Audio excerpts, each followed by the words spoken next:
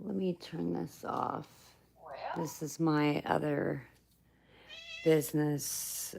Not my business, but say hi, 11. It's not nighttime.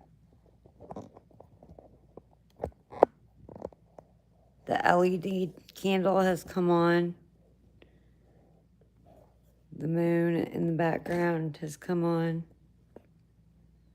Hello, seclusion. Bonjour. Crystal Langford, hello.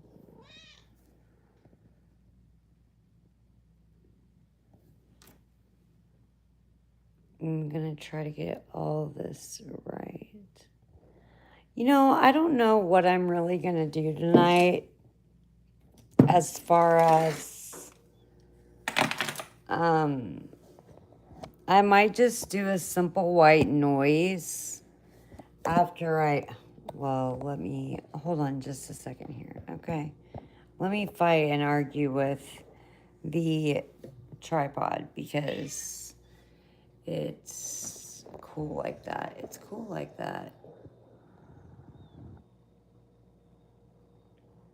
It needs to be elevated. And I know just the trick.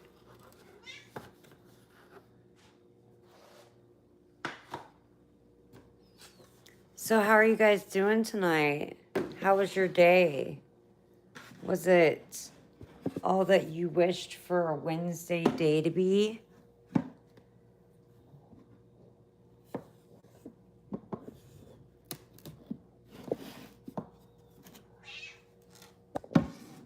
It's just one day closer to the weekend. I'm sure most people are like, yeah.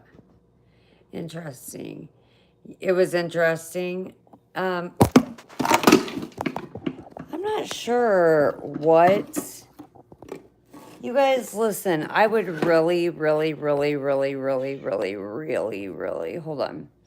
I would really love to turn this into 4K streaming, like panoramic.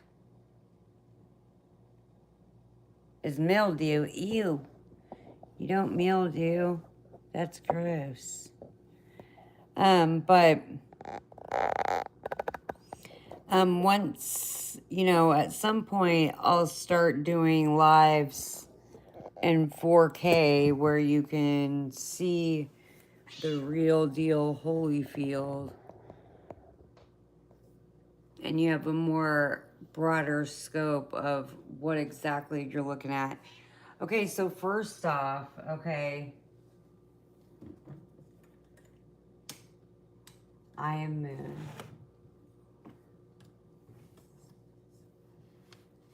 This is my channel, Minimalistic with Moon. This is my sleep streams.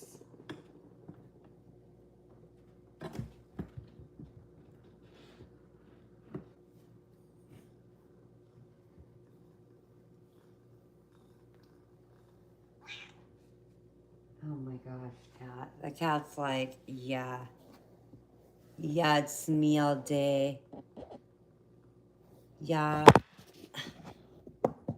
Bro, this ain't gonna work. Look, the cat's like, it's me. Say hi, 11. Say, I'm the star of the show, baby. I think this is a pretty good setup. We'll go with this.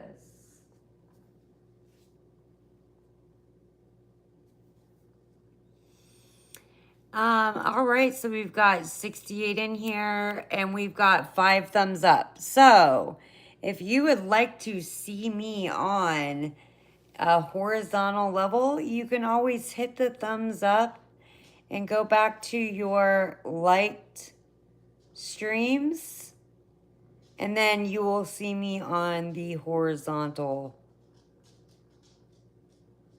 platform. Let's get those thumbs up. We've got 88. Ew.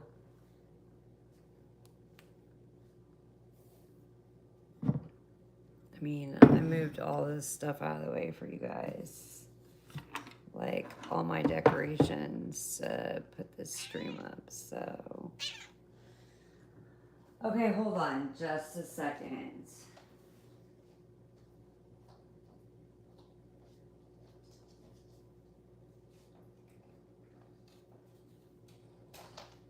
It is very chilly here. My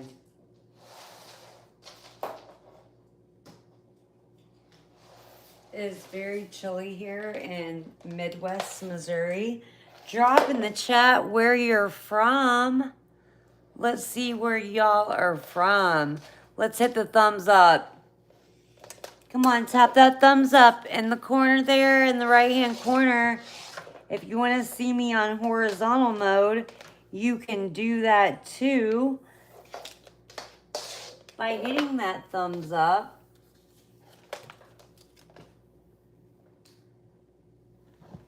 And going back to your like streams.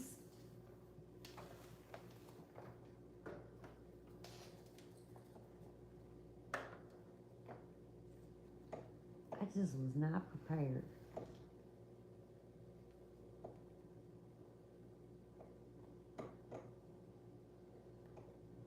You guys, I have to say I was being irresponsible before my sleep stream, and I didn't get everything hooked up great.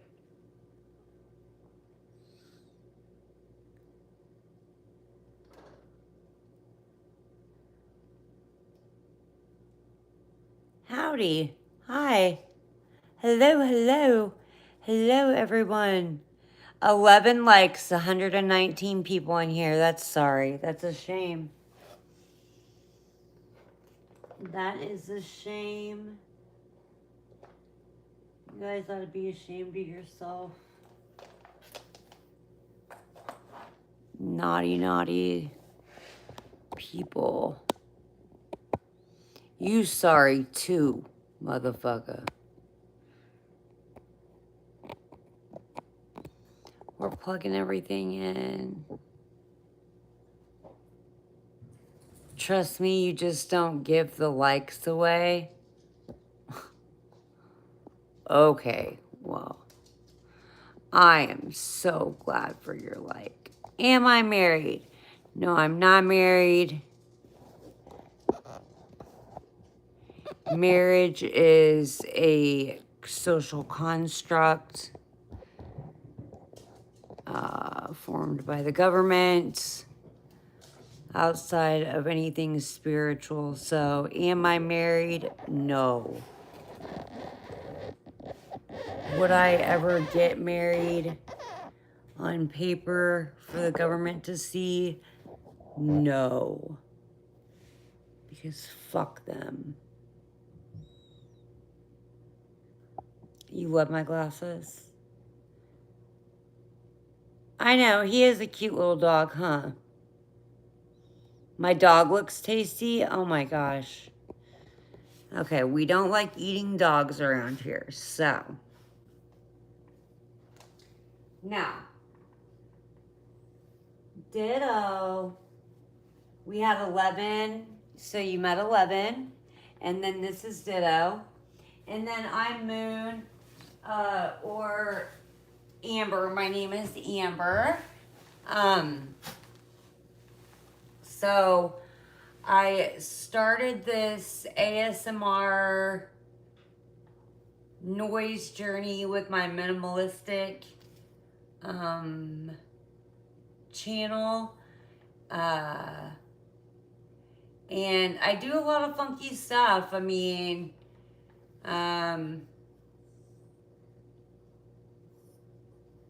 I've been really busy, so I haven't really had the opportunity. Come here, baby. It's like every time you get on the phone. So I haven't had the opportunity to really take you guys out in the day and show you like what I'm doing, because I do work at JOB. So that being said, it gets hard trying to navigate two different channels and then do these sleep streams. Even though these sleep streams are me sleeping, it's still kind of, I don't know. It's the stream in between, really. It's the stream on the other channel. This poor little baby. This poor. Do you want to tell them hi? Say hi.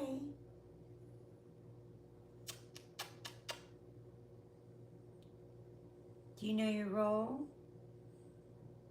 Oh. Pity likes for the poor doggy. You can always hit the like to go into horizontal mode. After you hit the like, you can go back to liked videos, and then I will show up in a horizontal stream. I see I have a couple mods here. Thank you, mods, for being here. It looks like we have a pretty calm, collective night. Somebody asked me for white noise, strictly white noise. I've had a couple of emails with some requests. Hold on just a second.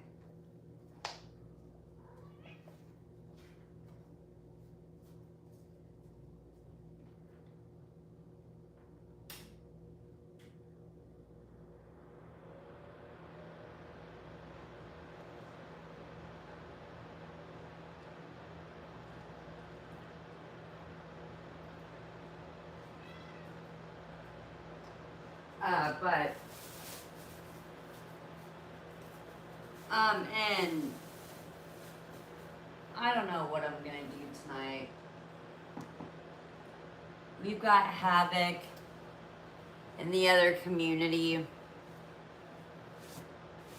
So I figured I might just go with white noise tonight and sleep it out, you know, because I'm just sleeping for the bots. We're at 19 likes and 124 people. I'm shutting the stream off. And I'm definitely leaving my socks on. Ditto!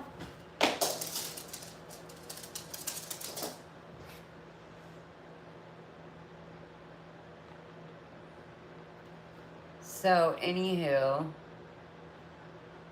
Oh, nope. We've got 21 likes in the house. I just like the likes. I just like to be liked. To like.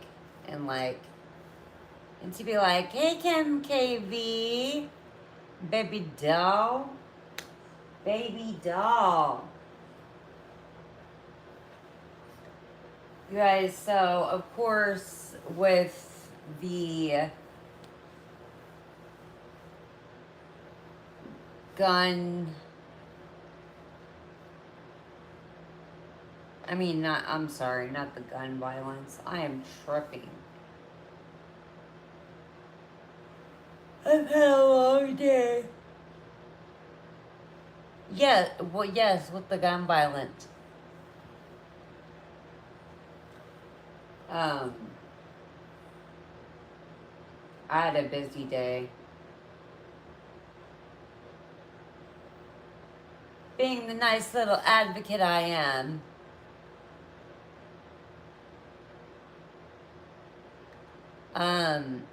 So you're kind of far away. And once I establish this channel and I establish a regular following, again, I will be putting you guys on 4K and probably a couple different cameras. That's when we're going to start exploring just me and my house. We're going to be exploring outside my home. Kind of like, it's going to be like a moon vlog.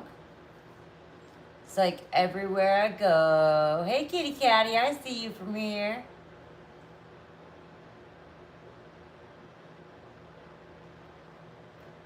But, so, anywho, Um, we're at 171 and 29 likes.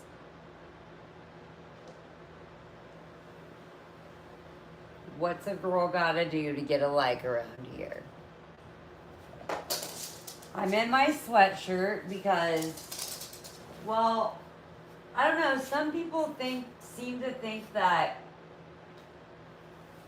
I've gotten comments like, letting people watch you sleep is like letting Dahmer into your home. And I'm like, okay. Because that makes sense. Okay. Like, do you know that these sleep streams are going on all over on different platforms? They're going everywhere. Like everywhere. Don't worry, no nip slips. We've got an undershirt on. Ooh, baby. We've got shorts on.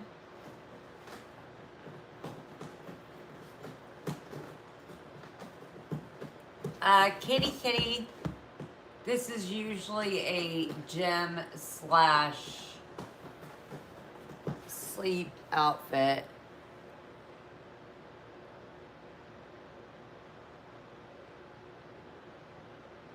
That's gross. Uncle Clayton Bigsby, I'm dead. I'm done. Thank you for being so nice, everybody. Tap the thumbs up. If you'll tap the thumbs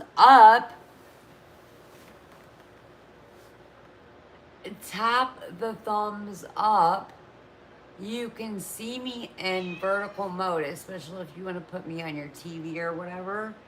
When we start the noise, people are like, do nature noise, ocean noise, dolphin noise, white noise, no noise. Ditto just laid his toy on my back. Oh, pardon me, excuse me, sir, I'm sorry. So, but we are going to be reading George Orwell.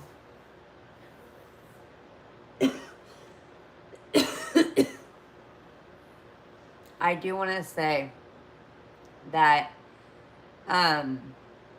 since I kind of started these sleep streams, was right after I was diagnosed with pneumonia. I do not have pneumonia anymore. Does it clap or, well,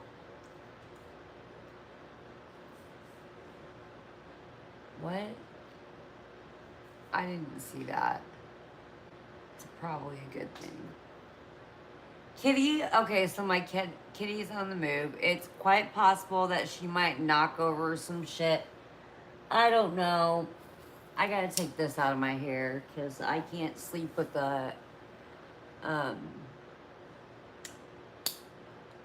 clippy in. So 11's lurking around. Ditto is like, play with me and this toy because you do it all day, all night, all day, all night, but please serve me because I need you to serve me. So.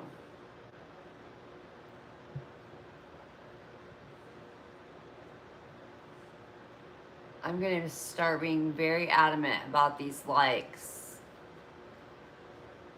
I want to see them likes move. He keeps putting the toy on my back. Hold on just a second. He'll lay it on me when I'm asleep too. He's funny.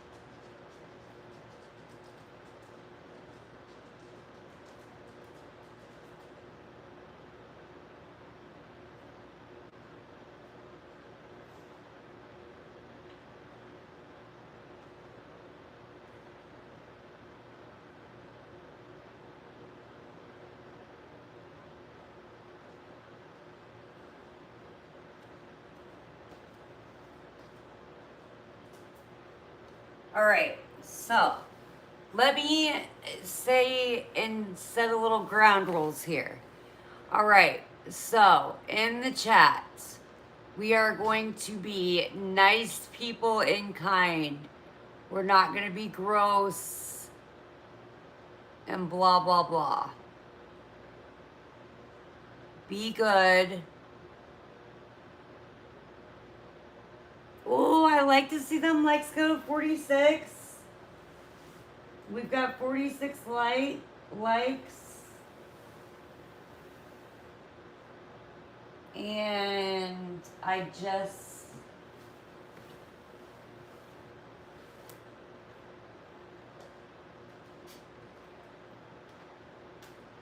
So I've got a couple, I partake, we 420, we 420.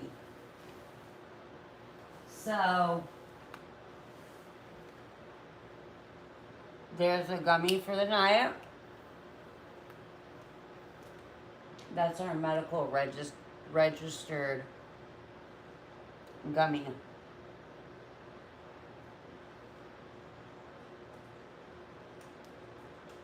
Work remote from the weed Walmart.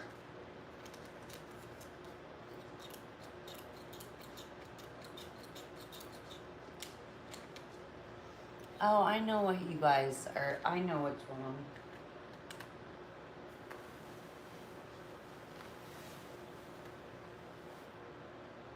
I have shorts on.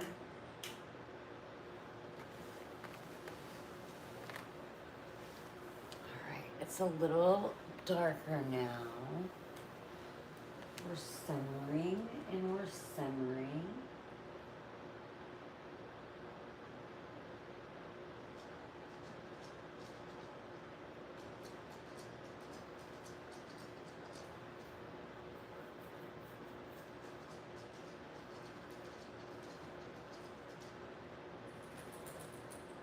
I hope you guys are getting nice and tucked in. Don't forget, you can always hit the like, go into your liked videos. Hit that and I will appear in vertical or in horizontal mode. I don't know why I keep saying that. It's out of this world annoying. But that might be helpful who have me on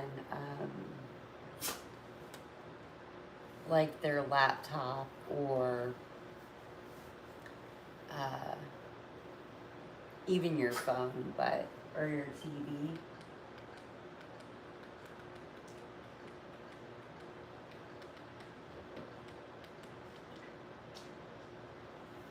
So I ask, maybe I should not be selfish and ask in the chat what you guys should. I've gotten a lot of requests.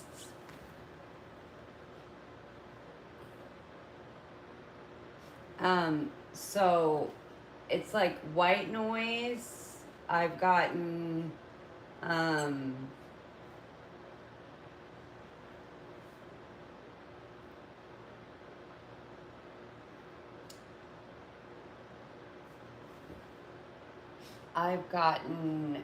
nature sounds, ocean sounds, whale sounds, like water sounds or whatever. I'm gonna also do another thunderstorm one because it was so loud. But this white noise one, it was hard for me to fall asleep to the one last night. The ocean one is gonna be really, really tough. So let's see if the struggle is real. You know that I'm out within like 3, 5, 9 minutes or something. It's always got to be a prime number, though.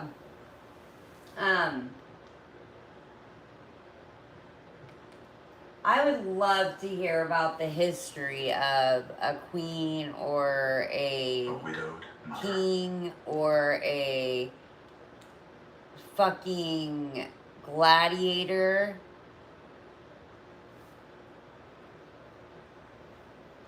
Um,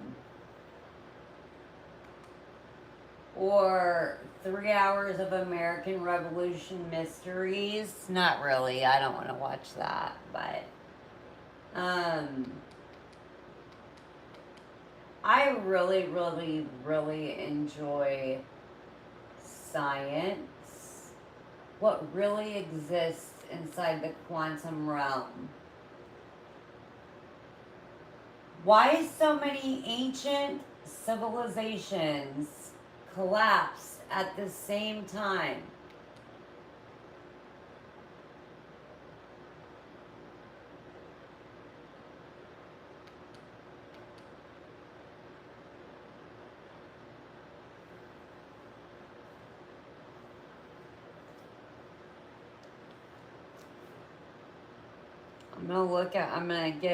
I'm gonna look at my phone now and look at what you guys are saying because you've got plenty of time. And I just burp like a nasty,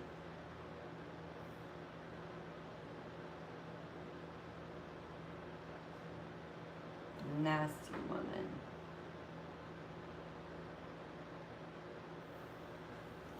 Wow, you guys, I think I've already gained 30 like followers since I've been live. So either somebody's bought this shit up or yeah, baby.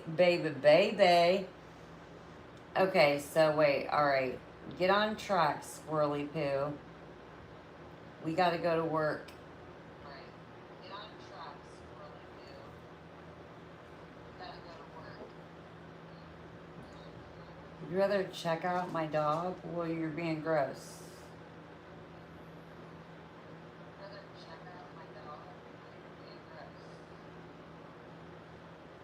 I'm doing okay, Andrew.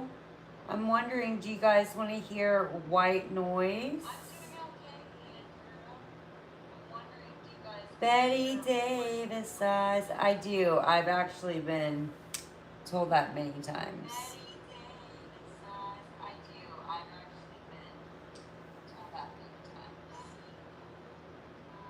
So, what are we doing? You want to do white noise tonight?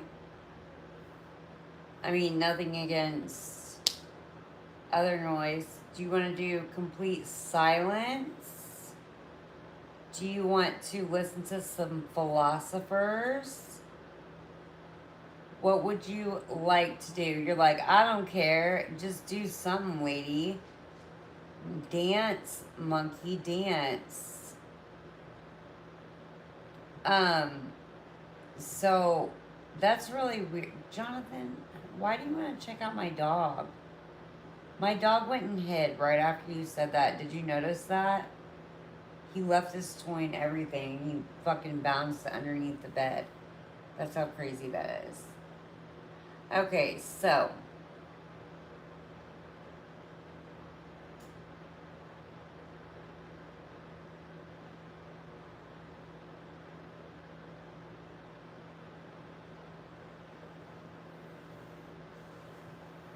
Or do you guys want to go and hit up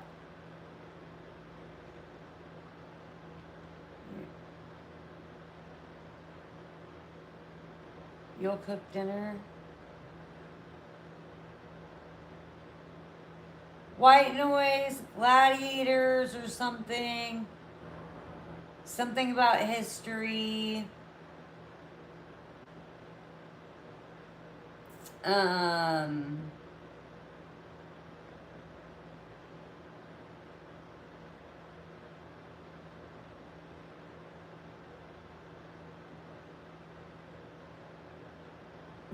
no silence.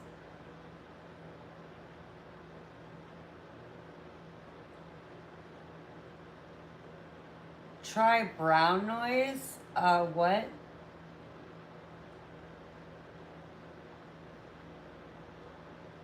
Black noise matters. It does. You guys are funny. Have a good night, Dawn.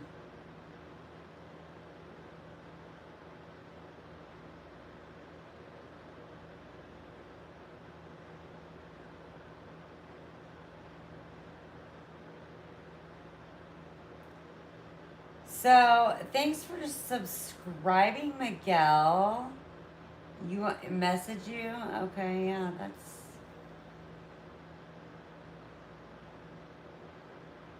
You have my beautiful feet. Oh, that's nice. Okay, so what are we doing, guys? Please start something. Jonathan, wait. I'm waiting on my rocket scientist mod.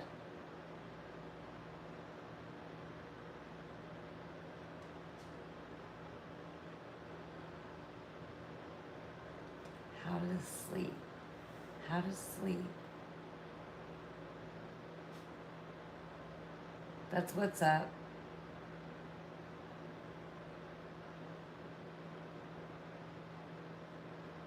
Uh-oh, don't ruin Angela's peace.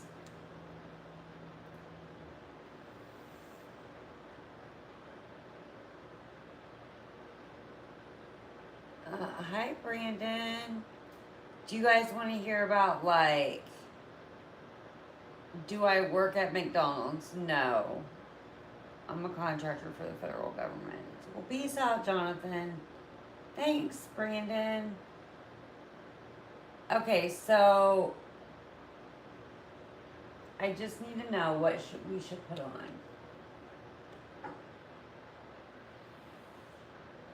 We can put on Brittany, some true crime talkery and fuckery. None of your business. No, Brittany. You're what? Something horror and scary? That's what I'm talking about, Brandon.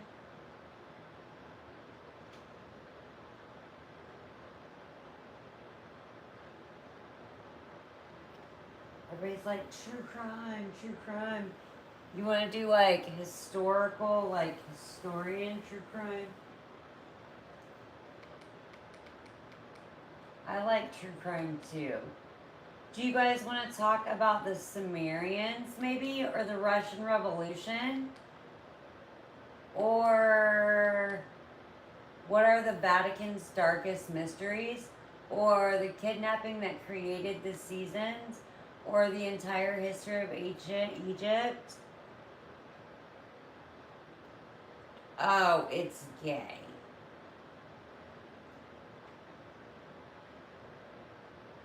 The compliments aren't ignored.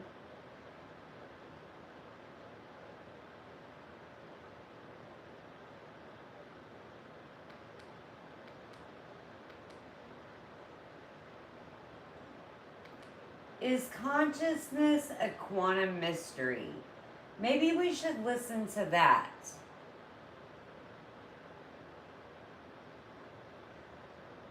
How about that?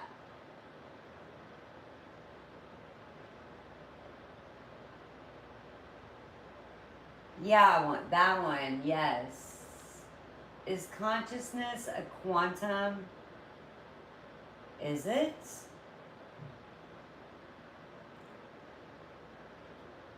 That's my little rocket scientists.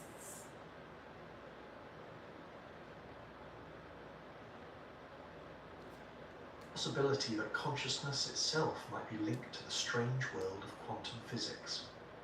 Before we begin, I'd love to know where in the world you're listening from. People tune in from every I'd like to corner know of the where globe, you're listening and it's from always too, fascinating to as see the well. little constellation of viewers who gather here each night. If you're enjoying these quiet explorations, a gentle reminder to I like might the fart video and later. subscribe. And to those of you who are already subscribed, thank you so much for supporting this channel and helping it grow. And one more thing, if you'd like to explore the world a little closer to home, please check out our new channel, The Sleepy Geographer. You'll find the link waiting in the video description. Now, I hope this video isn't so fascinating that it keeps you wide awake until morning. But if the ideas happen to hold your attention longer than planned, Yeah, okay. at least you'll drift away having learned something wonderfully strange about the universe. At least So you'll let's drift settle away in, breathe learning slowly, and something let the wonderfully mind wander. strange about the universe, he Because said. here is the question. Could the secrets of our own awareness be hidden in the quantum fabric of reality itself? Consciousness is one of those things that everyone experiences intimately, but no one can quite explain.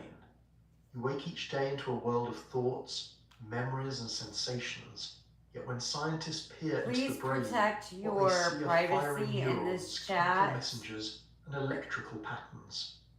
The leap from those physical processes to the experience of being you, with all the colours, emotions, and ideas that swirl in the mind, is what many call the hard problem of consciousness.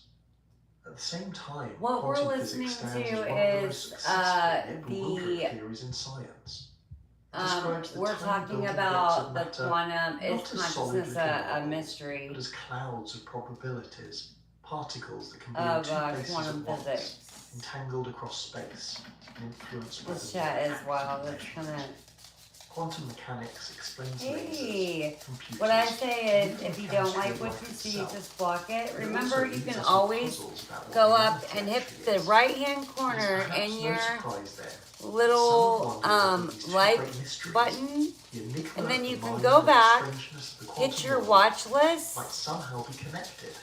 or your Could the like unusual button, behaviour of right? particles be more than a Your curiosity of physics? liked Could they videos. also hold the key to why Push we it have again, inner your lives, liked videos, why and we I'll are come up aware, in vertical and why format. thoughts arise in the You first don't have to place? look at much of the Over chat the like years, you many see. thinkers, from respected physicists to speculative philosophers, have proposed ways that consciousness might emerge from quantum processes. You probably did see me Some have sleeping imagined last that night. the brain works like a quantum computer, harnessing strange So effects hit the to give like, rise to everybody. creativity and awareness. Others have suggested that the act of observation itself, Let's listen to so what's central going to on. quantum mechanics, requires a conscious mind, and that our awareness I'm might play a going role to in get a shaping conscious reality. mind with some reverb. But for every such suggestion, there has been skepticism. Most neuroscientists believe the brain can be fully explained by classical physics, with no need to reach into the quantum domain. They argue that the warm, noisy environment of a brain is the last place fragile quantum effects could survive. To them, linking consciousness to quantum mechanics is more poetry than science. This video is an attempt to walk carefully between both sides, to explore the allure of the idea without overstating it, to share the difficulties without dismissing the wonder. You'll hear about the history of the theory, the arguments for and against, the evidence we do and don't have, and the cultural fascination that has made this one of the most talked about, yet least proven ideas in science. So as you drift Most into talked this about, journey, but least keep in mind that proven. whether consciousness turns out to be quantum or not, the mystery of awareness remains one of the most beautiful puzzles of all. Tonight, we will wander slowly through the physics, the philosophy, and the speculation, gently exploring the possibility that the essence of thought might be written in the language of the quantum world. Consciousness is both the most ordinary thing in the world and the most extraordinary. You wake up every morning and there it is, ready to greet you. Thoughts appear, sensations flood in, memories drift to the surface. Wait, what about when you wake up and you have songs in your head? Ooh. It feels obvious, almost effortless, to be aware. And yet, when scientists try to explain what awareness actually is, they quickly find themselves staring into one of the deepest puzzles in all of science. Philosopher David Chalmers coined the phrase Look at the the moon. hard problem of consciousness in the 1990s to describe this enigma. The easy problems, as he put it, Don't involve forget figuring out how to the brain sub to the processes channel. information, how neurons Let's get fire, the subs how up. we react to stimuli, and how Turn your behavior arises. notifications on. These questions are far from simple, but in principle, they seem solvable. Neuroscientists can map electrical activity, watch networks light up, and trace the pathways of signals. But the hard problem is something altogether different.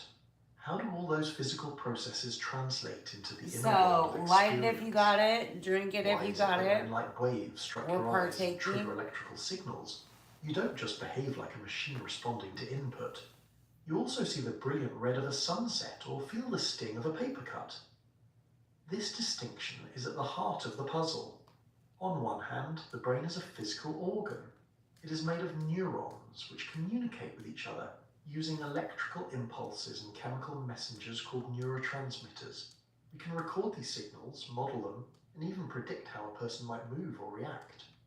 But on the other hand, there is the subjective side, the taste of your favorite food, the feeling of warmth on your skin, the way a song can make you nostalgic. That inner first-person perspective is what philosophers call qualia, the raw building blocks of experience. And here's where the mystery sharpens. If you were to open a brain and examine it with the most advanced tools imaginable, you would find neurons and molecules, but you would not see the color blue, or the sound of laughter, or the ache of longing. These things exist in the realm of subjective experience, not in the wiring diagram of the nervous system. In other words, brain activity can be measured, but the lived feeling of being conscious remains invisible to anyone but you. It is a bit like peering into a computer and seeing billions of transistors flipping on and off. You can analyze the circuitry, measure the voltages, and trace the flow of information. But that doesn't tell you what it is like to play a video game, to feel suspense in a story, or to be moved by a piece of music. There is a gap between the hardware and the experience that runs on it. Consciousness lives in that gap, and bridging it is what makes the hard problem so hard. To make the point clearer, imagine you're craving a square of chocolate. Neuroscience can tell us that certain brain regions related to reward and pleasure light up. Hormones like dopamine are released, and neural circuits reinforce the desire. But ask yourself, where exactly in the folds of grey matter is the craving itself stored? Is it tucked away like a chocolate bar in the back of a cupboard?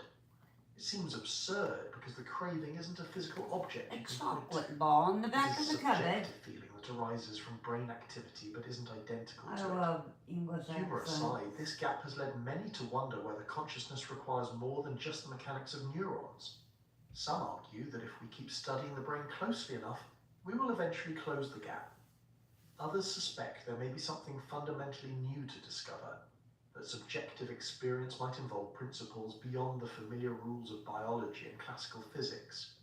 For centuries, philosophers have wrestled with this You guys, issue. we definitely Rene hit Descartes, in the 1,500 17th live right century, now. famously declared, "I think, Thank therefore I you, am." thank you, thank He argued that you. the mind and body were two distinct substances. Don't forget to like, one physical, sub, turn all one your material. notifications on. I come in the Modern morning. neuroscience, however, has largely abandoned dualism in favour of physical explanations. After all, we can see direct links between brain states and mental As well. states. A change in brain chemistry can alter mood, a stroke can affect speech, and a dose of caffeine can make thoughts race. The evidence strongly suggests that consciousness depends on the physical brain. Yet even with these insights, the feeling of being aware still resists easy explanation. Why does electrical activity feel like something from the inside? Why isn't it just silent machinery whirring away? Some liken it to the difference between a map and the territory. The map can describe the lay of the land, but it will never capture the actual experience of walking through a forest, hearing leaves crunch underfoot, or smelling the damp earth after rain. This is why the hard problem is not simply a scientific puzzle, but also a philosophical one. It forces us to ask whether our current scientific methods are enough to capture the inner side of experience, or whether something new is required. Perhaps it is only a matter of time until neuroscience provides a full account, or perhaps consciousness will remain forever beyond the reach of brain scans and equations. The difficulty also makes consciousness one of the most captivating subjects to think about before sleep. As you rest, awareness itself slips in and out of focus. Dreams appear, carrying their own vivid experiences, even though your eyes are closed and your body is still. Then, in deep sleep, awareness may vanish almost completely, only to return again when you awaken. All of this arises from the brain, yet There's none of the moon it feels again. mechanical. It feels personal, mysterious, and strangely fragile. This sense of mystery is what draws so many thinkers, scientists and philosophers to explore possible explanations. Consciousness might emerge from the known laws of physics, from the interactions of billions of neurons, or as some have speculated, it might connect to stranger aspects of reality, domains we're only beginning to understand. Whatever the case, it remains one of the greatest challenges of modern thought. How to explain not just how brains work, but why there is someone inside to witness the working at all. And until that question is fully answered, the experience of being conscious will remain both familiar and unfathomable, the everyday miracle that makes every other part of life possible. Quantum physics is often described as the strangest yet most successful theory in science. It is the framework that allows us to understand the tiniest building blocks of the universe, atoms, electrons, photons, and the interactions that make up everything around us. Despite its bizarre rules, it has been tested to extraordinary precision. Without it, there would be no computers, no lasers, no smartphones, and no MRI machines. Yet for all its practical triumphs, quantum physics still feels more like a dream than a description of reality. One of the first peculiarities is superposition. In everyday life, objects are in one place at a time. A chair is either here or there, never both. But at the quantum scale, particles do not seem to follow such strict rules. An electron, for example, can exist in a superposition of states. In a way, it is both here and there until it is measured. A famous thought experiment often used to illustrate this is Schrödinger's cat, imagined by the Austrian physicist Erwin Schrödinger in the 1930s. In his scenario, a cat inside a sealed box could be linked to a quantum event, such as the decay of a radioactive atom. Because the atom is in a superposition of decayed and not decayed, the cat is imagined as being both alive and dead until the box is opened. While no one believes cats actually behave this way, the story captures just how odd superposition is. Next comes entanglement, a phenomenon Albert Einstein once dismissed as spooky action at a distance. When two particles interact in a certain way, they can become entangled, meaning their states are linked. Change the state of one particle, and the other responds instantly, no matter how far apart they are. It is as though they share a secret code across the universe. Einstein doubted this could be real, but countless experiments have confirmed entanglement again and again.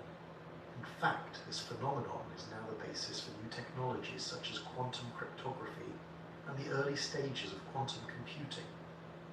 Then there is uncertainty, captured in Werner Heisenberg's uncertainty principle. This principle does not mean scientists are sloppy with their measurements. Instead, it is built into the fabric of reality itself. For certain pairs of properties, such as a particle's position and momentum, there is a fundamental limit to how precisely they can be known at the same time. The more carefully you pin down where a particle is, the less you can know about how fast it is moving, and vice versa. This is not a problem with equipment, but a natural feature of the quantum world. These three features, superposition, entanglement, and uncertainty, make quantum mechanics feel very different from the comforting laws of classical physics. In classical physics, if you know where something is and how fast it's moving, you can calculate its future with precision. Planets orbit predictably, pendulums swing steadily, and billiard balls collide exactly as expected. In quantum mechanics, certainty is replaced with probability. Instead of exact predictions, you get likelihoods and wave functions. Evo works 24/7 to kill 99.9% of bugs trapped. It feels like a fluffy hug, like when Grandma was baking cookies. Look at Prime, guys. And she'd let you lick the batter. Cookie dough. What the fuck? This thing has 15 grams of protein. What the puff? Built puff. Here you leave today. I'll order Prime tomorrow. For whatever you love. Infinite worlds await.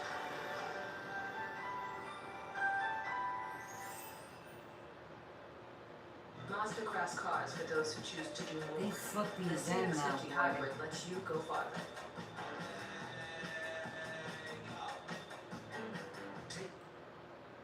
And the Korean team is here to review.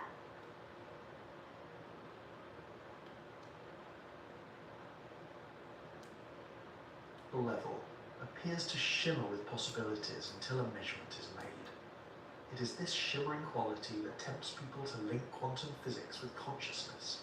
After all, the mind itself feels elusive. Thoughts seem to appear and vanish.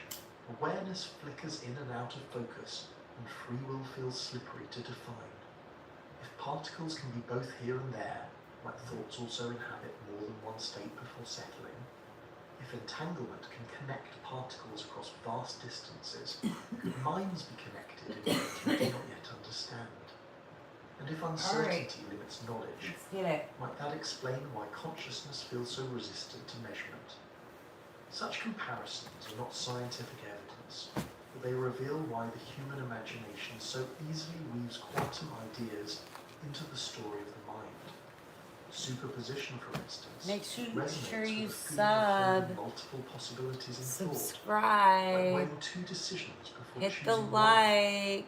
Entanglement If you hit feels the similar to like, you strange can also synchrony go back humans into sometimes your watch describe history between close and friends pull it or up, loved and ones. I will be And there. uncertainty, with its refusal to give us exact answers, feels familiar to anyone who has ever wrestled with the ambiguity of feelings or the unpredictability of memory.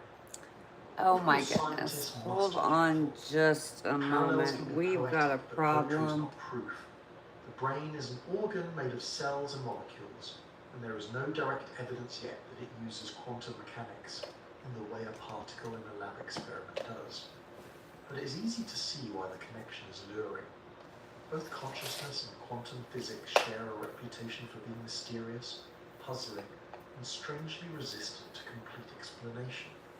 Both invite metaphors and both inspire debates that blend science, philosophy, and even a touch of wonder. Quantum physics, explained slowly and gently, is not really mystical. It is a rigorous mathematical I haven't framework seen that makes Jinxie. astonishingly accurate predictions. Yet when you Pretty pause and reflect fun on its too. principles, it is hard not to feel a sense of strangeness.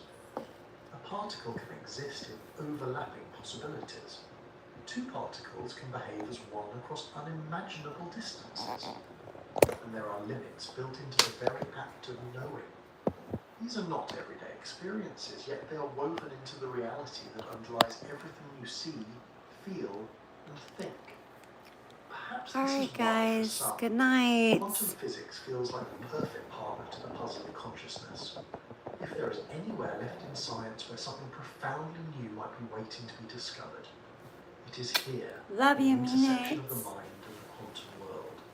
And whether that link turns out to be real or not, simply entertaining the idea can be enough to spark wonder, curiosity, and a gentle reminder that reality is stranger and more beautiful than it first appears.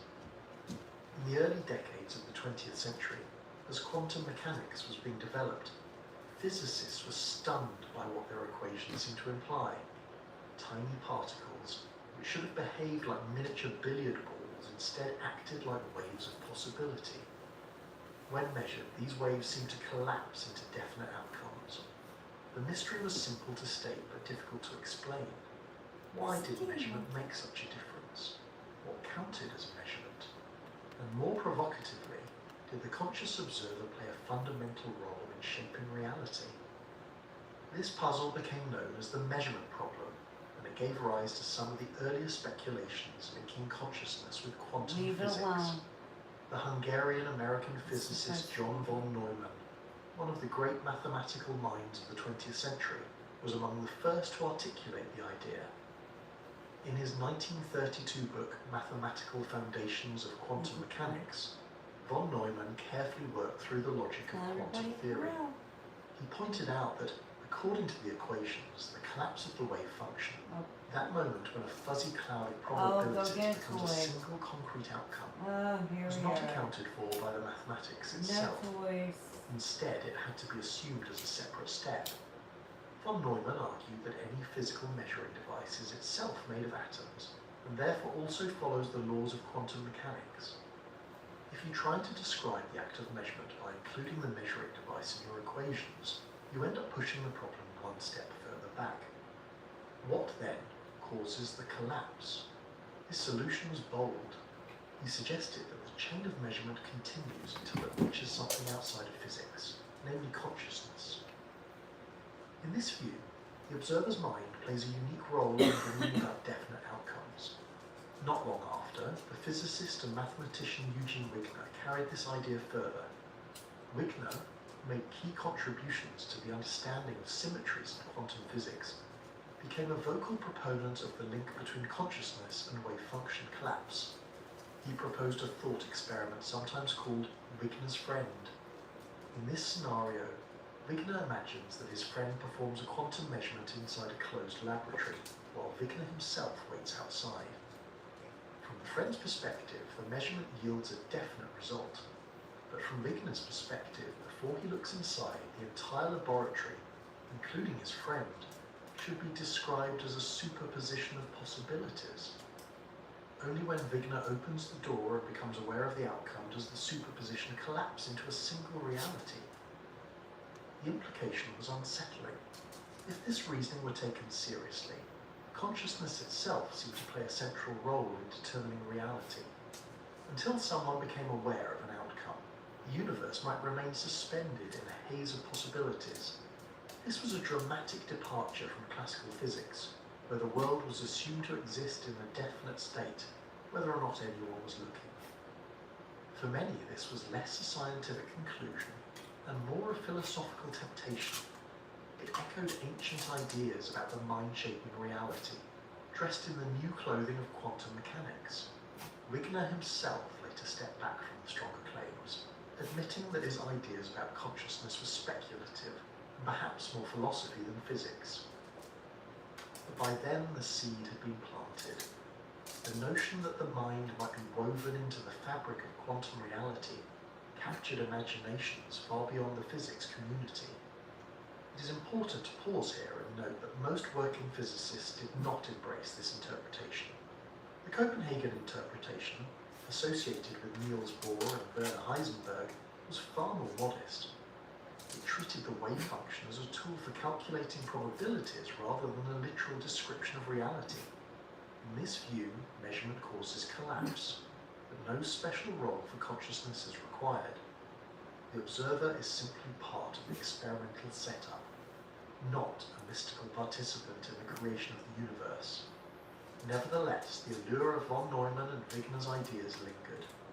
They seemed to offer a scientific foothold for one of the deepest questions of existence: why there is a conscious mind at all. If physics required consciousness to make sense, then perhaps the two mysteries were intertwined. It was an idea that resonated not only with physicists, but also with philosophers, mystics, and later popular writers who saw in it a bridge between science and spirituality. Yet blending physics and philosophy is a tricky business. Equations are precise, while words can be slippery. When Wigner spoke of consciousness collapsing the wave function, was he making a testable claim, or was he using consciousness as a placeholder for something still poorly understood?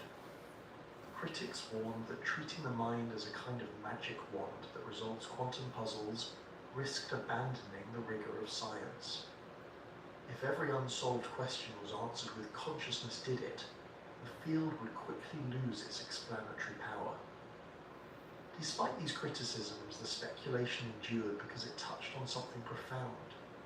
Quantum mechanics had already dismantled our comfortable picture of a predictable, clockwork universe.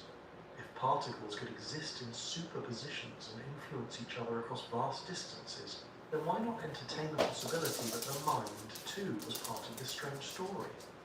At the very least, the discussions of von Neumann and Wigner opened a philosophical door. Consciousness was no longer something easily dismissed as separate from physics. Even today, Wigner's friend remains a thought-provoking puzzle. Variations of the scenario continue to be debated in modern research, particularly in experiments that test the foundations of quantum mechanics. Although most physicists interpret the situation without invoking consciousness, the thought experiment underscores just how slippery the boundary between observer and system can be in the quantum world.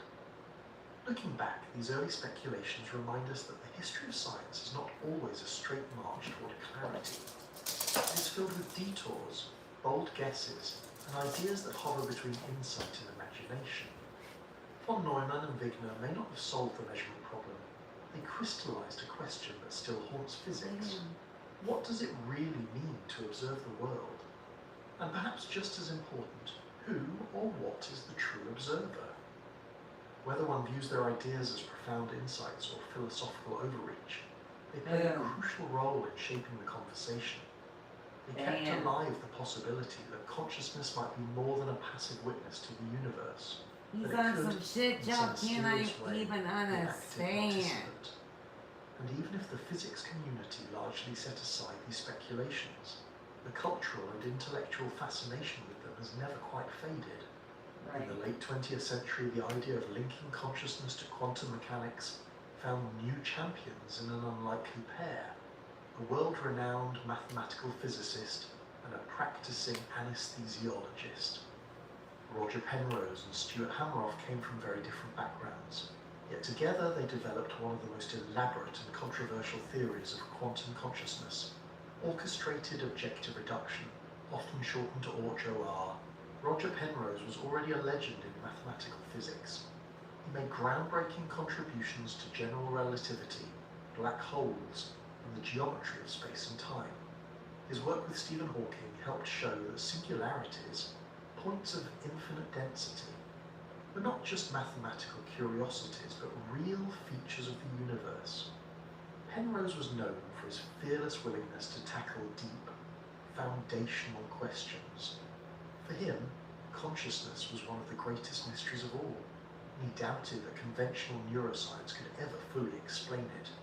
Stuart Hameroff, on the other hand, approached the problem from the world of medicine. As an anesthesiologist, he had spent his career studying how chemicals could turn consciousness off and on, sometimes in a matter of seconds. He became fascinated with the fine structures inside neurons called microtubules. These tiny cylindrical scaffolds help maintain the shape of cells and play important roles in cell division and transport. Hameroff wondered whether they might also be doing something far more exotic inside the neurons of the brain. When Penrose and Hameroff connected in the early 1990s, their ideas fused into the OR model. The basic claim of the theory is that microtubules inside brain cells are capable of supporting delicate quantum processes, and that these processes give rise to conscious experience. Penrose brought the physics, proposing a new kind of quantum collapse he called objective reduction. Hameroff brought the biology, suggesting microtubules as the structures that could orchestrate these collapses inside neurons. Objective reduction was Penrose's answer to the measurement problem. Instead of saying collapse happens when an observer looks, or that it never really happens at all, Penrose proposed that gravity itself sets a limit on superposition. When a quantum system involves significantly different distributions of matter and energy, the fabric of space-time becomes unstable, and the superposition resolves into one outcome. In other words, the universe chooses a reality based on a fundamental threshold. Don't trust your shirts to watered-down detergent. Oh, I knew that was coming. It's 2 times the cleaning ingredients. Your card when you're ready. I think you took it out just a little fast. We had started and wait till it beeps. Oh, you said wait for the beep. There are 2 beeps. There's a beep, and then you're gonna wait for a beep. You know the difference? No. Take it out and reinsert it. From here on in, it's one battle after another.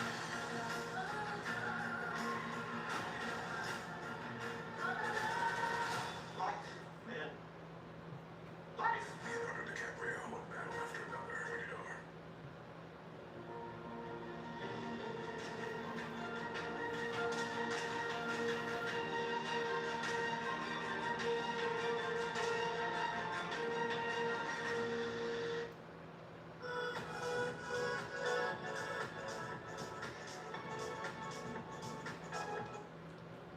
Independent of any human observer. Hameroff suggested that microtubules in neurons were perfectly placed to take advantage of this process. He argued that their regular, lattice-like structures could protect quantum states from environmental noise long enough for OR events to occur. These orchestrated That reductions, bracelet he is claimed, supposed to be would there. then provide the raw moments of awareness that combine to form a continuous stream of consciousness. The theory was bold, imaginative, and for many irresistible. It offered a way to connect the deepest mysteries of the mind with the strange rules of quantum physics. It It also seemed to explain why anesthesia works. Perhaps it disrupts quantum processes in microtubules, Stop, shutting down Dodo. consciousness directly at its Come here and lay source. down. To those intrigued by the possibility that consciousness might be something more than computation, OR was a tantalizing glimpse of a hidden layer of reality. But for all its appeal, OR has faced fierce skepticism. Most neuroscientists point out that the brain is a warm, wet, and noisy environment. Quantum states, especially delicate ones involving superposition, are notoriously fragile. In laboratories, quantum experiments usually require extreme isolation and temperatures close to absolute zero to protect them from decoherence, the rapid loss of quantum coherence when interacting with the environment. Expecting such fragile states to persist in the heat and bustle of a biological brain strikes many as unrealistic. Others note that microtubules, though fascinating structures, are primarily understood as components of the cytoskeleton, responsible for transport and support within cells. While they are complex and capable of dynamic behavior, there is little direct evidence that they play any role in processing information at the level needed for consciousness. The leap from cell biology to orchestrated quantum events is vast. Critics also point out that OR has not generated clear, testable predictions that would distinguish it from other theories of consciousness. Science thrives on falsifiability, the ability to design an experiment that could prove a theory wrong. Without specific testable claims, the theory risks drifting into the realm of speculation rather than science. Sir, take For your many toy neuroscience, OR feels too vague, too ambitious, and too ungrounded in evidence to be convincing. Even so, Hameroff and Penrose have defended their theory with persistence. They argue that some evidence points toward the plausibility of quantum effects in biology. For instance, in photosynthesis, plants appear to use quantum coherence to transfer energy with remarkable efficiency. Birds may navigate using quantum entanglement in their retinas. If nature has found ways to use quantum mechanics in other biological systems, perhaps it could also do so in the brain. Supporters of OR also highlight intriguing findings in neuroscience. Some studies suggest that anesthetics do interact with microtubules, though interpretations remain debated. Penrose and Hameroff have also proposed ways that quantum vibrations in microtubules could be detected experimentally, although results so far remain inconclusive. What makes OR so captivating is not just the specifics of the model, but the way it bridges disciplines. It brings together physics, biology, philosophy, and even questions about the very nature of reality. It dares to suggest that consciousness is not just a byproduct of neural computation, but is tied to the fundamental structure of the universe. To those who find reductionist explanations of the brain unsatisfying, this theory provides a refreshing alternative, even if it may be more aspiration than demonstration. The skepticism, though, remains healthy. It is a reminder that while bold ideas can be inspiring, science requires more than inspiration. Theories must withstand scrutiny, produce evidence, and survive the harsh light of experimental testing. Many neuroscientists continue to believe that the brain's complexity, rather than exotic quantum effects, is enough to explain consciousness. In their view, OR is a captivating story, but not yet a scientific breakthrough. Still, one cannot deny the imaginative power of the idea.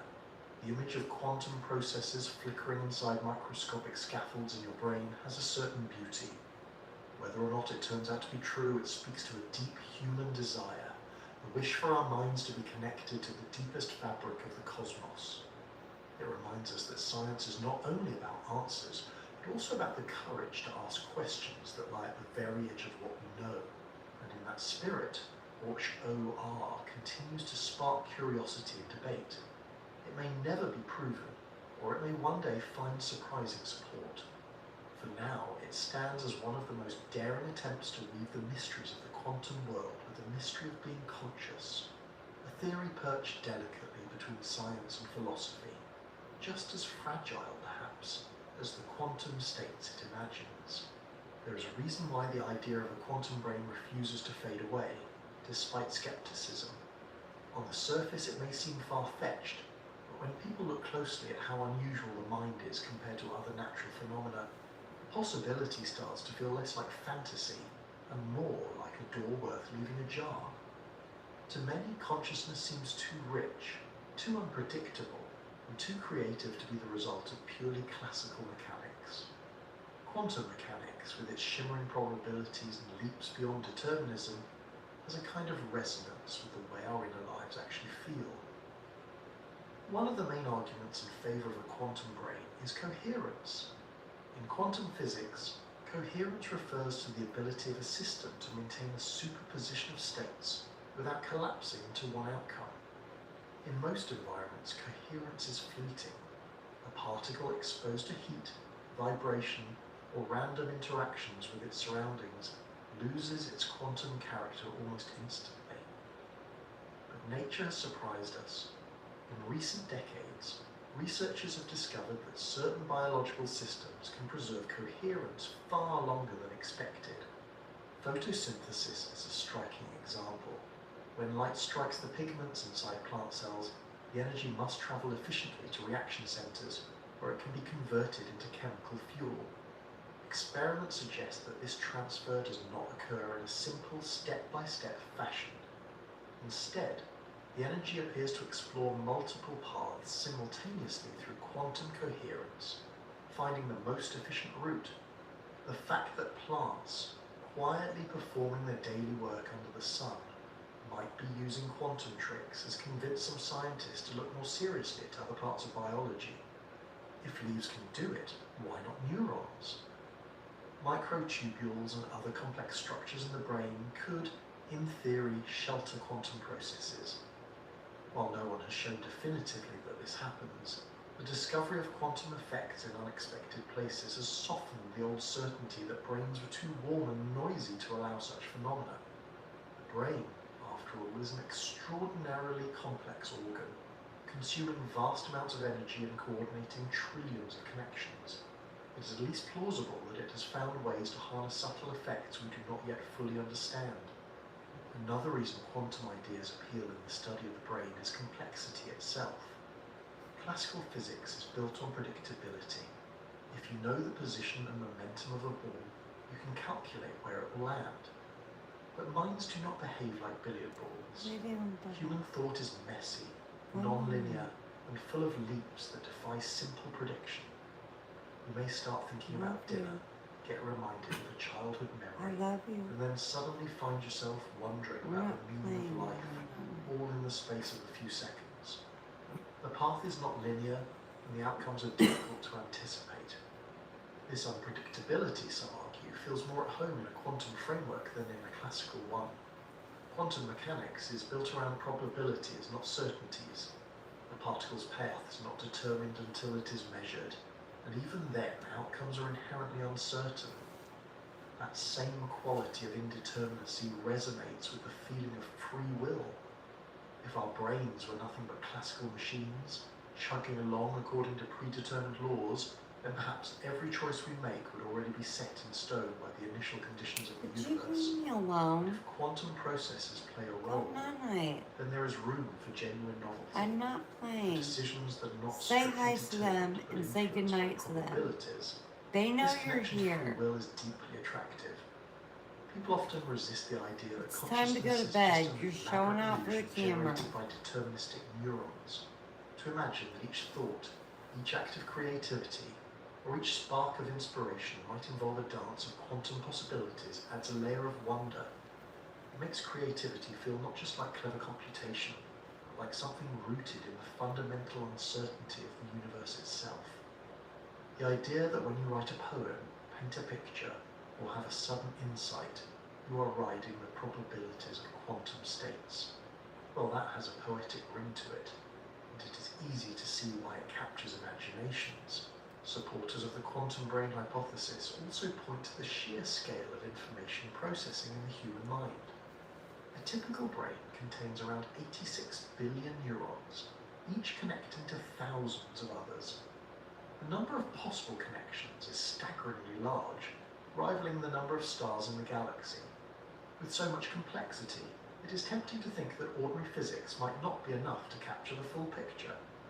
Quantum mechanics, with its ability to handle superpositions of possibilities, might be the only framework capable of explaining the richness of thought.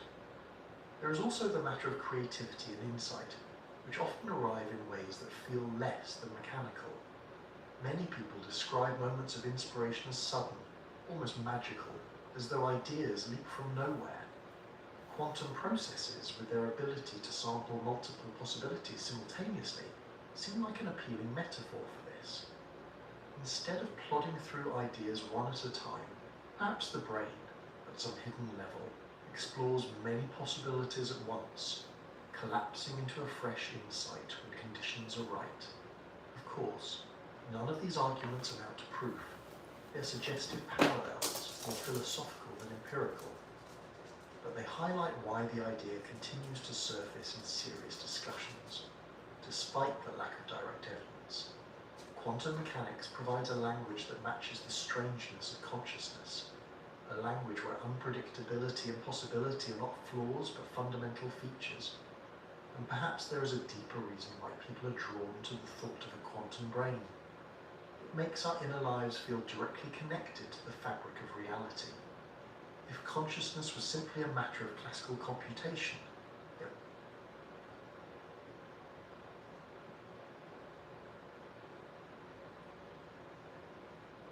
New game Tango Scent Boosters. With two irresistible scents coming together, you can't help but dance.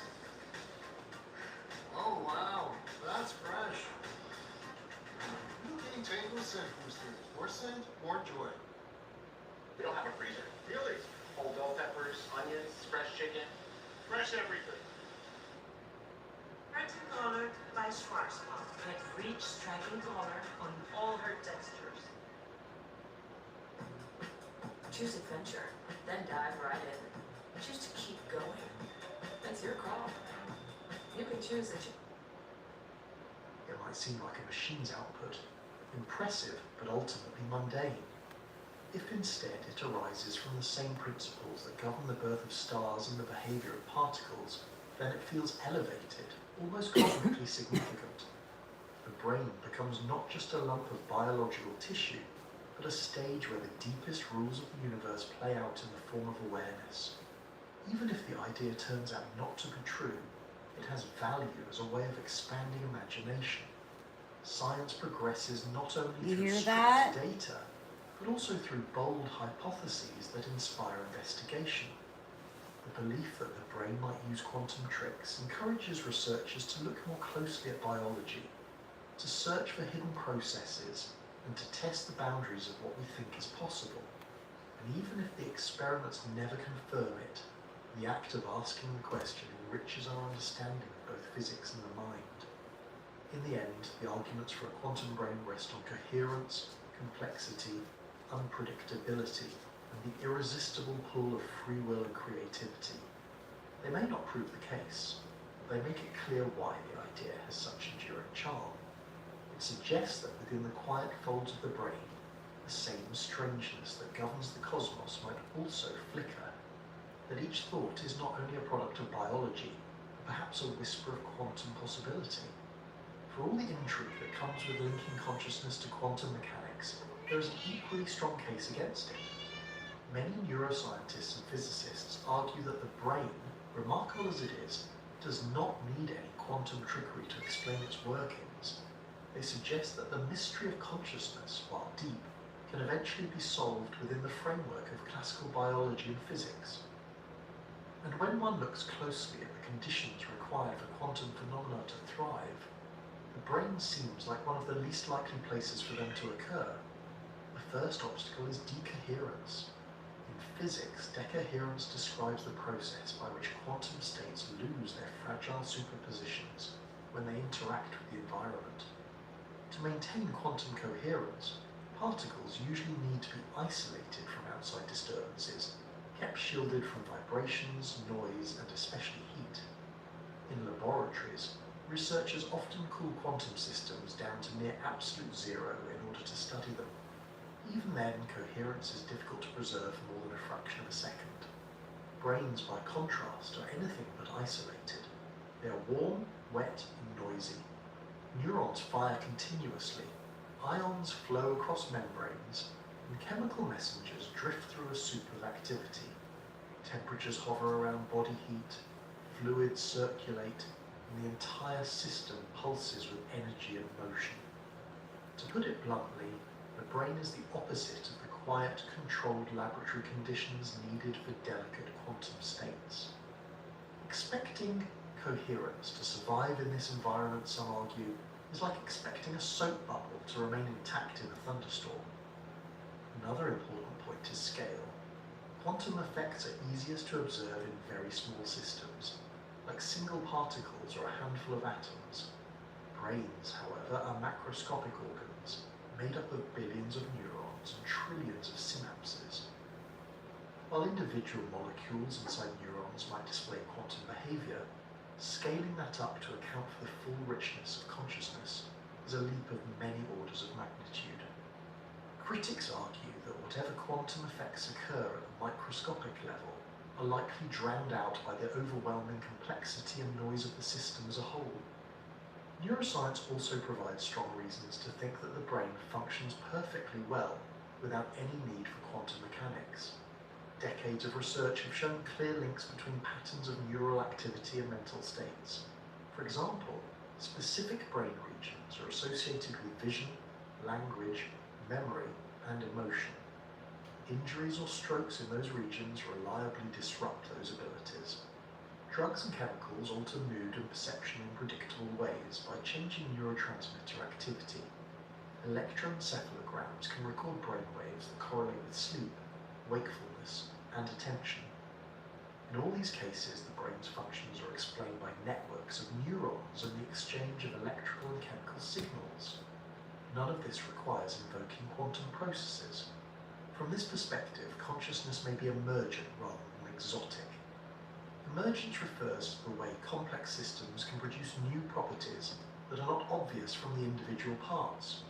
For example, a single water molecule is not wet, but a large collection of them produces the property of wetness. Similarly, individual neurons are not conscious, but their collective interactions give rise to awareness. In this view, the mystery of consciousness lies not in hidden quantum physics, but in the staggering complexity of neural networks. The challenge is to understand how the firing patterns of billions of neurons together create the unified experience of a mind.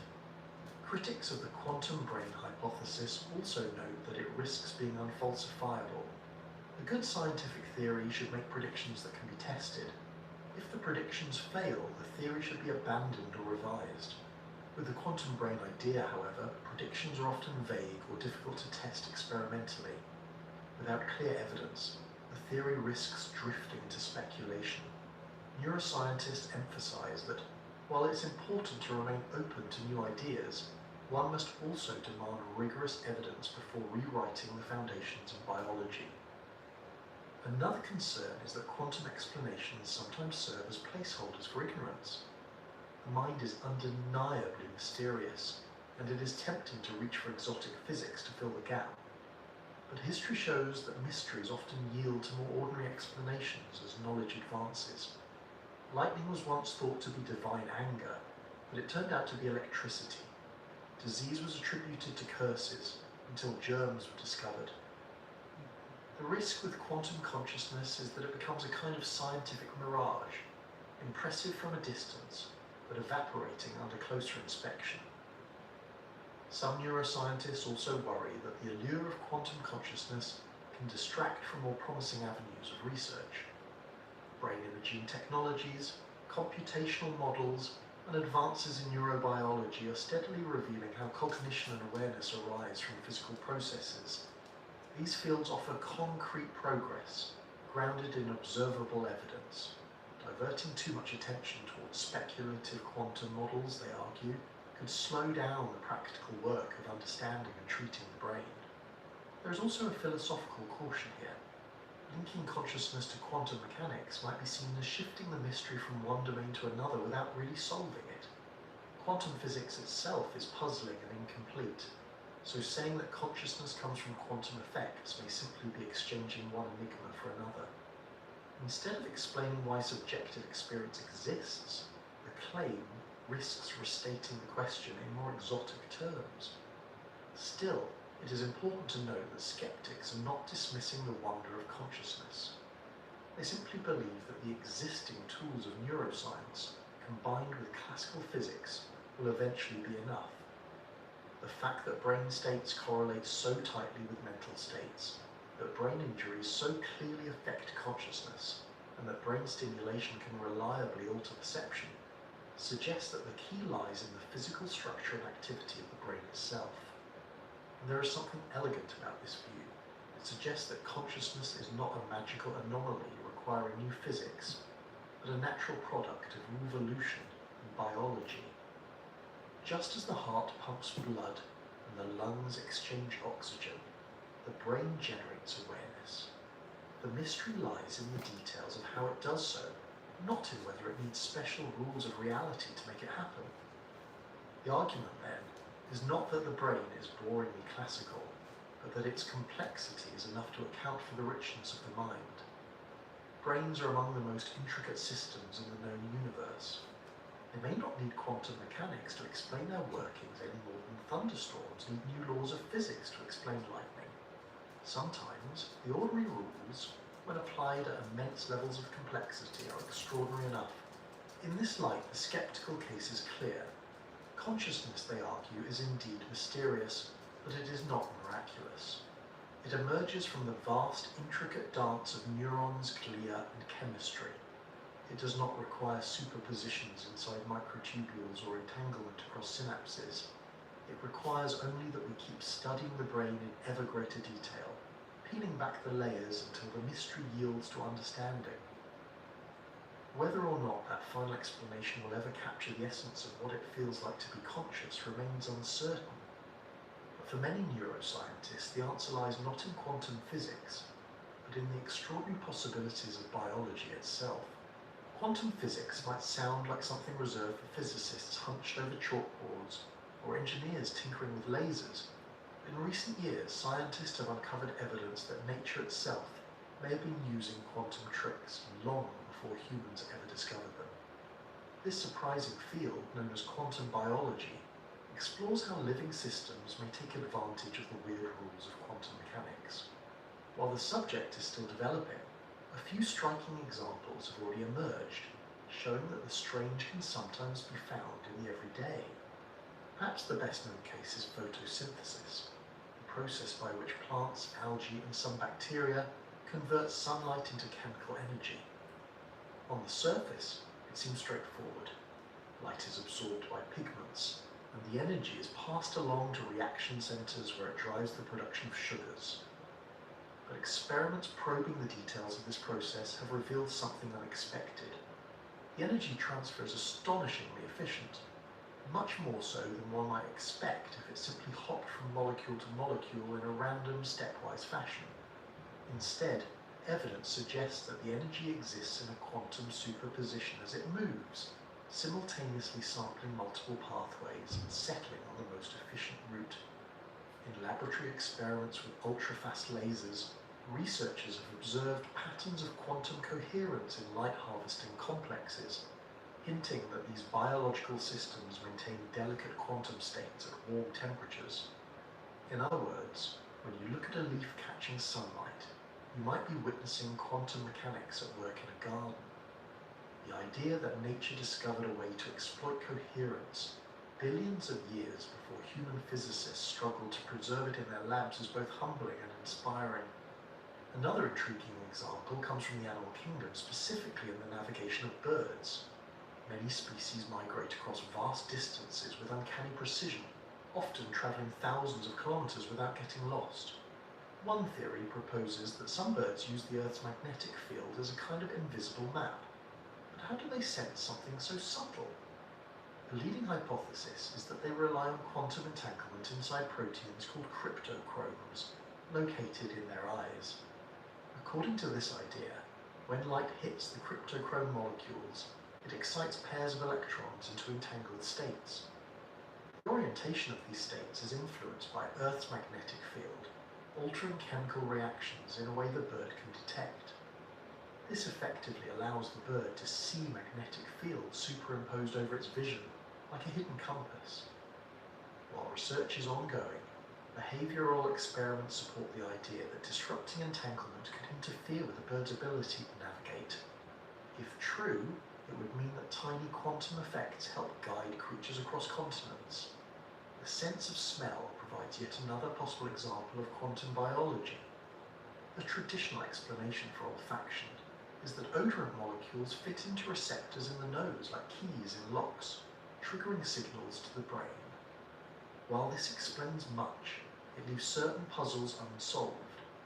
For instance, some molecules with nearly identical shapes smell very different, while others with different shapes smell strikingly similar.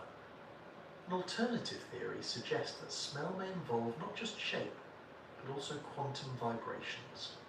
In this model, odorant molecules vibrate at specific frequencies. When bound to receptors, these vibrations may allow electrons to tunnel across a gap, a distinctly quantum process.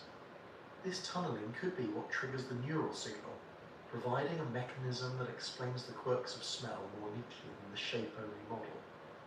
While this theory is debated, it highlights how even the act of sniffing a flower might involve phenomena that reach into the quantum world. These examples do not mean that biology is generally quantum in the way some enthusiasts imagine. The conditions that allow coherence or entanglement to persist in living systems are rare and specialized. Photosynthesis, for instance, may use specific molecular structures designed by evolution to shield quantum states just long enough to be useful. Birds may rely on highly specialized proteins fine-tuned for navigation. Smell, if the quantum theory holds true, would be another case of evolution seizing upon subtle physics for a practical purpose. What these cases do show is that quantum mechanics is not confined to laboratories and particle accelerators. Life has always been an opportunistic experimenter, taking advantage of whatever laws the universe provides. If quantum rules can improve efficiency or provide a new sense, evolution may find a way to exploit them. This realization has softened some of the earlier skepticism about the role of quantum physics in living systems. The discovery of coherence in photosynthesis, for instance, once seemed impossible in warm, wet environments, and yet plants appear to manage it daily. It is not hard to see why these findings encourage speculation about the brain. If quantum mechanics can play a role in processes as varied as harvesting light, sensing magnetism, and distinguishing smells, then perhaps it could also play a role in the rich and mysterious phenomenon of consciousness. The brain is, after all, an organ of staggering complexity, consuming large amounts of energy and coordinating signals with exquisite precision. With bugs, the struggle is real. That's why you need Zevo traps. Zevo works 24/7 to lure, catch, and kill 99.9% of bugs trapped for effortless protection. Zevo, people-friendly, bug-deadly.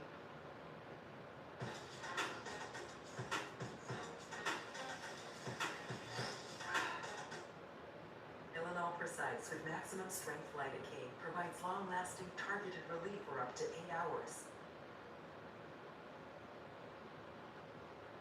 And the Korea team is here to review results.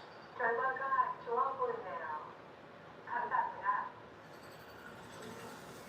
Great. Glad to hear it. Let's talk next steps. I'll coordinate with the team.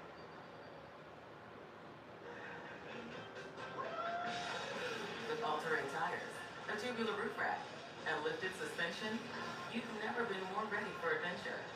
Nissan Pathfinder Rock Creek.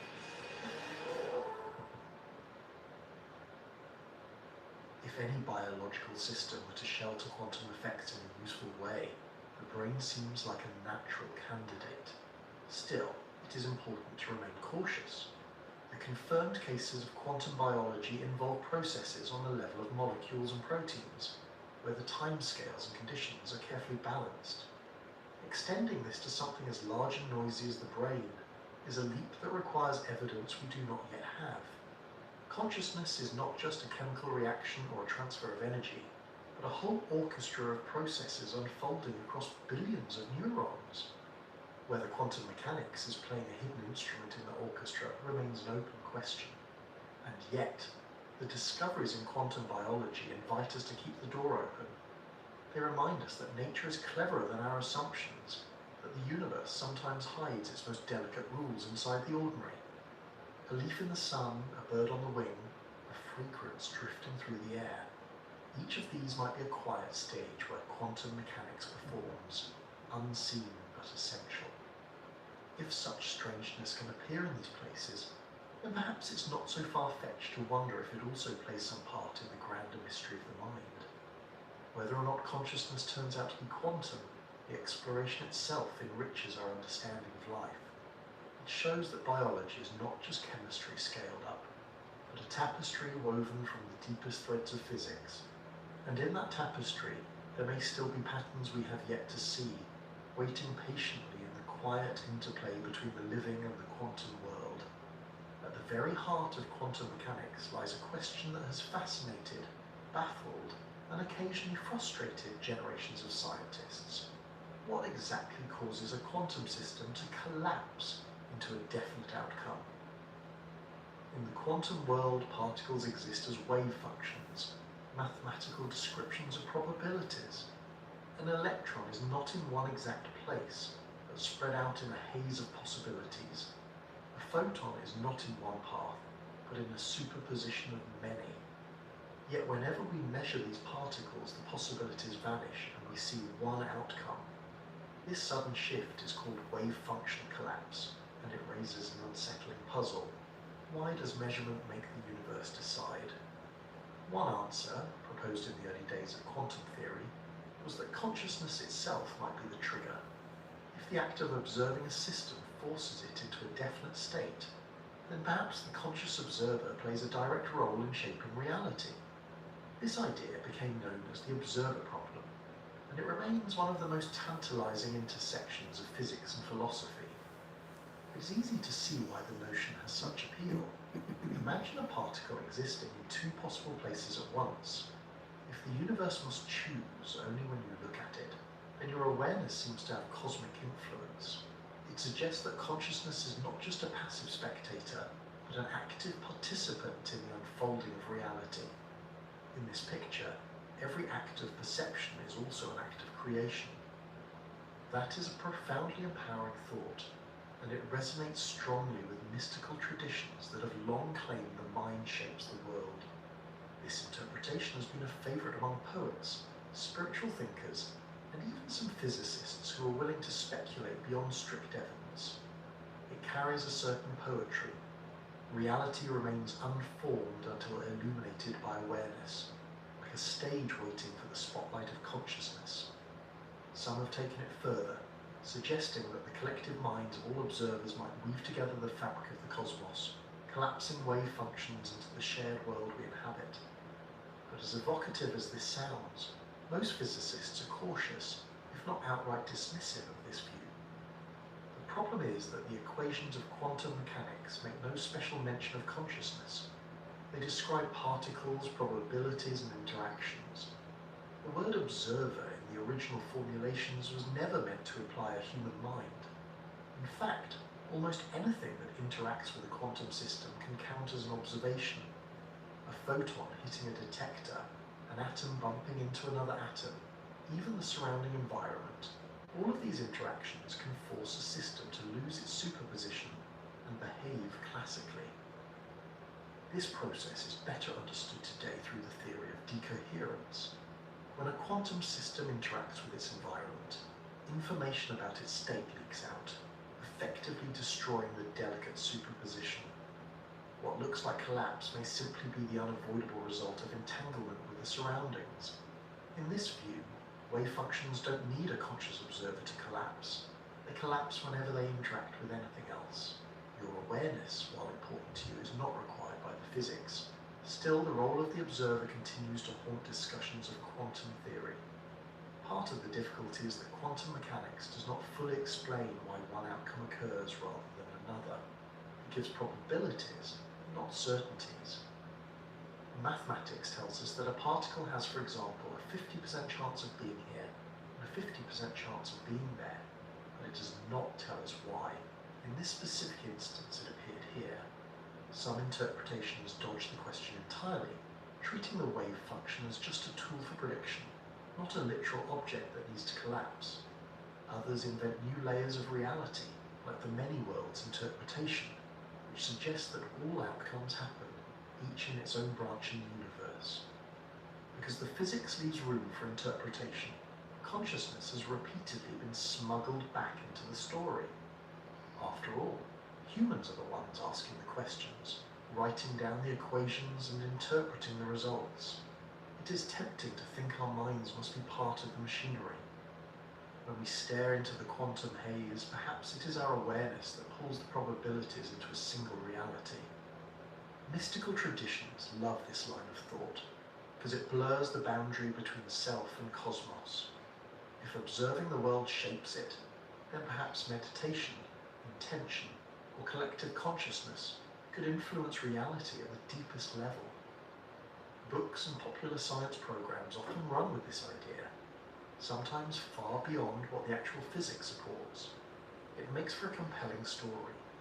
The universe is participatory, and you are one of its creators. The scientific community, however, is largely unconvinced. Physicists tend to prefer explanations that do not require special roles for human minds.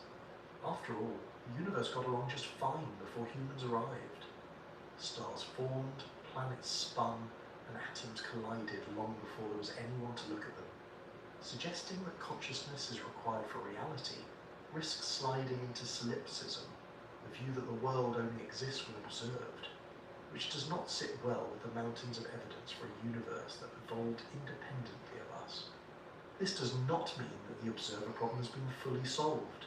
The measurement problem remains one of the great unsolved puzzles of quantum theory. Even with decoherence, questions linger about why we experience definite outcomes instead of a blurred mix of possibilities. Consciousness may not be the answer, but the mystery is real. The debate highlights a broader truth about science. Sometimes our theories work perfectly in practice, while leaving us philosophically unsatisfied. Quantum mechanics predicts experimental outcomes with breathtaking accuracy.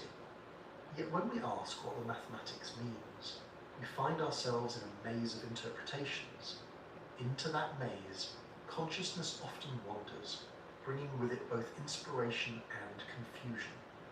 For now, the safest statement is that there is no evidence that human awareness collapses wave functions. Quantum systems behave as they do because of the mathematics and interactions with their environments, not because someone happens to be watching. But the persistence of the observer problem shows that people hunger for a deeper connection between mind and world, and quantum mechanics provides fertile ground for such imaginings. Whether or not consciousness has any role in collapse, the idea itself continues to inspire. It reminds us that science and philosophy often travel together, that equations can stir the same sense of wonder as poetry, and that mysteries at the edge of knowledge are places where curiosity thrives. Even if the observer is not the creator of reality, the act of observing, of asking questions, of seeking to understand, is one of the most profoundly human things we can do. The measurement problem is one of those puzzles that makes quantum mechanics feel less like a neat set of equations and more like an unfinished riddle. Mathematics says that a particle can exist in a superposition of states, with its position, momentum, or spin described as a cloud of probabilities. Yet the moment we measure it, the haze vanishes and a single outcome appears. Why should measurement hold such power? Why does the world of possibilities narrow to one definite reality when an observation is made? And what exactly counts as a measurement? These questions are at the heart of the measurement problem, and they have inspired a host of interpretations, each trying to make sense of how the quantum world becomes the everyday one we experience. The most famous and historically influential response is the Copenhagen interpretation, named after the city where Niels Bohr and Werner Heisenberg worked in the 1920s. According to this view, the wave function is not a literal picture of reality, but a mathematical tool for predicting outcomes. A particle is not really in two places at once. Rather, the wave function encodes the probabilities of finding it here or there. Collapse occurs not because of some mystical process, but because measurement is the point where quantum possibilities give way to classical facts. In this interpretation, the observer plays a role, but not necessarily a conscious one. Any measuring device that interacts with the system counts as an observer. The Copenhagen view is pragmatic. It tells physicists how to calculate results and reminds them not to worry too much about what is really happening. Pragmatic, however, does not mean philosophically satisfying. Critics of Copenhagen point out that it leaves a gap between the quantum description and the classical world we see. Where exactly is the dividing line? Does collapse happen when an electron hits a detector, when the detector registers a signal, when a human looks at the display? The Copenhagen view never fully clarifies this, leading some to accuse it of sweeping the mystery under the rug. In contrast, the many worlds interpretation proposed by Hugh Everett in the 1950s takes a radically different approach. According to this view, the wave function never collapses at all. Instead, all possible outcomes happen, each in its own branch of the universe. When you measure a particle that could be in two states, reality splits, and there are now two versions of you, each seeing a different result. These branches do not interact, so from your perspective it looks as though collapse occurred, but in truth the universe simply grew larger, accommodating every possibility. The appeal of many worlds is that it removes the special role of measurement. The wave function evolves smoothly, according to the equations of quantum mechanics, with no abrupt collapse. The downside is that it multiplies reality into an almost unimaginable number of universes, with new branches constantly being created. Some find this extravagant, while others argue it is simply the price of consistency. To its supporters, many worlds is elegant because it does not require any ad hoc rules. To its detractors, it feels like trading one mystery for another, expanding the cosmos into a sprawling multiverse to avoid a collapse no one fully understands. Another alternative is the pilot wave theory, also known as de Broglie-Born mechanics. In this interpretation, particles always have definite positions, guided by an invisible wave. The wave evolves according to the Schrödinger equation, while the particle rides along like a surfer on the sea. Measurement does not cause collapse because the particle was always in a specific place. The wave simply steered it there. Jen loved her game flames. Then Brad showed up with game reds and beads. When they mixed their scents, they discovered they were scent mates. Smells like it's gonna last. Mix, match, or happy with game. This was my moment. I chose Cosmetics. Masterclass cars for those who choose to do more. The CX-50 Hybrid lets you go farther. Take advantage of one of these exceptional offers at your local Mazda dealer today.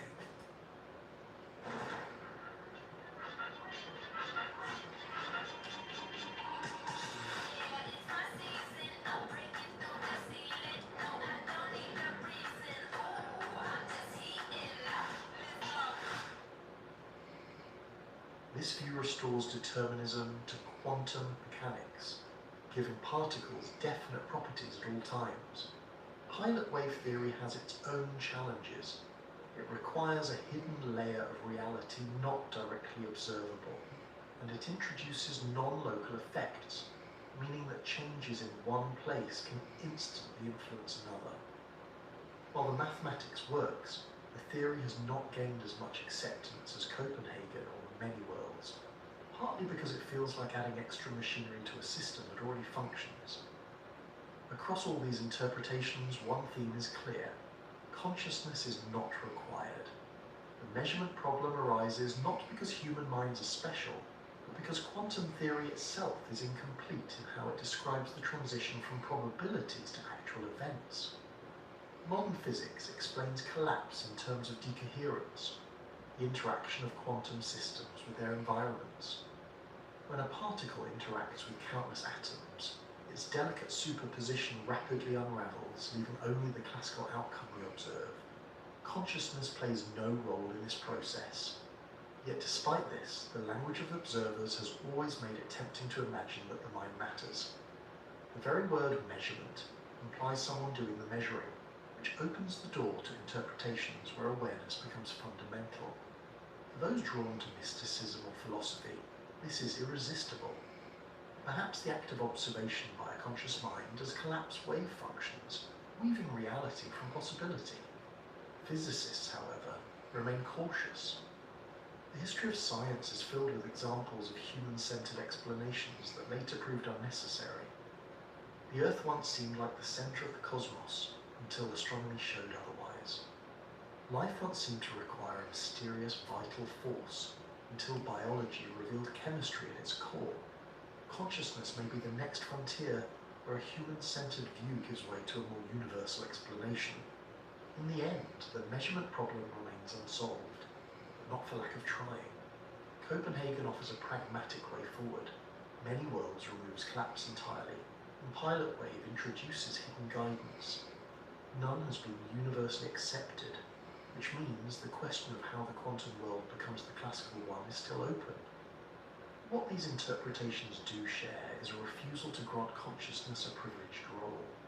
The brain may be mysterious, but in physics, measurement is something any physical interaction can accomplish. This does not make the observer problem less fascinating. It continues to remind us that even our most successful theories leave room for wonder, ambiguity, and imagination. Whether the universe collapses, branches, or guides particles along hidden waves, it is still a reality stranger than common sense suggests. Consciousness may not decide outcomes, but it does decide to ask questions, and perhaps that, in itself, is its greatest role in the quantum story. When people first hear about the possibility that consciousness might be linked to quantum mechanics, it sounds like a natural match. Both are mysterious, both are strange, and both resist simple explanations. But many neuroscientists argue that this is a case of two enigmas being forced together without necessity. To them, the brain already contains everything needed to generate awareness, without borrowing exotic tricks from subatomic physics. Consciousness, they suggest, may be extraordinary, but it is not supernatural, and it certainly does not require rewriting the laws of biology. One of the strongest points in favour of a classical explanation for consciousness is the enormous progress neuroscience has already made. Over the past century, researchers have traced thought, emotion, and memory to specific regions and circuits in the brain. The visual cortex processes what you see, the hippocampus consolidates memories, the amygdala shapes fear and emotion, and the prefrontal cortex guides planning and decision-making. Electrical activity in these regions correlates tightly with mental states. When neurons in certain areas are stimulated, they can induce sensations or movements. When regions are damaged, the abilities they support are impaired or lost. These are not vague associations. They are robust, repeatable findings that show the mind depends directly on brain structure and activity. The brain's behavior also follows clear principles of computation and communication. Neurons exchange signals using electrical impulses called action potentials. These spikes travel down axons, jump across synapses, and trigger chemical messengers that activate other neurons. Networks of these connections form circuits that integrate information. At any given moment, billions of neurons are firing in intricate patterns, producing waves of activity that can be measured with electrodes or brain imaging techniques. Electroencephalograms, for example, reveal brain waves that change with sleep, wakefulness, and attention. Functional MRI scans show how regions light up during tasks like reading, remembering, or imagining. None of this requires invoking quantum physics. Another powerful concept is emergence. Emergent behavior occurs when complex systems display properties not obvious from their individual parts. Water molecules are not wet, but a collection of them creates the sensation of wetness. Ants are simple creatures, but their colonies display complex social organization. In the same way, consciousness may be an emergent property of networks of neurons. Individual neurons are not conscious, but their coordinated activity gives rise to awareness. This view does not diminish the mystery of consciousness. Instead, it places it within the framework of complexity science. The brain, with its 86 billion neurons and trillions of connections, is one of the most complex systems known to exist. If anything is capable of producing new properties through emergence, it is the brain. Skeptics of quantum consciousness also point out that determinism does not rob us of richness. The unpredictability and creativity of human thought can arise from classical systems without needing quantum uncertainty. Chaotic dynamics in classical physics can create behavior that is effectively unpredictable, even if it follows strict rules. The weather, for example, is governed by classical equations, yet its complexity makes it notoriously difficult to forecast beyond a few days. Similarly, the brain may follow deterministic processes at the level of neurons while still producing thought patterns that feel free, creative, and novel. Complexity itself is enough to generate surprise. Another reason neuroscientists remain confident in classical explanations is the ability to manipulate consciousness directly. Anesthetics can reliably switch awareness off and on, acting on neurotransmitter systems in the brain. Psychedelic drugs alter perception by binding to serotonin receptors. Electrical stimulation can evoke sensations or trigger memories. Sleep cycles can be tracked through predictable shifts in brain activity. These findings strongly suggest that consciousness arises from biological chemistry and circuitry. If fragile quantum states were required, it would be difficult to explain why such crude tools work so consistently. Furthermore, the brain's design seems optimized for redundancy and reliability rather than delicate quantum processes. Neurons often fire in patterns of large groups, ensuring that signals are transmitted robustly even if individual neurons fail. Synaptic transmission, though probabilistic, is reliable enough to support learning and memory. If consciousness depended on fragile quantum coherence, it would be puzzling how awareness could survive the noise, heat, and constant molecular jostling of the brain. From a biological standpoint, evolution tends to favor sturdy mechanisms, not delicate ones. This line of reasoning offers comfort to those wary of stretching physics too far. It reassures us that no exotic new forces or hidden dimensions are required to explain the mind. The challenge is enormous, but it is a challenge within the reach of biology, psychology, and neuroscience. The tools we already have, from brain imaging to computational models, are steadily revealing more of the picture. As knowledge deepens, the gap between brain activity and subjective experience may narrow without invoking quantum mysteries. Of course, this does not mean that consciousness is simple. It is still one of the hardest problems in science, and skeptics acknowledge that we are far from a full explanation. But pointing to quantum mechanics as the missing piece can feel like giving up on the complexity of biology too soon. Consciousness may not be weird because it requires strange new physics. It may be weird because the brain is astonishingly intricate, and we are only beginning to map its patterns. There is also a philosophical elegance in the classical view. It suggests that consciousness, as extraordinary as it feels, is a natural product of evolution. Just as wings evolved to harness air, and eyes evolved to capture light, brains evolved to process information, and, in doing so, generated awareness. It is not a miracle, but a feature of matter arranged in a particular way. To understand it fully may take decades or even centuries, but it does not demand rewriting the basic laws of the universe.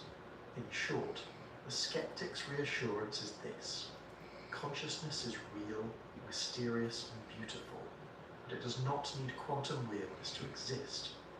The strangeness of quantum mechanics belongs to the world of particles and probabilities. The strangeness of consciousness belongs to the complexity of biology. Both are marvels in their own right, and both deserve study. They do not have to be fused together together to remain wondrous.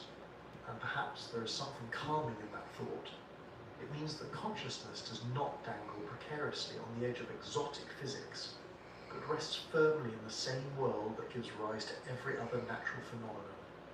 It is part of the grand continuum of life and matter, complex enough to dazzle us without needing to be magical. That may not sound as flashy as a quantum brain, but it is no less extraordinary that out of atoms, molecules, and neurons emerges the astonishing fact of awareness. The mystery of consciousness has never belonged solely to science. Long before brain scans and quantum equations, philosophers were puzzling over what it means to be aware and whether the mind is something separate from the body or simply another aspect of the physical world. In some ways, the debates we have today about quantum consciousness are simply new versions of very old questions dressed up in modern scientific language. The players have changed, but the themes remain familiar. Is consciousness fundamental, or is it emergent? Is it separate from matter, or identical to it? One of the oldest and most enduring positions is dualism, the idea that mind and body are two distinct substances. The most famous champion of this view was René Descartes in the 17th century. For Descartes, the body was a machine, operating by mechanical laws, while the mind was immaterial, capable of thought and self-awareness. I think therefore I am was his way of grounding existence in the undeniable reality of conscious thought. Dualism offered a neat way to preserve the uniqueness of human awareness, while still allowing science to explain the physical world. But it came with a problem. How does something immaterial interact with something material? If the mind is not made of atoms, how? With bugs, the struggle is real. That's why you need Zevo traps. Zevo works 24/7 to lure, catch, and kill 99.9% of bugs trapped for effortless protection. Zevo, people-friendly, bug-deadly. Gatorade has the #1 proven electrolyte blend, designed to hydrate better than water. Made to rehydrate, replenish, and refuel, so you can lose more sweat and create new legacies. Gatorade, is it in you?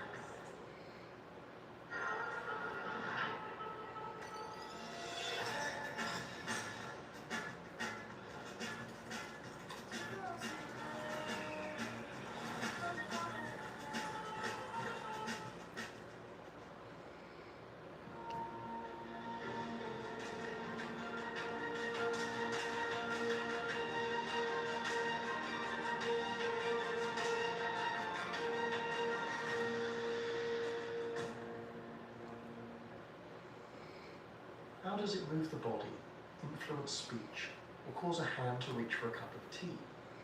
Materialism, sometimes called physicalism, emerged as the counterpoint. According to this view, everything that exists is physical. Consciousness, no matter how mysterious it feels from the inside, arises from material processes in the brain.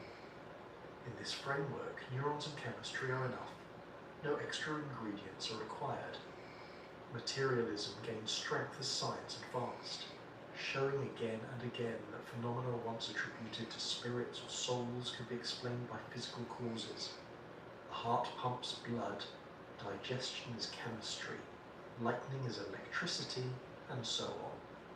For materialists, consciousness is the last great mystery to yield to this approach, not an exception to it. Between these poles lies panpsychism, a view that has enjoyed a revival in recent years. Panpsychism suggests that consciousness is not something that suddenly emerges when matter becomes complex enough, but something intrinsic to matter itself. According to this perspective, everything has some degree of inner experience, from atoms to humans. A rock may not be conscious in any meaningful way, but the particles that compose it might have the tiniest glimmer of awareness. Panpsychism sidesteps the leap from non-conscious matter to conscious beings by making consciousness fundamental, woven into the very fabric of the universe. Each of these positions comes with its strengths and weaknesses. Dualism preserves the mystery of consciousness, but struggles with the problem of interaction. Materialism provides a clean, scientific framework, but often leaves people unsatisfied. since it reduces the vividness of subjective experience to mere mechanics. Panpsychism offers an elegant middle ground, yet critics accuse it of being too generous with consciousness, handing it out to electrons and quarks without explaining how simple proto-experiences combine into the rich awareness humans enjoy. Where then does quantum physics fit in? In many ways, it provides a new stage for these old debates. For dualists, quantum mechanics offers a realm where classical determinism breaks down, leaving space for mind to influence matter. The collapse of the wave function, mysterious as it is, seems like a potential opening for consciousness to exert control.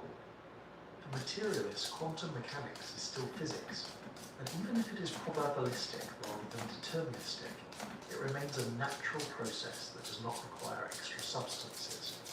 And for panpsychists, the strangeness of the quantum world, particles existing in superpositions connected across distances, provides a natural metaphor for the idea that consciousness is fundamental and ubiquitous.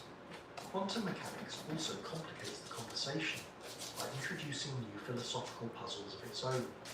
If the universe is fundamentally probabilistic, what does that mean for free will? If particles exist in superpositions, does consciousness do the same? If entanglement connects particles across space, could minds also be entangled in ways we do not yet understand? These questions do not prove anything, but they fuel a lively dialogue between science and philosophy. Some thinkers have even suggested that panpsychism and quantum physics might be two sides of the same coin.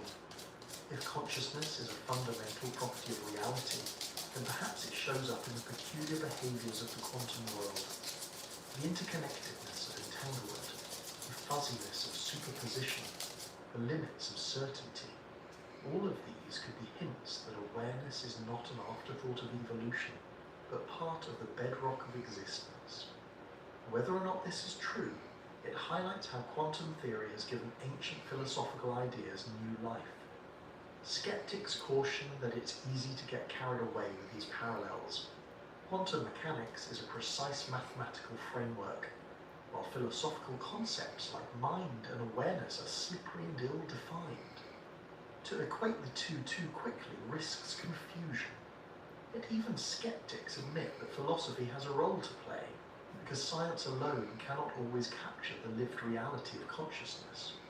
Equations may describe particles, but they do not tell us what it feels like to taste sweetness or to hear music. Philosophy gives us the language to wrestle with those subjective aspects, even if it does not provide final answers. It is also worth noting that these debates are not just academic exercises. They influence how people think about themselves and the world. Dualism, for example, has historically supported religious ideas about souls and the afterlife. Materialism often aligns with scientific naturalism, emphasizing that humans are part of the same physical continuum as everything else. Panpsychism, with its insistence that awareness pervades reality, can inspire a sense of connection to the natural world, encouraging people to see consciousness not as rare and privileged, but as widespread and fundamental. Quantum physics, by shaking up our intuitions about reality, has only deepened these conversations. It reminds us that the universe does not always obey common sense, that particles can behave like waves, that outcomes can be probabilistic, and that connections can defy distance. In such a universe, perhaps consciousness is stranger than we imagine too. Whether one leans toward dualism, materialism, or panpsychism, the quantum stage invites us to reconsider old arguments with fresh eyes. In the end, the philosophy of possibility is about more than proving one position right. It's about keeping the mystery of consciousness alive in our thinking, allowing space for wonder while striving for clarity. Consciousness could turn out to be an emergent property of neurons, an irreducible feature of matter, or something entirely different. What is certain is that the debate has been with us for centuries and will likely continue as long as humans are asking questions, and perhaps that is fitting. For just as the quantum world resists being pinned down to one interpretation, so too does the inner world of consciousness resist being reduced to a single philosophy. Both remain open fields of possibility, inviting exploration and imagination alike. For all the fascination surrounding quantum consciousness, science lives and dies by evidence. Theories may be bold, ideas may be dazzling, but in the end they must meet the test of experiments. If quantum mechanics really plays a role in the brain, then it should leave traces we can detect. Researchers have been probing for these signs for decades, with some tantalizing hints but no conclusive proof. The story of these efforts is as much about the difficulty of testing as it is about the results themselves. One of the central lines of investigation comes from the OR theory of Penrose and Heinroth, which places microtubules at the heart of the matter. Microtubules are cylindrical protein structures that act as scaffolding within cells and help transport materials. In neurons, they play a role in shaping the cell and guiding the movement of molecules. According to OR, however, they may also serve as sites for quantum coherence, orchestrating the collapse of wave functions in a way that generates conscious experience. To test this, researchers have looked for evidence of quantum states within microtubules. Some laboratory experiments have suggested that microtubules can exhibit unusual patterns of vibration, potentially consistent with quantum behavior. For example, certain studies using spectroscopy have reported resonances that might indicate coherent oscillations within microtubule proteins. Other work has explored whether anesthetics, known to switch off consciousness, interact with microtubules in ways that could disrupt such processes. These findings are intriguing, but they remain controversial. Measuring delicate quantum states in complex biological molecules is extremely challenging. Results are often difficult to reproduce consistently across different labs. Another challenge is that even if microtubules display coherence under certain conditions, that does not prove the coherence is robust enough to survive in the warm, noisy environment of the brain, or that it plays any meaningful role in awareness. Quantum coherence in biology has been confirmed in systems like photosynthesis, but those involve short-lived effects optimized by evolution for very specific purposes. Whether microtubules can achieve something similar inside neurons is still an open question. Beyond microtubules, brain imaging techniques have also been used to search for hints of quantum behavior. Technologies like electroencephalography and functional MRI allow scientists to measure patterns of neural activity across the brain. While these methods provide remarkable insights into how regions coordinate during thought, memory, and emotion, they have not revealed anything that requires quantum mechanics for explanation. The patterns of activation can generally be described in terms of classical networks of neurons communicating through well-understood electrochemical processes. Some researchers have proposed more exotic tests. For instance, if quantum entanglement were occurring in the brain, it might produce correlations in neural signals that could not be explained classically. Efforts have been made to analyze brainwaves for signs of such correlations, but so far the results have been inconclusive. The problem is partly technical. The brain is such a complex system, with so much noise and variability, that teasing out subtle quantum signatures is like trying to hear a faint melody in the middle of a thunderstorm. Another difficulty is that consciousness itself is not easy to measure. While we can observe brain states that correlate with awareness, the subjective quality of experience is something only the person can report. This makes designing experiments tricky. You cannot place consciousness in a test tube, run it under a laser, and record the results. You can only measure proxies, neural activity, molecular dynamics, behavioral responses, and then interpret what they might mean. That leaves room for debate, interpretation, and sometimes wishful thinking. Anesthetics offer one of the few reliable handles on consciousness. Administered in the right doses, they can render a person completely unaware, then allow awareness to return once the drug is removed. Some studies suggest that anesthetics interact with microtubules as well as with no neural receptors, raising the possibility that they disrupt quantum processes. However, skeptics point out that anesthetics have many known mechanisms of action at the classical level, including altering ion channels and neurotransmitter receptors. The fact that they may also interact with structural proteins does not necessarily mean that consciousness itself is quantum. Animal studies and computational models have also been used to probe the idea. Some computer simulations suggest that quantum effects in microtubules could, in principle, last longer than previously assumed. Other models argue the opposite, predicting that decoherence would wipe out quantum states almost instantly in such a noisy environment. These conflicting results highlight how much depends on assumptions built into the models. Without direct experimental confirmation, the debate remains unresolved. The broader neuroscience community remains unconvinced for a simple reason. So far, there has been no clear evidence that requires quantum mechanics to explain consciousness. Every phenomenon studied in the brain, from memory consolidation to decision-making, can be accounted for by classical neural networks. This does not prove that quantum processes are absent, but it does suggest they are not necessary to explain what we observe. Why is hard evidence so elusive? Partly because the brain is an extraordinarily difficult system to study. Unlike photons or electrons, neurons cannot be neatly isolated and controlled. They interact constantly with thousands of neighbors, and their activity is influenced by chemistry, metabolism, and environment. Even with the most advanced tools, disentangling the role of quantum effects from the overwhelming background of classical processes is daunting. Another reason is that quantum mechanics itself is subtle. The phenomena we associate with it, coherence, entanglement, tunneling, are fragile and often fleeting. Detecting them in biological tissues requires extreme precision, and even then, distinguishing genuine quantum behavior from ordinary molecular noise can be nearly impossible. Many experiments in quantum biology succeed only because the systems involved, like photosynthetic complexes, are relatively simple and optimized by nature for specific tasks. The brain, by contrast, is messy, dynamic, and filled with redundant pathways. This does not mean the search is pointless. On the contrary, even negative results teach us something.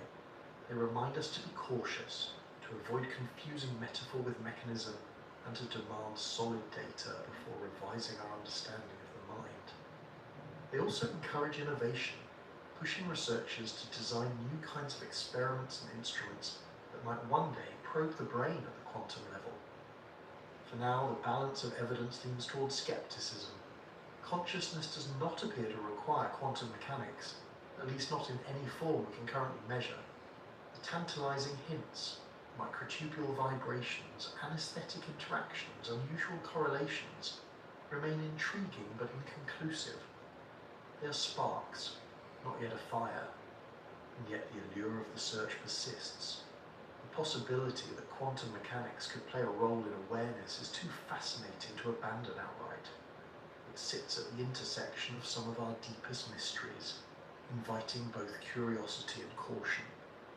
Whether future experiments will reveal hidden quantum threads in the fabric of the mind, or whether they will confirm the sufficiency of classical neuroscience remains to be seen. Until then, the evidence will remain elusive, shimmering like a quantum superposition, possible but not yet observed. One of the strongest challenges to the idea that consciousness requires quantum mechanics comes from a very modern source, artificial intelligence.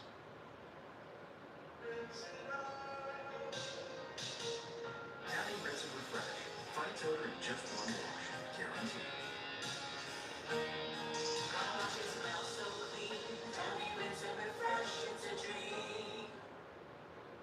Flashes are no joke, but this Lancome Kidney Doll Foundation is waterproof and does not budge.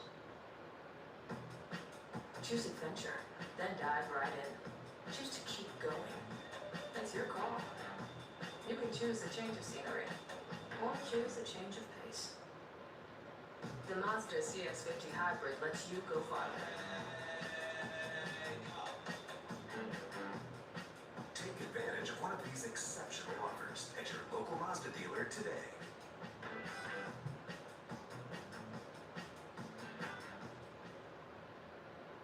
Wellness is all about vibrational ratios.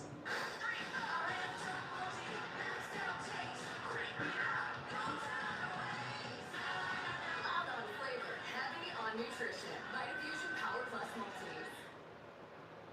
Over the past few decades, machines have become increasingly sophisticated in their ability to process information, recognize patterns, and even mimic human conversation. Whether or not these machines are truly conscious is hotly debated, but their existence raises an important question.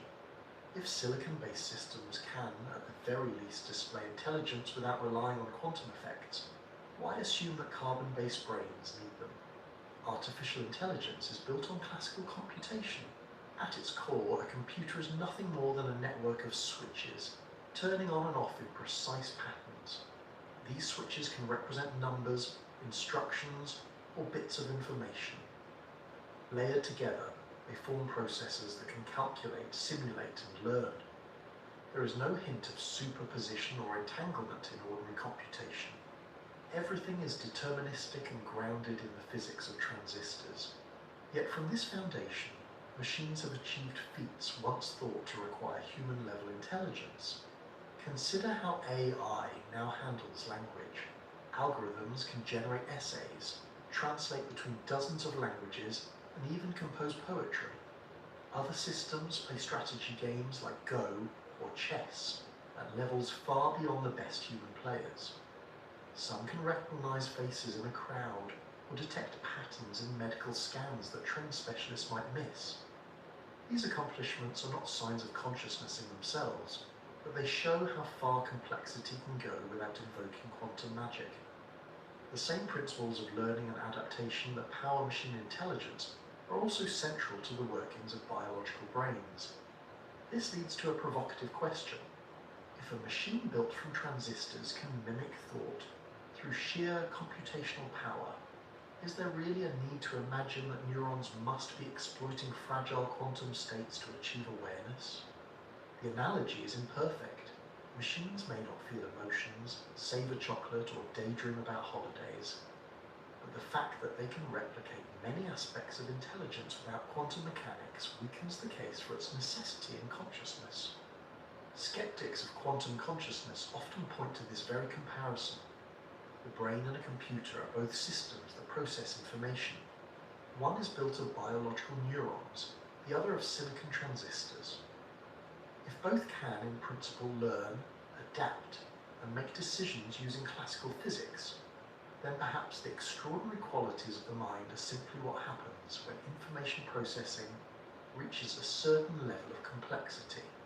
In this view, consciousness is not about what materials you're made from, or whether you exploit quantum coherence.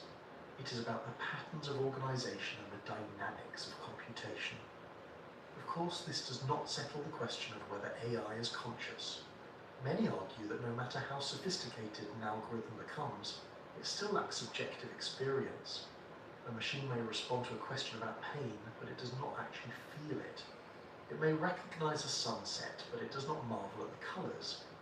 This distinction between processing information and having an inner life lies at the heart of what philosophers call the hard problem of consciousness. Still, even if AI lacks true awareness, it demonstrates that much of what we associate with intelligence and cognition can be achieved without appealing to quantum physics. Some thinkers take the comparison further.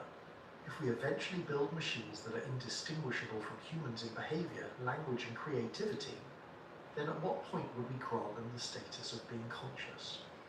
If their inner workings are entirely classical, then consciousness clearly does not require quantum mechanics. It would show that awareness can emerge from complexity alone, regardless of the underlying material. That does not prove the human brain works the same way, but it strongly suggests that quantum effects are not mandatory. There are also philosophical arguments that support this line of thought. One of them is the principle of parsimony, often called Occam's razor. When two explanations exist, the simpler one that requires fewer assumptions is usually preferred. If classical neuroscience and computational models can account for consciousness, then invoking quantum mechanics may be unnecessary.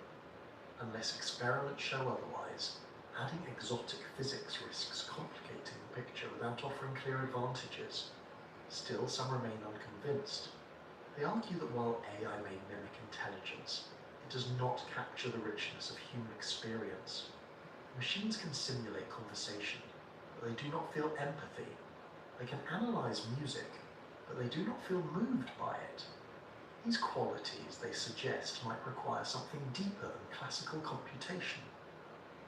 This is where proponents of quantum consciousness see an opening.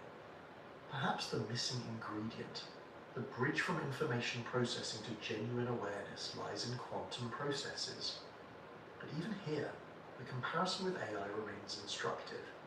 If the argument is that machines cannot be conscious because they lack quantum effects, then one must explain exactly why. What is it about superposition or entanglement that would grant subjective experience? So far, no one has provided a clear mechanism. Meanwhile, computers continue to advance, growing ever more human-like in their capabilities. The more they achieve, the harder it becomes to insist that quantum mechanics is essential. The debate also touches on another important point. Consciousness may not be tied to the material at all, but to the organization of information. From this perspective, what matters is the architecture of the system, the way signals are processed, and the feedback loops that integrate information. A human brain, an animal brain, or even a sufficiently complex machine could all, in theory, support awareness if the organization is right. This is sometimes called functionalism. The idea that mental states are defined not by their physical substrate, but by their function. If functionalism is correct, then neurons are not magical, nor are transistors, nor would quantum states be. What matters is how the pieces are arranged and how they interact. In that case, consciousness is not about exploiting the strangeness of physics, but about reaching a threshold of complexity where awareness emerges. The brain may have achieved this through evolution, while AI may eventually achieve it through design. In neither case would quantum mechanics be a requirement. The debate over AI consciousness is far from settled, but it sharpens the central question. If machines built on classical principles can achieve so much, why assume the brain requires something more exotic? Until evidence shows otherwise, the burden of proof rests on those who argue that quantum effects are essential.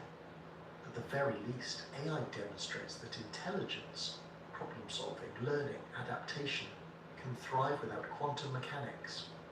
Whether it also achieves consciousness remains an open question. But the comparison suggests a humbling possibility. Perhaps the mind is not dependent on hidden quantum processes, but is instead a natural outcome of information processing taken to its most complex form. And if that is true, then the mystery of consciousness, as daunting as it is, may one day be explained not by new physics, but by a deeper understanding of the systems we already know. Quantum computers are often hailed as the next great leap in technology, machines that will make even the fastest supercomputers look sluggish. They are not just faster calculators, they work on principles that are fundamentally different from the computers we use today. Instead of processing information in bits that are either 0 or 1, quantum computers use qubits, which can exist in superpositions of 0 and 1 at the same time. This allows them to explore many possibilities simultaneously, solving certain problems with an efficiency that classical machines cannot match. It is not surprising, then, that people have drawn parallels between quantum computers and the human mind. If thought itself feels like a mysterious dance of possibilities collapsing into decisions, could our brains be operating like quantum processors?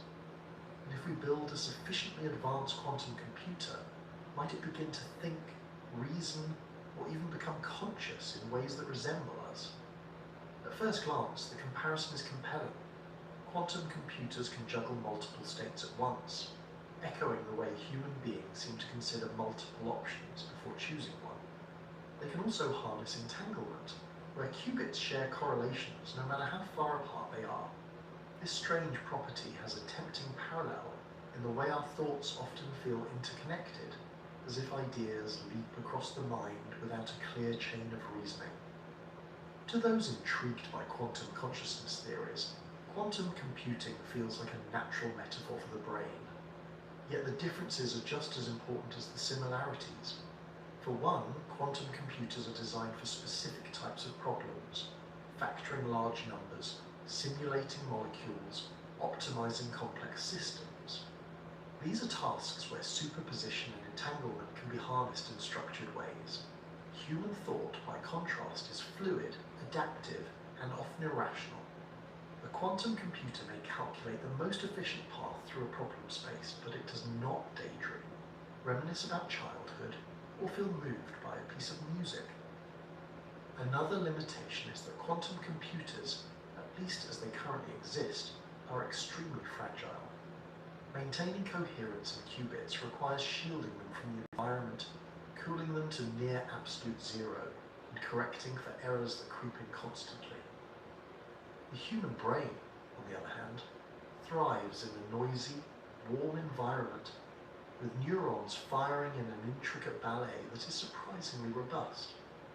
If our brains do use quantum effects, they do so in a way far more stable and adaptable than the delicate qubits in a laboratory. There is also the matter of architecture. The brain is not just a processor. It is a living system shaped by evolution, filled with feedback loops, neurotransmitters, and dynamic plasticity.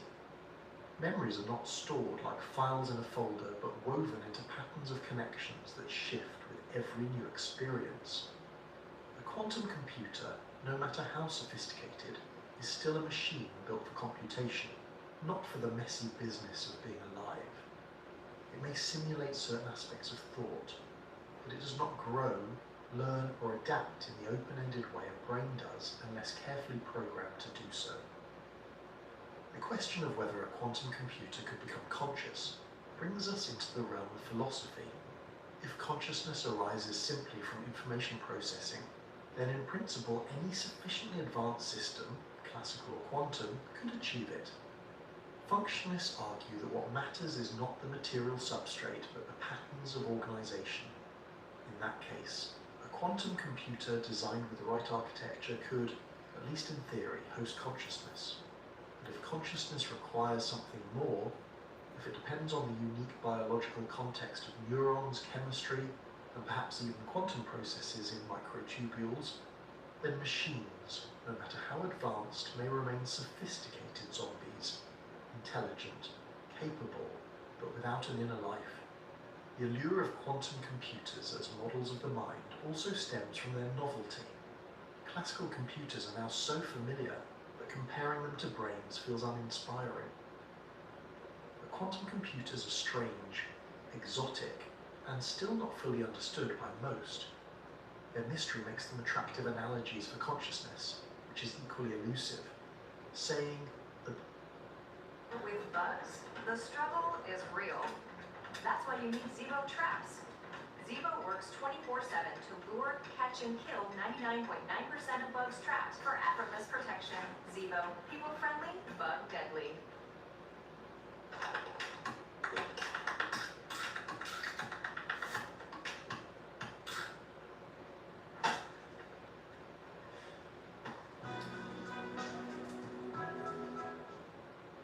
There's hope on the other side of whatever it is you're facing right now. This was my moment. I started Cosmetics.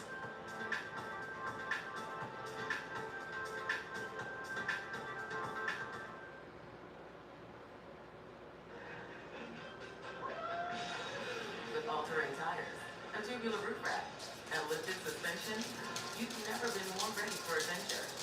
Nissan Pathfinder Lot 3.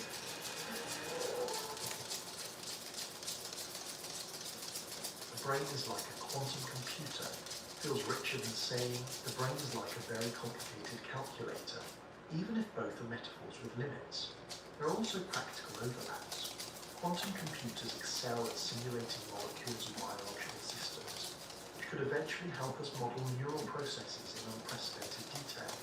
They may allow researchers to explore how complex brain chemistry gives rise to cognition, not because they are conscious themselves, but because they are powerful tools. In this way, quantum computers may help unravel consciousness without actually possessing it. It is worth remembering that history is full of comparisons between the brain and the most advanced technology of the time. In the 17th century, Descartes likened the body to a mechanical clock. In the 19th century, brains were compared to telegraph systems. In In the 20th century, they were compared to classical computers. Now, in the 21st, quantum computers have taken their place as the metaphor of choice. Each comparison reveals something useful that eventually shows its limits. Brains are not clocks, telegraphs, or computers. They are living, evolving systems, and their mysteries extend beyond any single analogy. So could a quantum computer think like us? It depends on what thinking means. If it means solving complex problems, making decisions, or even learning patterns from experience, then yes, quantum computers could eventually rival or surpass us in certain domains. But if thinking includes subjective experience, the feeling of being, the richness of perception, the inner narrative that colours every moment, then the answer is far less clear. So far, nothing about quantum computation suggests that awareness would automatically emerge from qubits, any more than it does from transistors. The comparison is compelling because it highlights the strange and powerful potential of both brains and quantum mechanics, but it is incomplete because it glosses over the biology, the history, and the lived quality of consciousness. Quantum computers may one day revolutionize science and technology, but whether they will ever sit quietly and wonder about their own existence remains an open question. Until then, the human mind remains unique, a blend of matter and mystery, capable of contemplating itself and the universe, including the machines it builds to imitate its own brilliance. There is something undeniably seductive about linking consciousness to quantum physics. Even if the scientific evidence is uncertain, the very sound of the phrase quantum mind has an aura of mystery. It suggests hidden depths, secret connections, and a universe that is more than it seems. For many, this appeal goes beyond science and enters the territory of meaning, unity, and wonder. It is less about equations and experiments and more about how the idea makes people feel, part of something vast and interconnected. One reason people love the idea is that it bridges two great mysteries. On one side is consciousness, the deeply personal experience of being alive. On the other is quantum physics, the strange and counterintuitive rules that govern the tiny scales of reality. Each alone is puzzling enough, but put them together and it feels as though you're holding the keys to a hidden realm. The temptation is obvious. If the mind is quantum, then perhaps our awareness is connected to the very foundations of the universe. That is a thought capable of stirring both awe and comfort. The language of quantum physics also lends itself well to metaphor. Words like superposition, entanglement, and uncertainty are rich with symbolic meaning. It is no wonder that these terms have been adopted far beyond physics, appearing in books about spirituality, self-help, and even wellness. The notion of being entangled with another person sounds romantic, even if in physics it refers to correlations between particles. Likewise, the idea of superposition can be stretched into a metaphor for holding multiple possibilities in life until a choice is made. And uncertainty, rather than being a mathematical principle, becomes a reflection of the open-ended nature of existence. Here is where a little gentle humour is useful. Quantum is sometimes used as a cosmic spice. Sprinkle it on any mystery, and it suddenly sounds profound. From quantum healing to quantum success coaching, the word has become a kind of shorthand for depth, even when no actual physics is involved. Of course, this does not mean the ideas being sold are scientifically accurate, but it does show how powerful the allure of quantum imagery has become. When you attach the word quantum to anything, it instantly gains a sheen of mystery and authority. Part of this appeal lies in the way quantum physics challenges our everyday intuitions. We are used to objects being solid, definite, and predictable. Quantum mechanics overturns that with particles that blur between states, influences that cross space instantly, and outcomes that only emerge when measured. It makes the universe feel alive with strangeness. If the mind is somehow tied into this hidden order, then consciousness itself seems less like a local accident of biology and more like a window into the deep structure of reality. That can be profoundly reassuring to people who worry that consciousness is otherwise just neurons firing in the dark. There is also a psychological reason why the idea resonates. Humans crave connection. We like to believe we're linked not only to each other, but also to the universe itself. Quantum mechanics, with its entanglement and uncertainty, provides a framework that makes this longing sound scientific. It whispers of unity, of being part of a web that extends far beyond the boundaries of the self. Even if the physics does not literally say this, the metaphors are irresistible. Cultural history adds to the mix. Throughout the 20th century, as quantum mechanics entered the public imagination, it collided with philosophical traditions from the East, such as Buddhism and Taoism. Thinkers noticed similarities between ancient ideas of interconnectedness and the new physics of entanglement. Books began to blend the two, suggesting that quantum mechanics confirmed what sages had intuited for centuries. While physicists often objected that the parallels were more poetic than precise, the cultural fusion stuck. To this day, people still invoke quantum physics in spiritual contexts as if it were a bridge between science and mysticism. Even within the scientific community, the strangeness of quantum theory has left room for wonder. Famous physicists like Richard Feynman admitted that no one truly understands quantum mechanics at an intuitive level. The equations work, predictions are flawless, but the mental picture is slippery. This ambiguity leaves a space where philosophy and imagination rush in. If even the experts admit the theory is puzzling, then it feels natural for non-scientists to see it as an open canvas for their own interpretations. The mystical appeal of quantum consciousness is not only about unity with the cosmos, but also about elevating the human mind.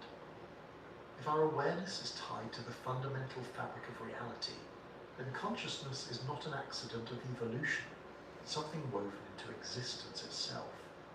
This grants the mind a kind of cosmic dignity. It reassures us that we are not just biological machines, but participants in the unfolding of the universe. For many, that idea is worth holding on to, even if the evidence is lacking. It is important, however, to balance the wonder with caution. The danger of leaning too heavily on quantum mysticism is that it can turn vague. If every unexplained phenomenon is attributed to quantum effects, the term risks losing meaning. Physics becomes a placeholder for mystery, rather than a tool for understanding. Scientists remind us that genuine quantum mechanics is precise, mathematical, and testable, even if its implications are strange.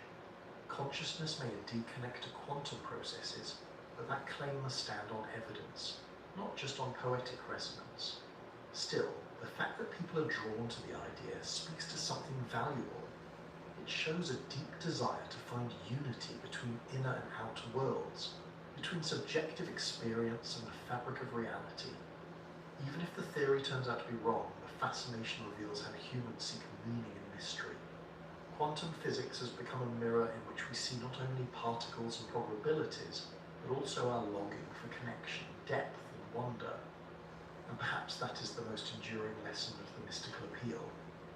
Quantum mechanics may not provide proof that consciousness shapes reality, but it does remind us that reality is far stranger than it appears. If the smallest building blocks of nature behave in ways that defy common sense, then it is no surprise that consciousness too feels elusive. Linking the two may be more metaphor than mechanism, but metaphors have power. They shape the way we think, the way we imagine, and the way we feel about our place in the cosmos. In the end, the mystical appeal of quantum consciousness is not just about science. It is about the human need for wonder. It shows that even in an age of advanced technology and rigorous experimentation, we still yearn for the mysteries that science alone cannot explain away. Whether or not quantum physics ever turns out to hold the key to the mind, it has already given us something profound, a reminder that the universe is richer, stranger, and more interconnected than we once believed. Quantum consciousness has an undeniable charm, but step into a neuroscience lab or a physics department, and you will find that many scientists greet the idea with raised eyebrows. For them, the proposal that awareness emerges from quantum mechanics is not only unproven, but also plagued with problems of vagueness, lack of evidence, and a worrying inability to make testable predictions. In short, it looks less like a scientific theory and more like a philosophical story dressed in the language of physics. One of the strongest objections is on falsifiability. In science, a theory is considered valuable only if it can, in principle, be proven wrong. Einstein's theory of relativity, for instance, predicted the bending of starlight by gravity. If astronomers had not observed that bending during a solar eclipse, the theory would have been dealt a serious blow. Quantum consciousness theories, by contrast, often seem slippery. They claim that awareness arises from quantum effects in the brain, but rarely state what evidence would count as disproof. If you scan the brain and find no quantum activity, proponents might say the effects are hidden. If you discover complex neural activity explained classically, they might argue the quantum processes are still there, just deeper. Without clear criteria for falsification, critics worry that the idea floats forever, immune to evidence. Closely tied to this is vagueness. Traditional physics theories specify mathematical relationships and make numerical predictions. Quantum consciousness proposals often deal in broad analogies. Words like superposition, coherence, and entanglement are borrowed from physics and mapped onto mental life, but without precise definitions. What does it mean, exactly, for a thought to be in a superposition? How would one measure entanglement between mental states? Without clarity, the terms risk becoming metaphors rather than mechanisms. Scientists are wary of metaphors that masquerade as explanations. Then there is the issue of predictive power. Good theories not only explain known facts, but also predict new ones. The double-slit experiment, for instance, predicted interference patterns that had not yet been seen. DNA's structure predicted mechanisms of replication. Quantum consciousness has not generated similarly concrete predictions.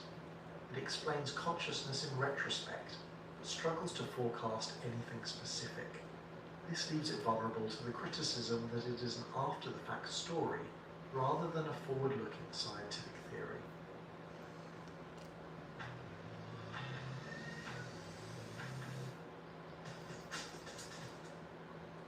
Slipper duster traps 4 times more dust.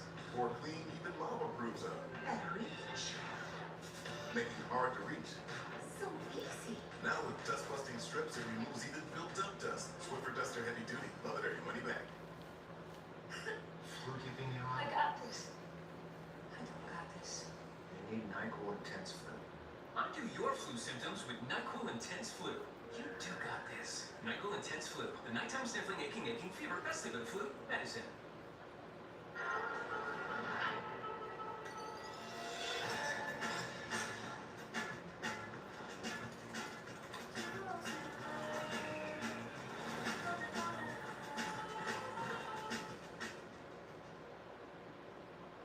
Another major reason for skepticism is the lack of empirical evidence.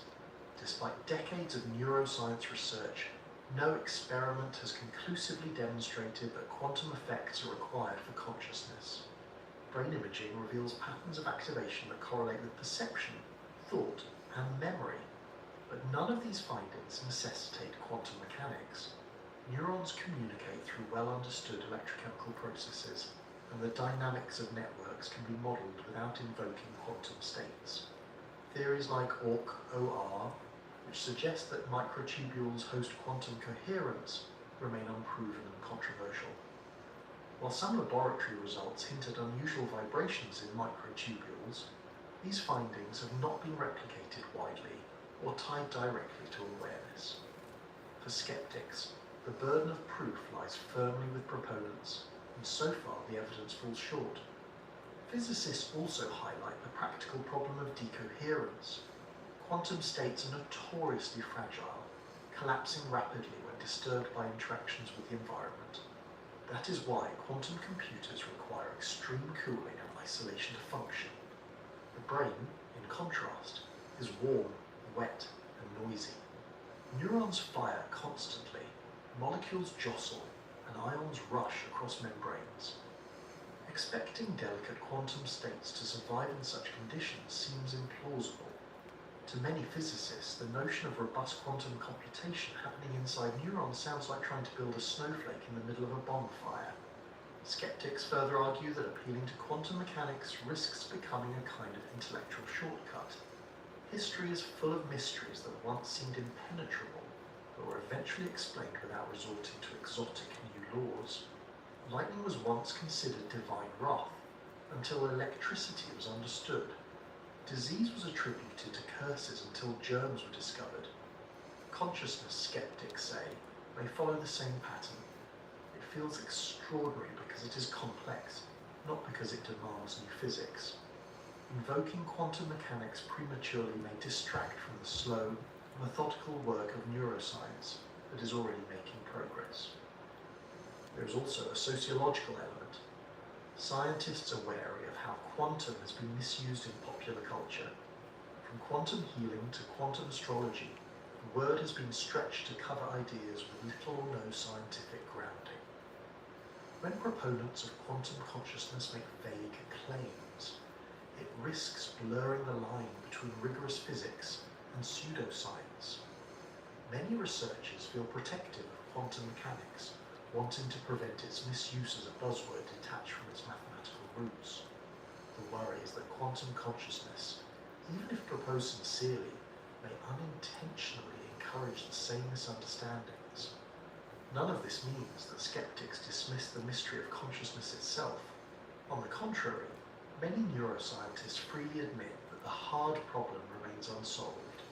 They acknowledge that subjective experience is difficult to explain in purely physical terms, but they caution against assuming that difficulty automatically points to quantum solutions.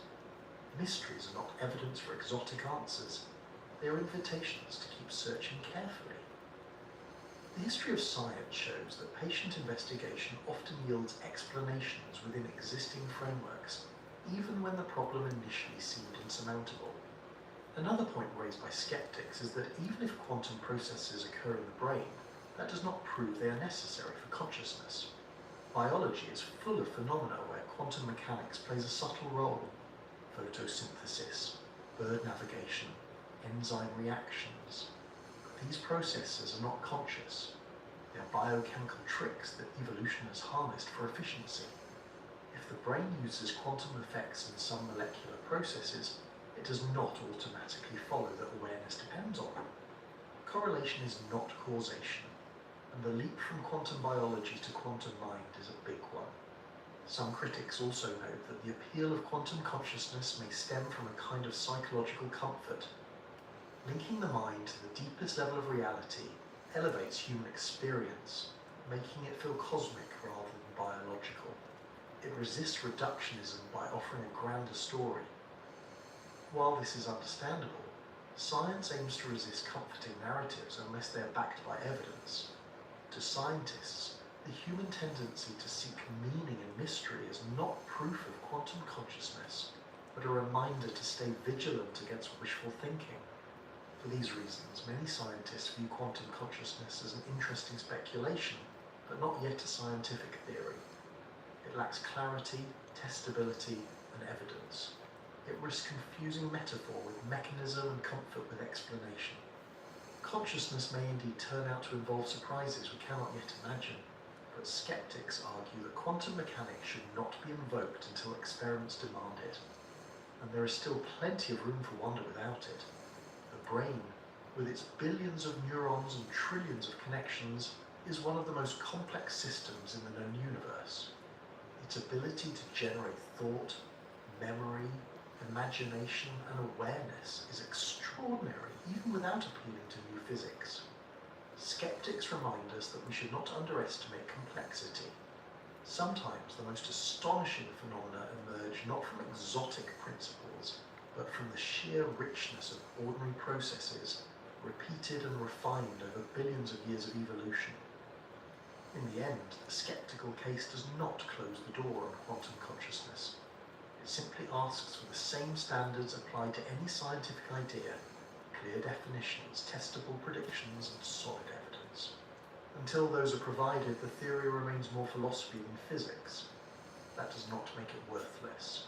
Philosophy has always played a role in guiding science, but it does mean the burden of proof remains high. For now, consciousness can still be explored fruitfully with the tools of neuroscience, psychology, and classical physics, leaving quantum mechanics to rest in its rightful place until the evidence calls it forward. Between the bold claims of quantum enthusiasts and the firm skepticism of neuroscientists lies a quieter and perhaps more reasonable position. This middle ground does not insist that consciousness is entirely quantum, nor does it dismiss the possibility outright.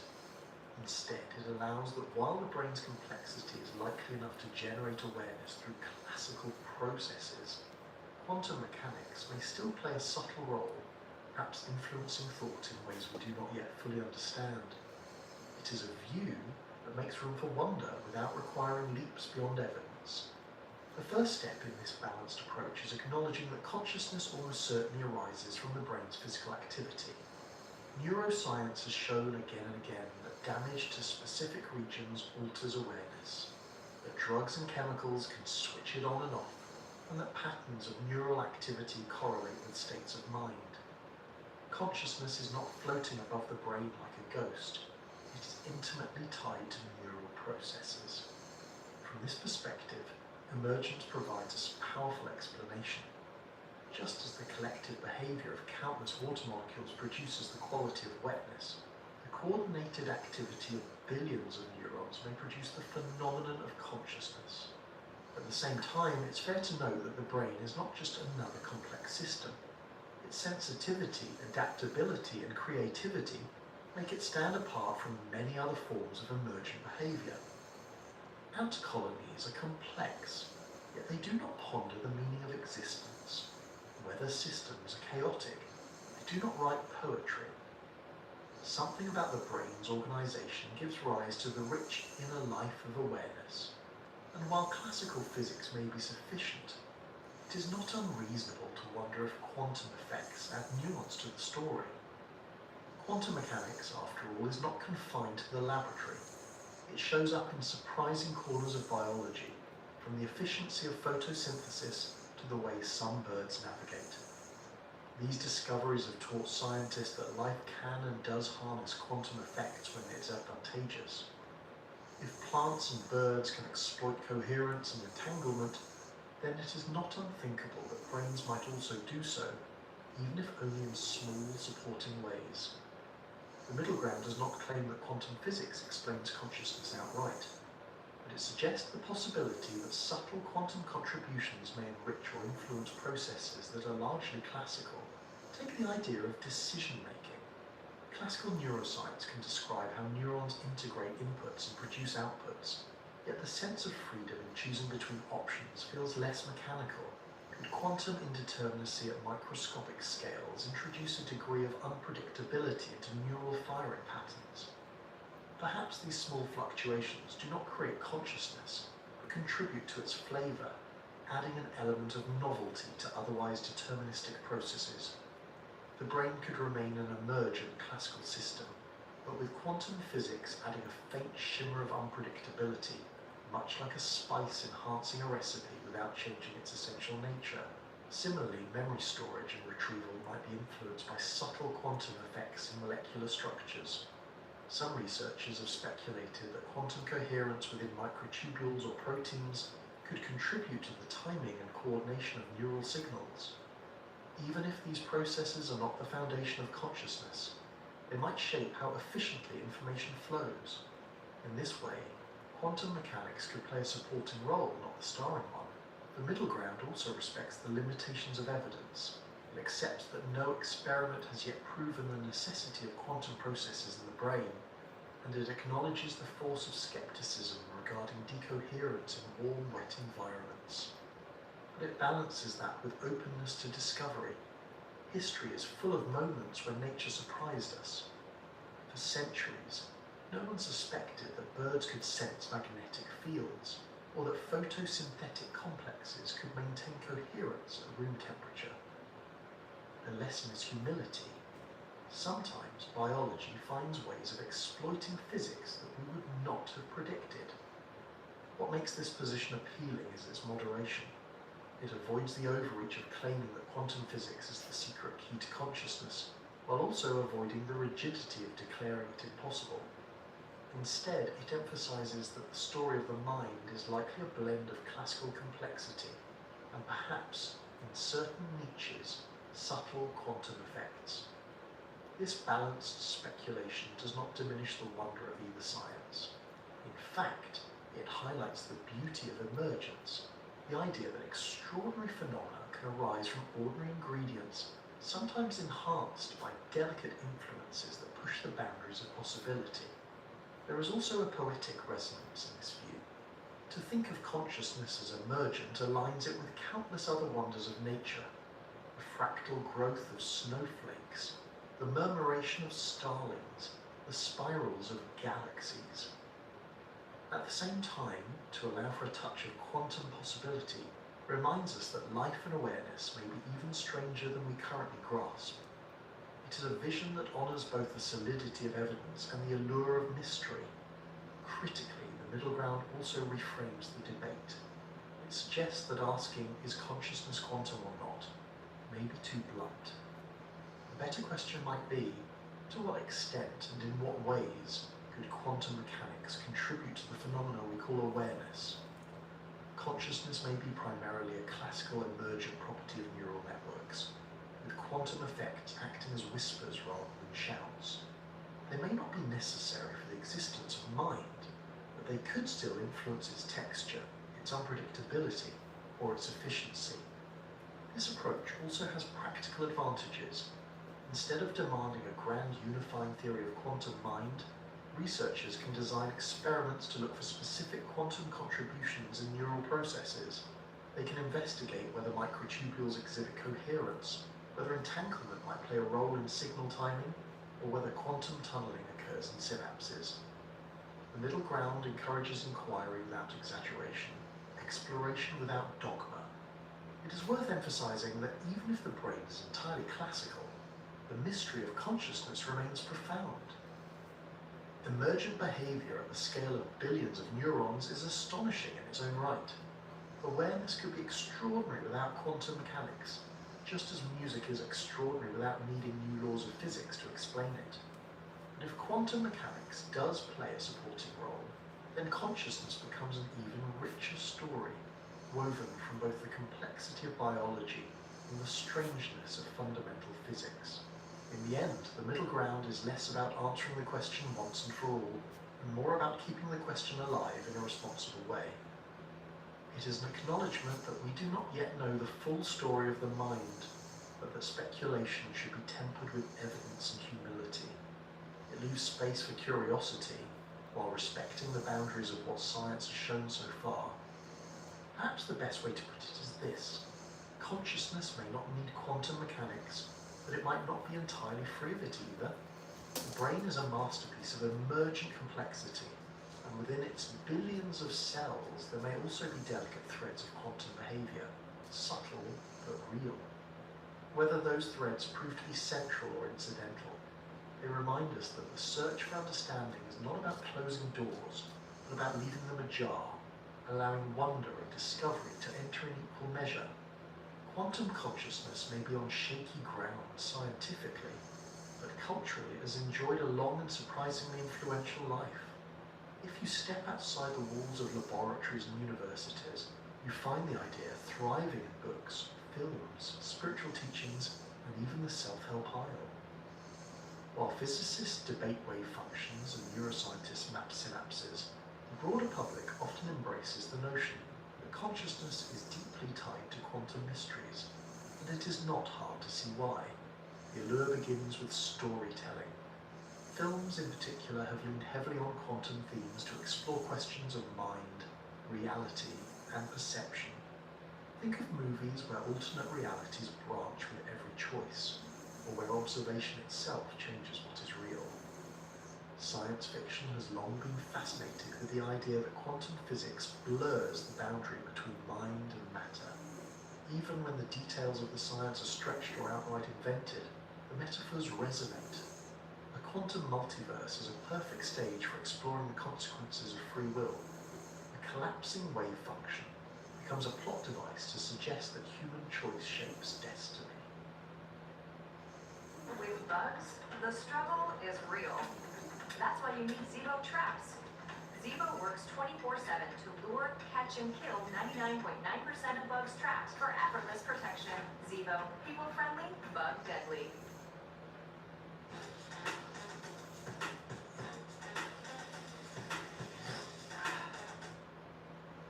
Monster crafts cars for those who choose to do more. The CX-50 hybrid lets you go farther. Take advantage of one of these exceptional offers at your local Mazda dealer today. Why is it easier to search the entire internet than your own stuff?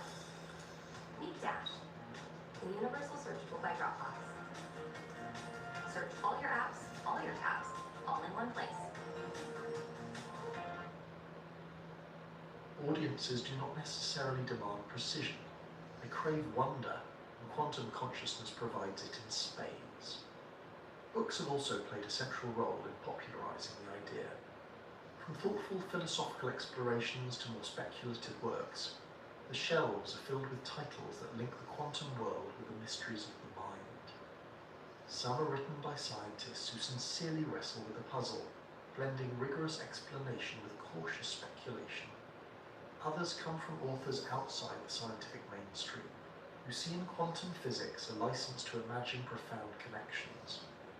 For readers, these works often provide a satisfying bridge between science and meaning. The technical details of quantum mechanics may be impenetrable, but the broad strokes, uncertainty, superposition, entanglement, become symbols that people can carry into their own reflections about life and selfhood. Spiritual movements too have eagerly embraced quantum consciousness. For centuries, traditions like Buddhism, Taoism, and Vedanta have emphasized interconnectedness and the illusory nature of separation. Quantum physics, with its counterintuitive refusal to let particles remain neatly distinct, seems to echo these teachings. Entanglement is recast as spiritual unity. Superposition becomes a metaphor for the boundless potential of the soul. The uncertainty principle resonates with teachings about embracing the unknown. Even if the connections are more poetic than literal, they offer a language in which science and spirituality seem to converse. For many people, that blending feels deeply satisfying, suggesting that modern physics is finally catching up to ancient wisdom. The self-help world has taken this one step further. In this realm, quantum mechanics is often less a science than a brand.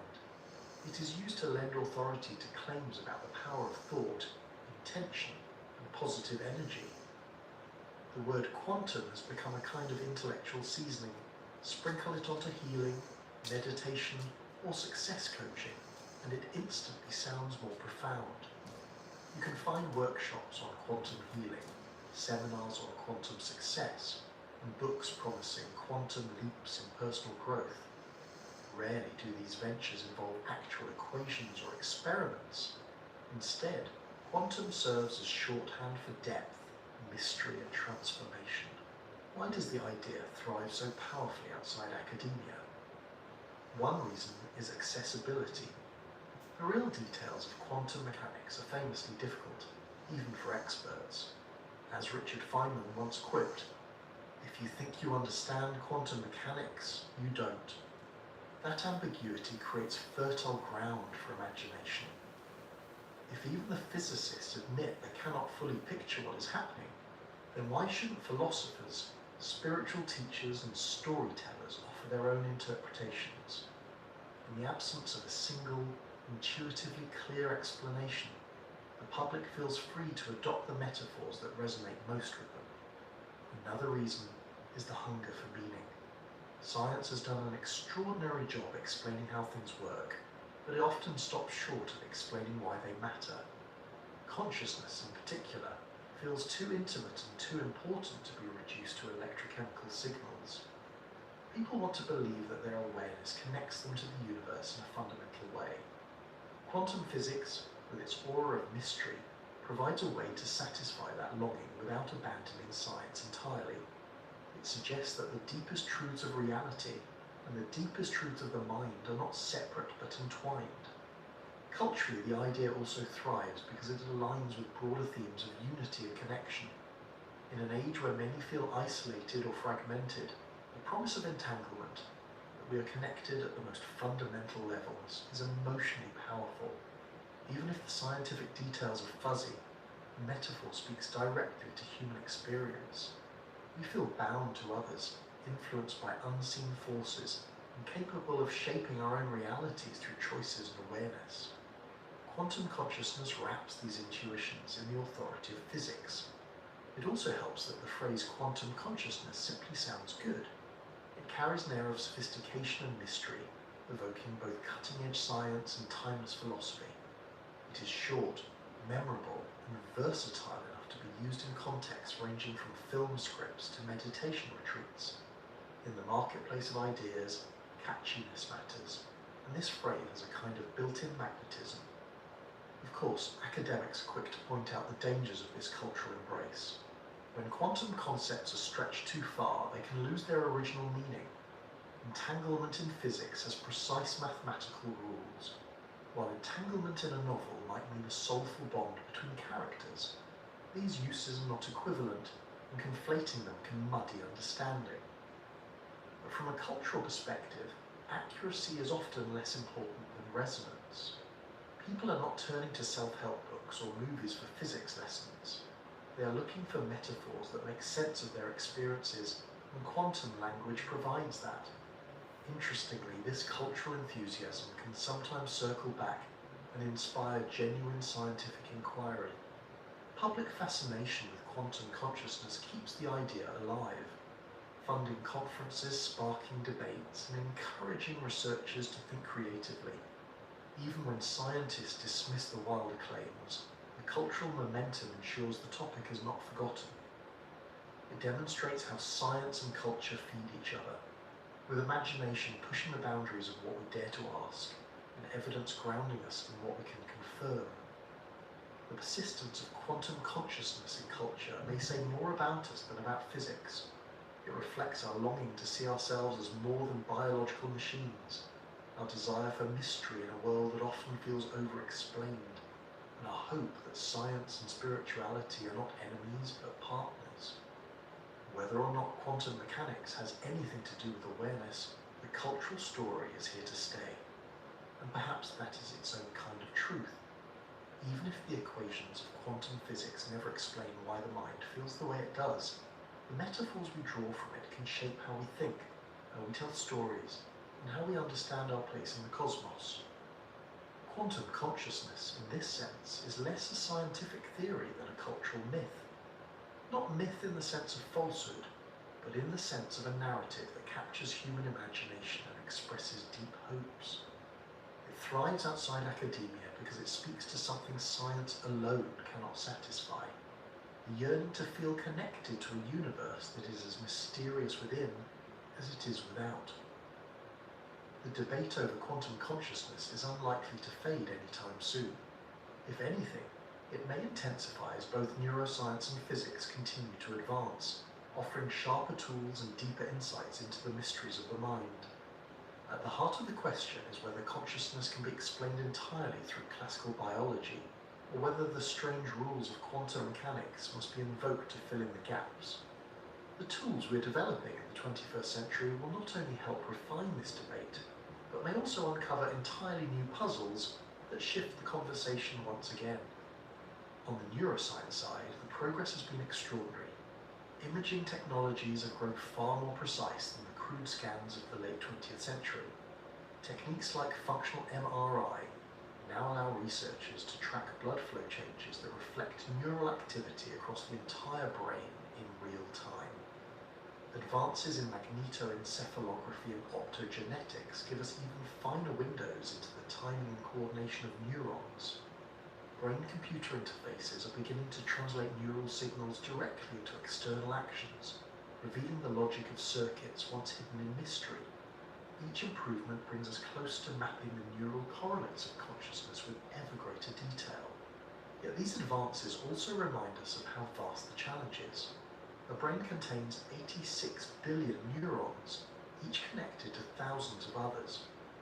Charting the full network of these connections, sometimes called the connectome, is a task so enormous that it may take decades to complete.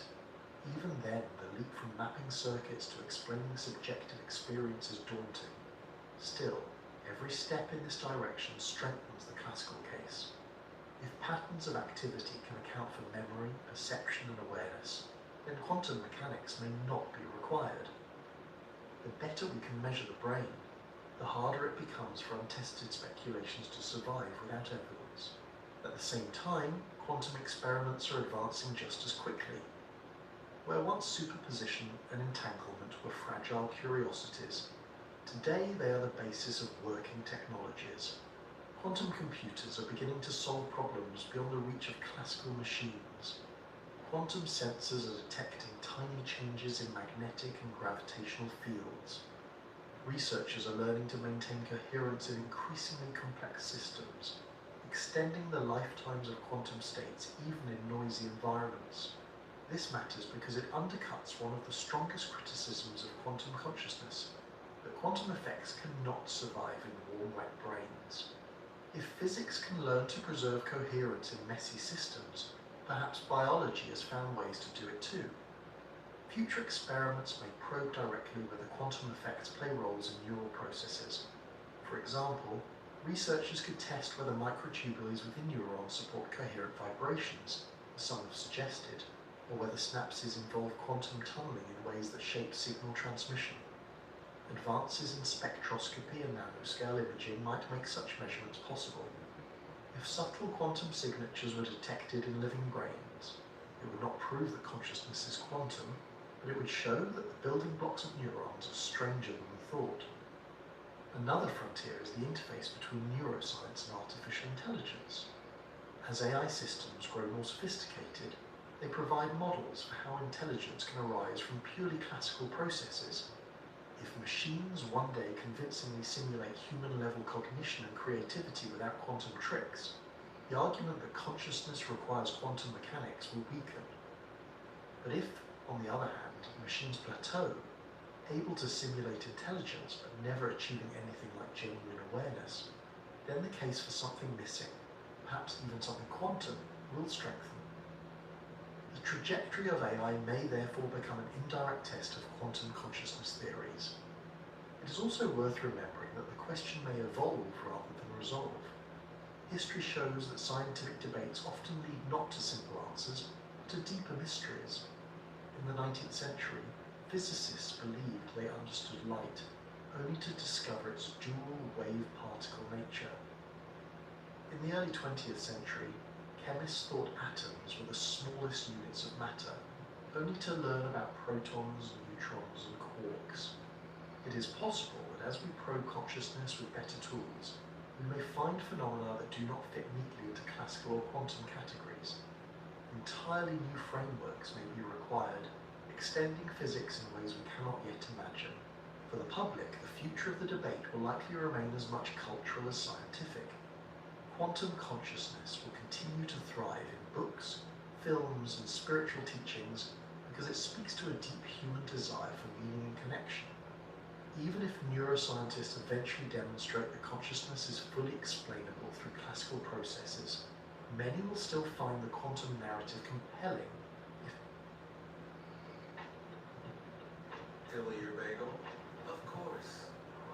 Fill your potatoes, eggs, and pasta. Hello, creaminess. Philadelphia, a creamy touch of magic.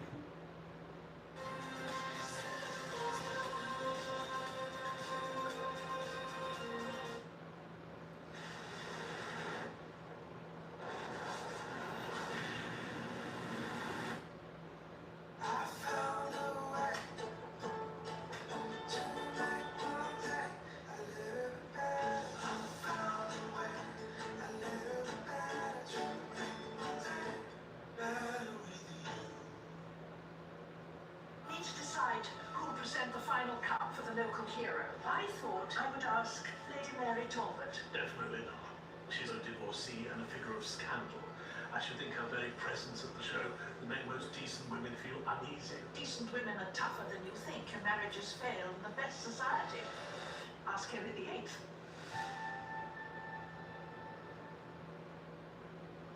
If only as a metaphor. Conversely, if evidence emerges that quantum effects are genuinely involved, the cultural resonance will only deepen, affirming long-held intuitions about unity and mystery. In the laboratory, though, the future is about evidence. Neuroscientists will push for more detailed maps of the brain, charting its circuits with the precision of cartographers mapping a new continent. Physicists will refine their experiments, probing ever larger and more complex systems for quantum signatures. Between them lies the possibility of convergence, the day when tools are sensitive enough to say definitively whether the brain harbours quantum effects or not. Until then, the debate remains open, a superposition of possibility waiting for its measurement. Perhaps the most realistic outlook is that the coming decades will provide clarity at the edges while leaving the core mystery intact. We may rule out certain quantum theories of consciousness, while leaving others plausible. We may discover subtle quantum influences in biology without proving they are necessary for awareness. We may learn that the brain is even more complex than imagined, its emergent properties dazzling enough without requiring new physics. Or we may stumble upon phenomena that challenge our categories entirely. The future of the debate, then, is not about reaching a final answer once and for all, but about refining the questions. What exactly do we mean by consciousness? What kinds of processes are sufficient to generate it? How does subjective experience arise from physical systems? And can we ever fully capture it with objective measurement? These questions will persist regardless of whether quantum mechanics is part of the story. What seems certain is that the debate will remain lively, driven by advances in neuroscience, quantum technology, and philosophy alike. Each discovery will be another piece of the puzzle, even if the full picture is never completed. Consciousness may turn out to be quantum, classical, or something else entirely, but the journey of exploring it will continue to illuminate both the universe and ourselves. And in that journey, the balance of curiosity and humility may prove to be the most important guide of all. Consciousness, whether it turns out to be woven from the threads of quantum mechanics or entirely explainable by classical biology, remains one of the most astonishing facts of existence. The simple reality that you can hear words, imagine their meaning and reflect upon them is extraordinary. In a universe that is mostly dark matter, empty space and lifeless rocks, here is a pocket of awareness able to contemplate itself and everything around it. Even if science one day explains the mechanisms down to the last detail, the fact that experience exists at all will always carry a certain wonder. There is something beautiful about the idea that not everything is settled. Science excels at answering questions, but some mysteries linger, reminding us that the story is still unfolding. Consciousness is one of those lingering puzzles, and perhaps it always will be. Whether the mind relies on quantum effects or emerges purely from the tangled webs of neurons, the ability to question and to wonder is itself a profound gift. It is a reminder that knowledge and mystery are not enemies but companions, each giving the other meaning. Part of the magic of consciousness is its intimacy. You never step outside of it. You live within it every moment. And yet, despite being the most immediate aspect of existence, it is also the hardest to explain. Science can describe how galaxies form, how atoms bond, and how black holes warp space-time. But when it comes to the feeling of being, the redness of a sunset, the taste of chocolate, the sound of laughter, explanations quickly grow thin. This paradox that the most familiar thing is also the most mysterious is enough to make one pause in quiet reflection. Speculations about quantum consciousness add another layer to this mystery. Even if the evidence remains elusive, the very idea that awareness can be linked to the fundamental rules of reality has a kind of poetry. It ties the inner world of thought to the outer world of particles, hinting at unity across scales. And even if the connection proves metaphorical rather than literal, it still enriches the way we think about our place in the cosmos. Sometimes metaphors guide us just as powerfully as equations. But there is also something equally poetic about the skeptical view. To imagine consciousness as the product of emergent complexity, billions of neurons firing in intricate harmony, is no less awe-inspiring. Out of the same atoms that form stars and soil, evolution has shaped a system capable of love, creativity, and curiosity. That such richness could arise without any exotic new physics is a marvel in itself. In this light, awareness is not a cosmic anomaly, but a natural flowering of matter, a testament to the power of complexity. Perhaps the deepest beauty lies in holding both possibilities at once. Consciousness may be classical, quantum, or something entirely beyond our current imagination. The uncertainty does not diminish it. In fact, the uncertainty may be part of what makes it precious. Living with mystery encourages humility. It reminds us that our knowledge, however advanced, is still just a small island in an ocean of the unknown. That ocean is not frightening but expansive, inviting us to continue exploring. There is also comfort in recognizing that not knowing is part of the human condition. For centuries, people have asked where thoughts come from, what dreams mean, and what it is to be aware. The answers have shifted with culture, philosophy, and science. The questions themselves endure. To rest in the mystery of consciousness is to join a long line of thinkers, poets, and wanderers who found meaning not only in certainty, but also in wonder. One might even say that the mystery is part of what makes consciousness meaningful. If every detail were laid bare, if awareness were reduced to equations and circuits without remainder, some of the magic would vanish. The ability to marvel, to feel that there is more than can be captured in words, is part of what makes being alive so rich. A life with no mysteries would be a life with less imagination. Quantum consciousness, whether true or not, symbolizes this interplay between knowledge and wonder. It suggests that the mind may touch the very foundations of reality, or at the very least, that reality is strange enough to invite such speculation. Even if the theory fades, the longing it expresses to feel connected, to glimpse hidden depths, will remain. That longing is as much a part of consciousness as neurons and synapses. When all is said and done, perhaps the most profound fact is not whether consciousness is quantum, but that it exists at all. Out of a silent universe came awareness capable of asking these questions, of telling stories, of seeking meaning. Whether the explanation is rooted in entangled qubits or in emergent neural networks, it does not lessen the wonder. Awareness is its own miracle, one that requires no adornment to be astonishing. So it may be best to rest gently in the mystery, to let the questions linger without rushing to closure, to savor the fact that consciousness, whether classical or quantum, is the lens through which all of reality is known. In the end, it may not matter whether the brain is a quantum computer or a classical machine of breathtaking complexity. What matters is that it is capable of wonder, of curiosity, and of love. And in that quiet recognition, one finds peace. The mystery remains, so too does the beauty of being alive to notice it. Consciousness and quantum mechanics, two of the deepest mysteries in science, make a tempting pair. One is the intimate mystery of being aware, the other the strange framework that governs the smallest particles in existence.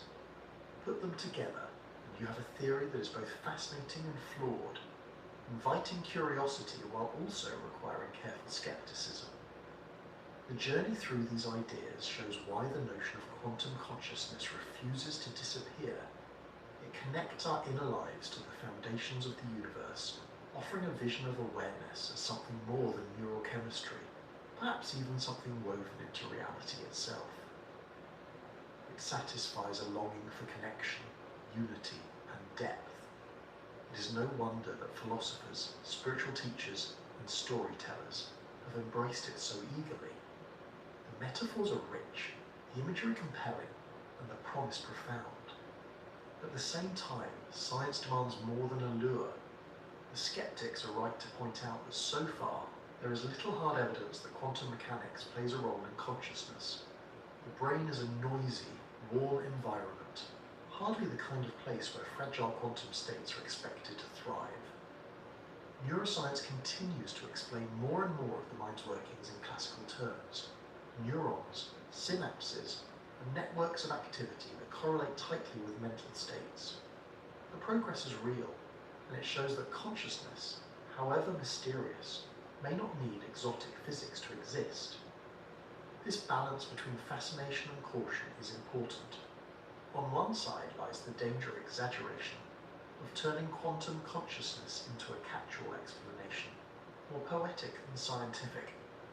On the other lies the risk of dismissal, of closing off possibilities simply because they sound strange.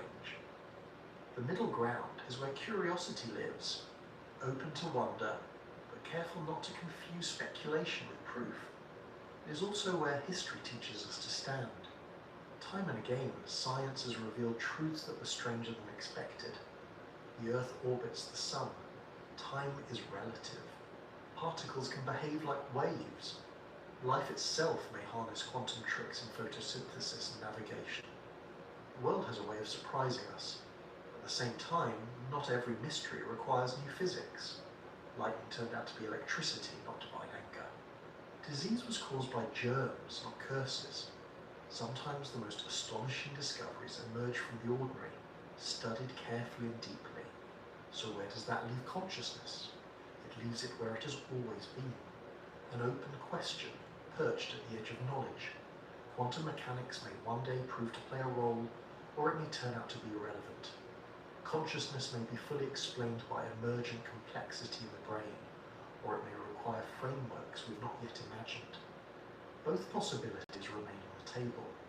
What is clear is that the search is far from over, and that the act of searching enriches science and philosophy alike. There is something hopeful in this uncertainty. The mystery of consciousness is not a wall, but a horizon. Each new advance in neuroscience, each new experiment in quantum physics, pushes that horizon a little further. The more we learn, the more we realize how much remains unknown. That is not failure, it is the essence of exploration. Mystery is not an obstacle to knowledge, but an invitation to keep asking questions. Perhaps that is the lesson to carry forward. That consciousness, whether quantum or not, is wondrous. It is the lens through which all of reality is known, the stage on which every experience unfolds. To sit quietly and reflect on the fact that awareness exists at all is to feel something both humbling and uplifting. It reminds us that being alive is not just a biological fact, but also a source of wonder, so we can rest gently in the balance. Quantum consciousness may be fascinating, but it is not proven. Neuroscience may be powerful, but it has not yet solved the riddle. Both paths remain open, each offering insights and each demanding humility. In the meantime, we can appreciate the beauty of not knowing everything. We can allow the mystery itself to be a source of peace, a reminder that life is richer when there are still questions to ask. As the day ends and the mind drifts towards sleep, perhaps the most calming thought of all is this: whether consciousness is rooted in neurons, quantum states, or something entirely beyond our current understanding, the fact of awareness remains a quiet miracle. It does not need to be solved to be cherished. The mystery is part of its beauty, and in that beauty there is hope. Hope that the search will continue, gently, thoughtfully, and with the wonder it deserves. With bugs, the struggle is real. That's why you need Zevo traps. Zevo works 24/7 to lure, catch, and kill 99.9% of bugs trapped for effortless protection. Zevo, people-friendly, bug-deadly.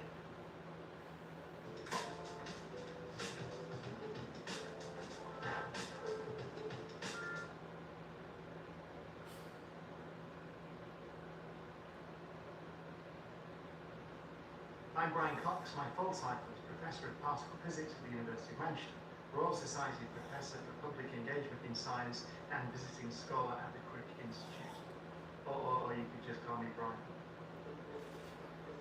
Quantifying the Universe with Brian Cox. Part 1. The Power of Quantum Mechanics. What are considered the earliest glimpses of quantum mechanics?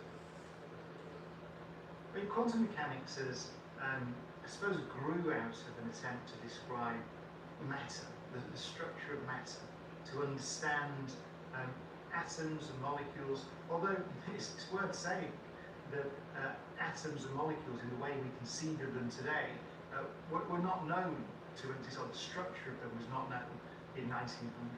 That comes a little bit later with the discovery of the atomic nucleus and so on. But the idea that matter is made of smaller things can be traced back, of course, philosophically to the ancient Greeks. But there's a beautiful book by Johannes Kepler. So Kepler's probably most famous, I'm sure you've heard of the name in the context of the laws of planetary motion, which laid down the foundations on which Newton built his universal law of gravitation. But there's a beautiful book that Kepler wrote in 1610 called On the Six Cornered Snowflake, which to me really illustrates the genius of Kepler. And it's a sort of meditation on patterns in nature.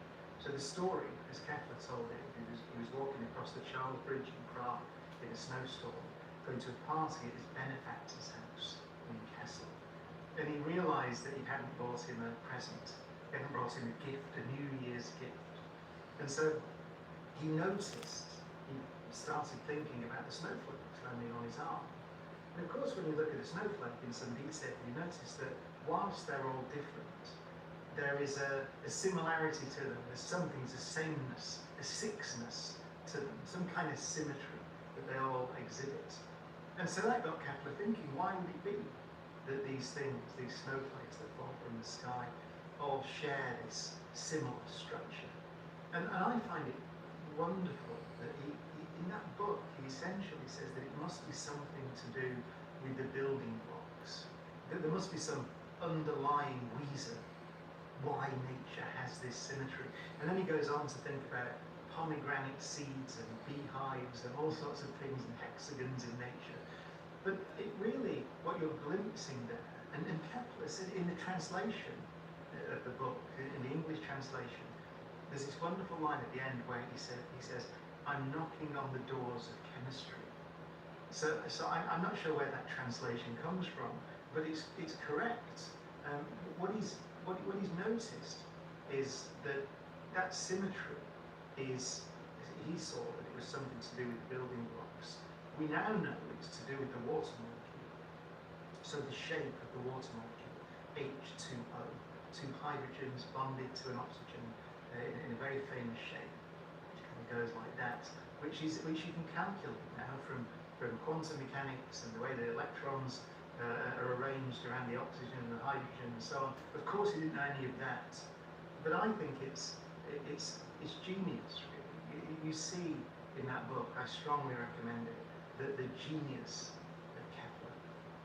Quantum mechanics is it grew out of an attempt to understand some curious experimental findings, which actually at the time weren't considered to be so problematic. There were questions about the colour of light or the nature of light emitted by atoms. So very famously, for example, sodium vapour. You remember old sodium vapour streetlights, and they glow kind of yellowy orange, and the question was why?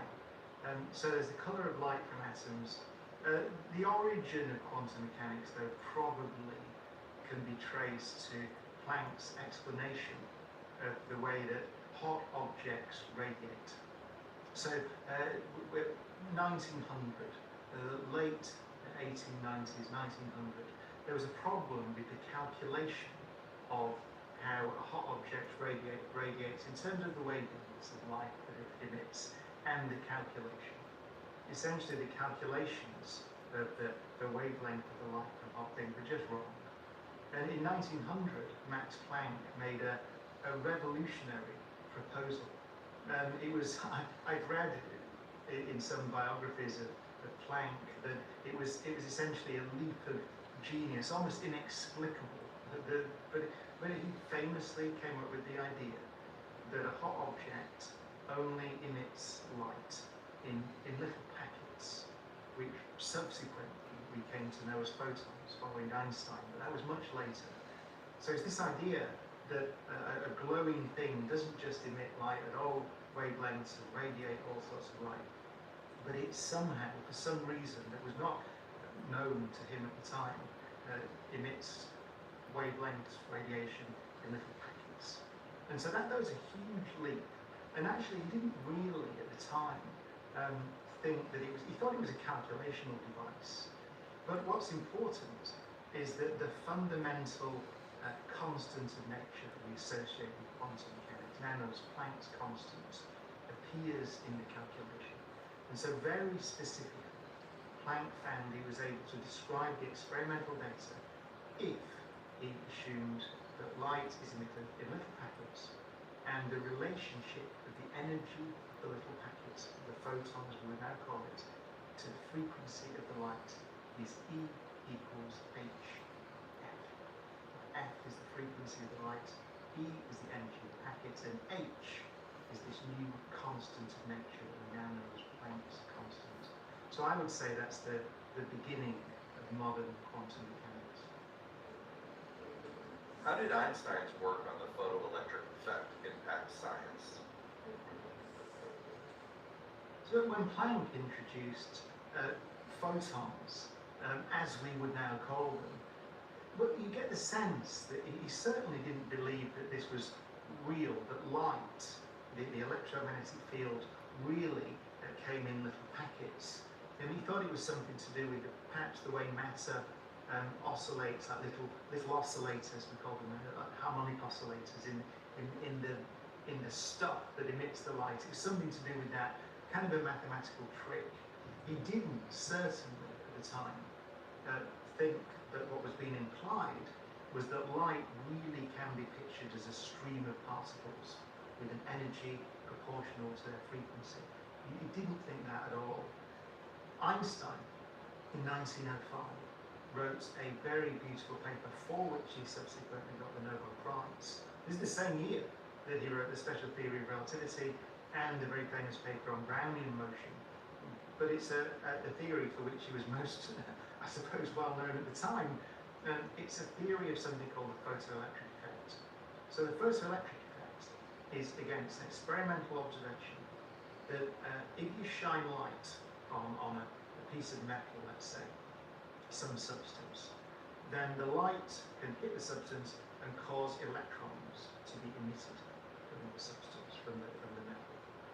But what was observed was that if the light is too long a wavelength or too low a frequency, then no matter how bright the light, then you can make it brighter and brighter and brighter and brighter, no electrons are emitted. This is a mystery. If you think of light as just delivering energy to something and just a not like a stream of little particles, then it would seem that if you turn the intensity up, brighter light, then you'd supply enough energy to knock the electrons out of the metal. That's not what happens. So you find that there's a minimum frequency. Remember, the frequency is the colour. So it's almost like saying, if I shine red light on this thing, then no matter how bright the red light is, nothing happens. But if I make the light a little bluer, you get to a point where electrons start coming off. And then that light can be quite dim, but it will still emit electrons. So this was a mystery. It's called the photoelectric effect. Einstein explained it following Planck by saying that actually you can think of light as a stream of particles, photons. And then if the photons don't have enough energy to knock the electrons out of the material, then no electrons will emerge. So you could imagine just having one single photon, but if it has enough energy, then it will come in and knock the electron out. And so that's essentially the photoelectric effect. It's important because it's the first time that we get the sense that this so-called quantization of the electromagnetic field, this chopping up of light into little packets, is not to do with the way that matter emits light. It's to do with light itself. The idea, it's going all the way back hundreds of years to pictures that Newton would have had of light being a stream of particles, that you can really think of these things, or photons, almost like little bullets that go and hit things and interact with them. So that's 1905. And it's worth saying, actually, historically, that that was very controversial at the time. You really get a sense when you read the papers at the time that people thought that this was a calculational device, or something to do with matter and not to do with the electromagnetic field itself, not to do with light itself. And actually there's a very famous letter of reference that Planck wrote for Einstein years later, in the 1910s, I think, so 6, 7, 8 years later, recommending him for a position, for an award. And Planck said that Einstein's belief in the reality of photons should not be held against him. And this is years after the 1905 paper. So it gives you a sense of the intellectual struggle that quantum mechanics and these early ideas of quantum theory caused, the intellectual problems that it caused for people at the time. And I always remind my students of this when I teach introductory quantum mechanics. One of the key things, it's not so mathematically difficult, at least in an introductory presentation, but the ideas themselves are profoundly counterintuitive. And that's why it wasn't the mathematics really, that's why it took decades from these early glimpses of quantum theory at the turn of the 20th century for a coherent theory to emerge, arguably in the 1920s. And then you could argue that even today, the interpretation of what the theory is telling us about the nature of reality itself is not universally agreed upon. How does quantum physics conflict with classical theory? One of the big changes actually that's happened in teaching quantum mechanics in universities over the last few decades is that it was always, when I learned it, so back in the 1990s, it was common to teach it historically. So you go through the things that we've talked about, you go through the photoelectric effect and the structure of atoms, you get to Niels Bohr and his early explanations of how atoms might work, following on from Ernest Rutherford in Manchester detecting the atomic nucleus. And then so this idea that an atom is a nucleus, a dense positive charge. It wasn't known exactly what the structure was at that time. With electrons, let's say, orbiting, in inverted commas, around it, so that there's a picture of almost like a solar system, but it was known that doesn't work because you have charged particles moving in the vicinity of other charged particles, and that means that they radiate and they would not be stable. So there's all these things going on, confusion, and then Bohr suggests that electrons can only take certain energies, which we now call orbitals, around the atomic nucleus, and all this stuff is going on. And it used to be that we would teach it like that in university. But if you do that, you pick up all the confusion. The confusion, decades and decades of confusion that these great physicists felt in trying to come to terms with this counterintuitive picture of the world. So now, I think it's more common in universities to start with the theory as we understand it today, and just say, well, this is the way the world works. And perhaps the best introduction would be to think of a property of particles called spin. So you might call these things a qubit. So what is a qubit? So you think of a coin, which you would toss in the air, and it can be either heads or tails. So that's a kind of an intuitive picture of the world. This thing is either heads or it is tails. Now, a quantum coin could indeed have the property that it would be heads or tails.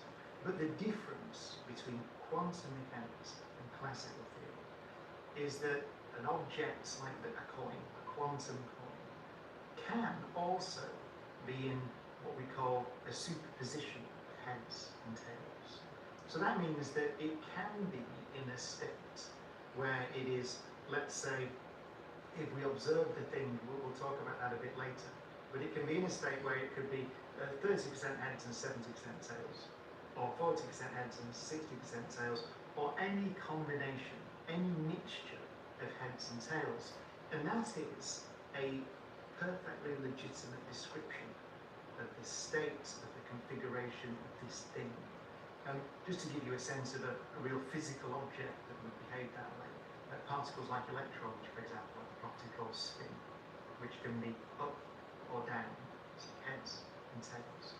But that's the key thing, that objects like electrons can not only have definite values of some property, something that you can measure, but they can be in a mixture of those things. And it's not a probability theory in the sense that we would usually think of probability theories. So usually we'd say, well, there's a 50% chance it's going to rain tomorrow.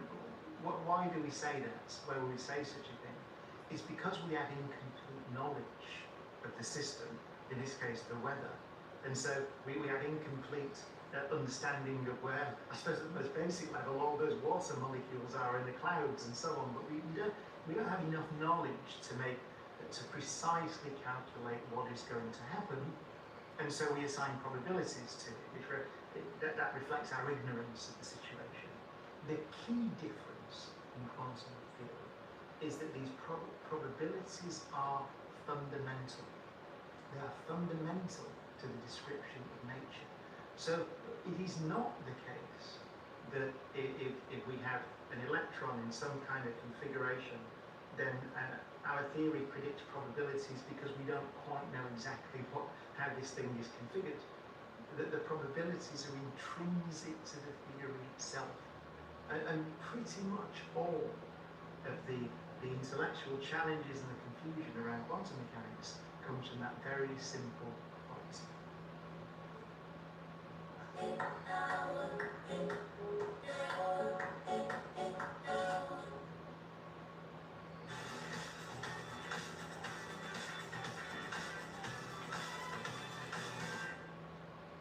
Yet another toothpaste that does not whiten. Girl, this one works. Basic toothpaste stops at the top. Crest goes deeper to dissolve the bonds that hold stains to teeth. Will wipe your teeth in one day. Crest. Plato's closet equals cash in your wallet. You have stuff in your closet that you don't wear. So why not bring it in, sell it to us, and get paid for your stuff? What will you do with your payout? Look good, do good, and feel good with Plato's Closet. What is the double slit experiment? If you look at pretty much any book on quantum mechanics, there is one experiment which you can describe. It's a very simple experiment which encapsulates all the, I was going to say weirdness, but it's all, let's say all the properties of the quantum world. It's called the double slit experiment. And by the way, I strongly recommend, I think it's almost universally accepted, the best description of the double slit experiment is freely available. It's in the Feynman Lectures, Volume 3, first chapter, and I've read quantum mechanics textbooks that say, go away and read the first 2 chapters of the Feynman Lectures on Physics, Volume 3, because it's all in there, can't be done any better. So I could recommend that if you find this interesting. The double slit experiment is essentially, let's say you have something that will emit, let's say electrons, so particles, electrons, electron gun that emits particles. And then you have a barrier that has 2 slits cut in it and a screw. So that's the setup of the experiment. So we have something that emits electrons, 2 slits, cut in a screen, and a detector, another screen that the electrons would hit.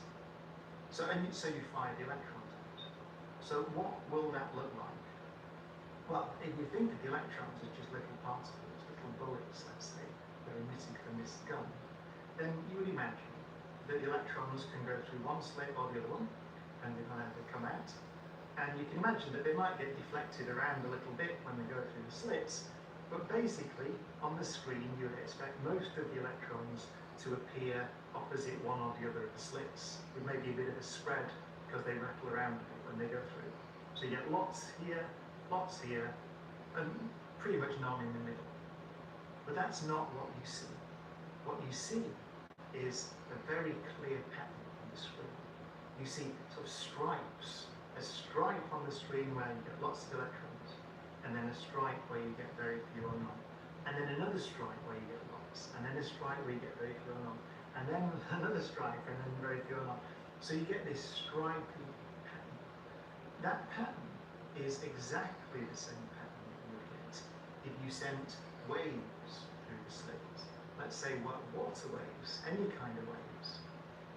Then it's easy to understand, because what's happening then, and this followed, physicists knew this back in the 1700s, right, is that you can consider each slit as a source of new waves. And the waves come out, and waves have the property that they can interfere with each other. So you can get a peak, one wave arriving at the screen from one slit, and a trough of a wave arriving at the screen from another slit, and if everything's lined up correctly, the peak and the trough cancel out and you get nothing. So you get this property where something from each slit, it's very easy to understand if it's a big extended wavy thing, lines up in such a way that it cancels out. And then it could line up in such a way that it reinforces. You get a big disturbance there, and then it cancels out again, and then it reinforces again. So you can imagine this stripy pattern on the screen. That's what you get with waves. The fact that you get it in particles is interesting. But here's another interesting thing. You still get that pattern if you send one particle at a time through the slits. So it is, and let me use my language carefully, I was going to say it is as if the electron can somehow explore both paths, just like a wave can, and then interfere with itself to control where it lands on the screen. As if is something that people might object to. Many physicists would say, no, it does. So the statement is that the electron explores both routes at the same time, at once, let's say, on its route from the electron gun through the slits to the screen. So that's a very strange picture of reality, but we surely think of particles as following definite paths. And it might be that you don't know quite which path it's going to take, but surely you would say, in reality, it will go one route or the other route. But that experiment, which I emphasize has been done now many times, tells us that nature is not like that. It tells us that the electron must, in some sense, explore all routes on the way from the gun to the screen. And so the question then becomes, well, what do I mean by in some sense? What you see in the Feynman lectures is he gives you two pictures of how to think about physics. One is he gives you the way that you would calculate what you're going to see on the screen. And that's really simple, as Feynman points out. So what you can do is you can calculate what's called a complex number for every route that the particle, the electron, can take from gun through the slits to the screen. So every route, every path that you possibly take. A complex number, for those that don't know about complex numbers, can be pictures of a little clock face. So a complex number has a clock hand, there's a length of the clock hand, and there's the time in the clock face. Then you can calculate how those clock faces kind of evolve and change and spin around from the moment the electron's emitted to the moment it hits the screen. And the prescription is very simple.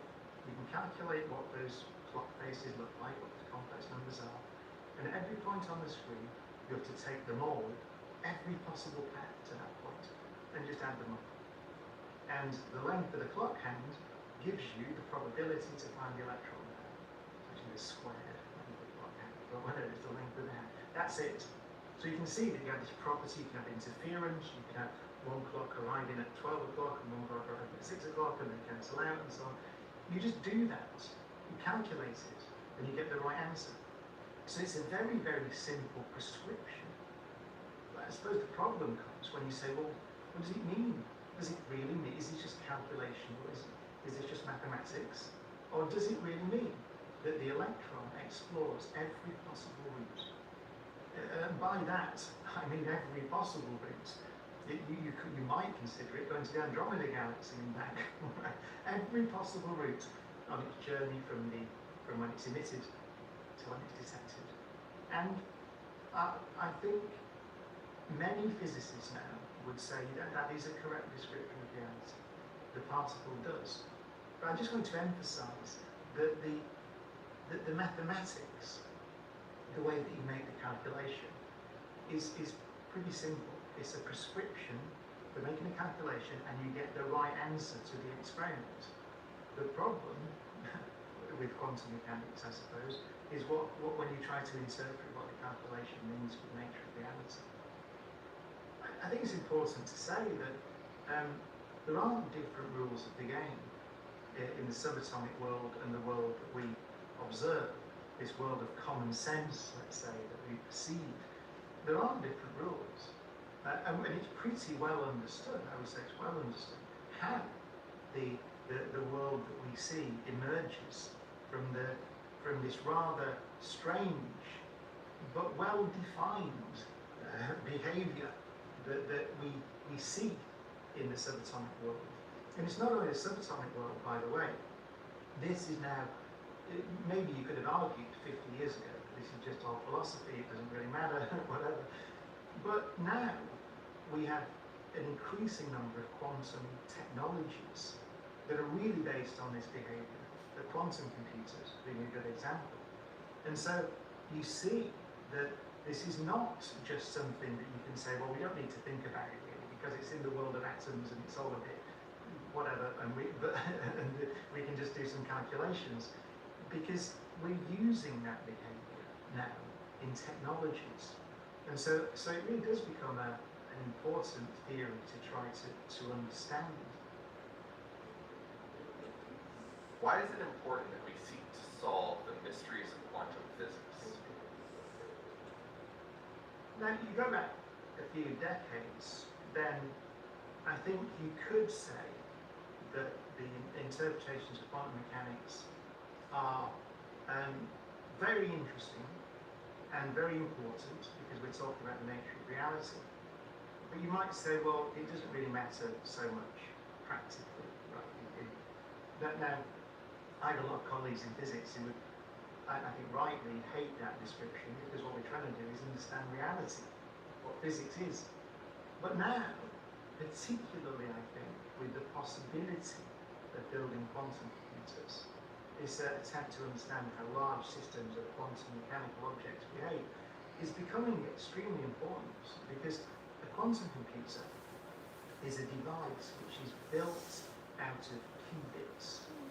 Remember, a qubit, an example would be an electron, which has this property that when you make an observation of the spin, let's say, of this electron, it behaves like a coin. It can be up or down, heads or tails, that we can describe it. But that thing can also exist in a superposition, a combination of these things. It's a perfectly valid configuration. And you use that. That's the kind of property that you use in building a quantum computer. You can also then ask the question, well, what happens if I get another one? Two electrons together. These can be in what's called an entangled state. So then you have a much richer structure of this physical system. So an example of an entangled state, a very famous thing called a Bell state, would be where you set these things up. So the system of these two qubits, let's say they're up and down in the spin track. So I can have the state up, down, plus, down, up. A complete description of this state. Up, down, plus, down, up. What does that mean?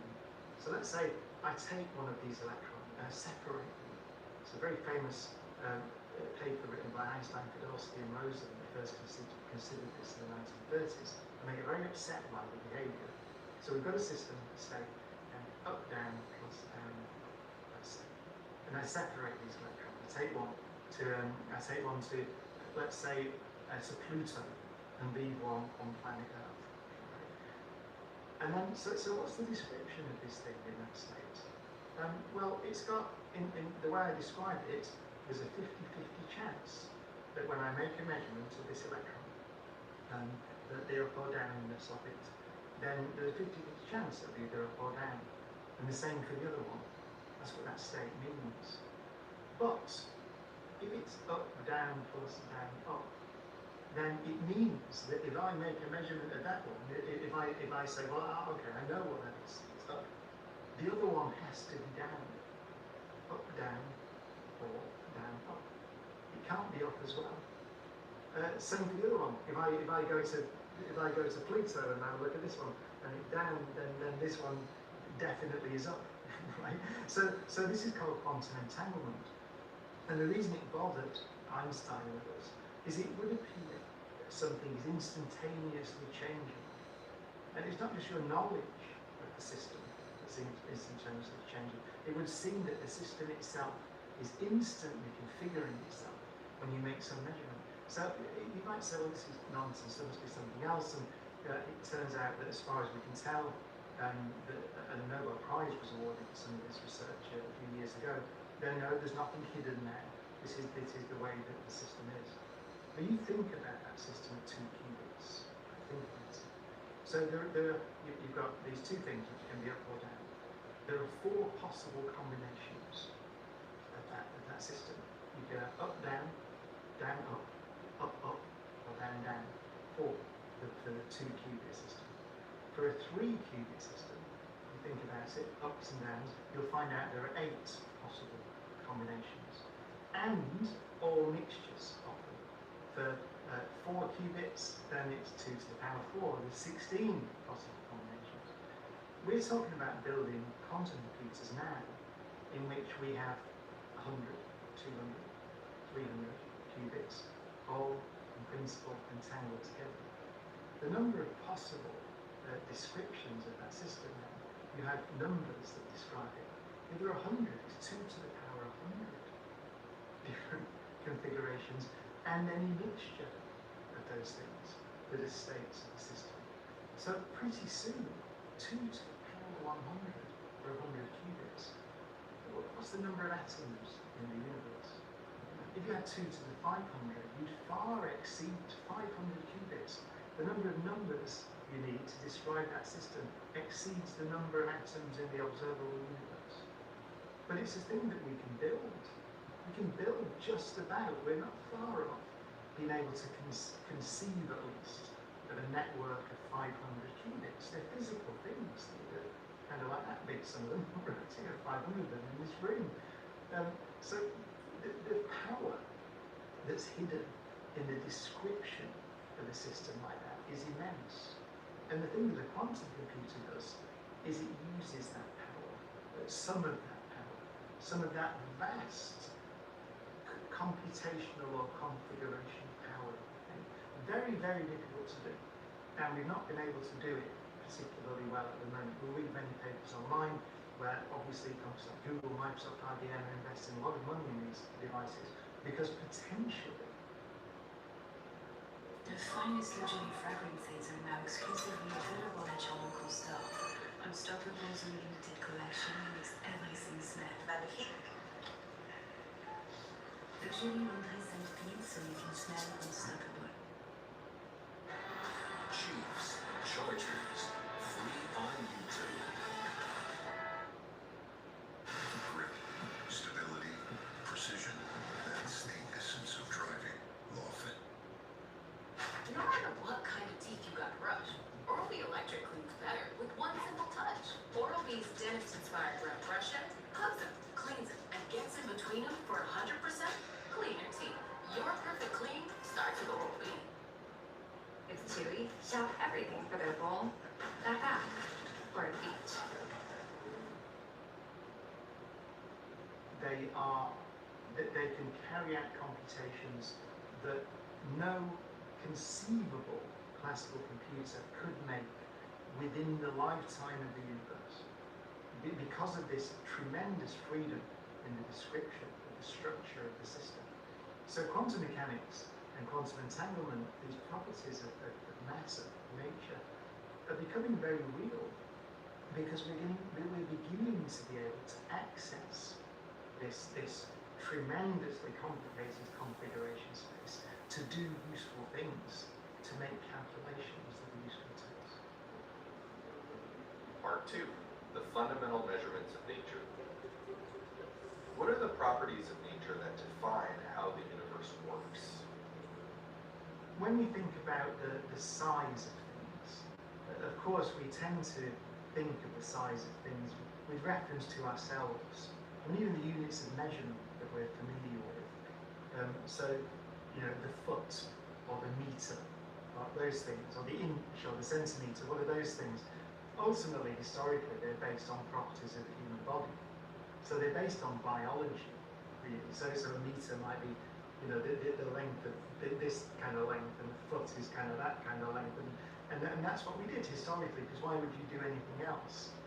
But of course, the history of physics tells us, as we go into the 17th century, 18th century, 19th century, 20th century, we then begin to understand that there are things that are much bigger than us and much smaller than us. And so, is the meter, for example, which is based on a property of the length of my arm or the length of my foot or whatever it is that real? Is that fundamental? Is that something that tells us something deep about the structure of nature? Well, the answer is no. It tells us about something.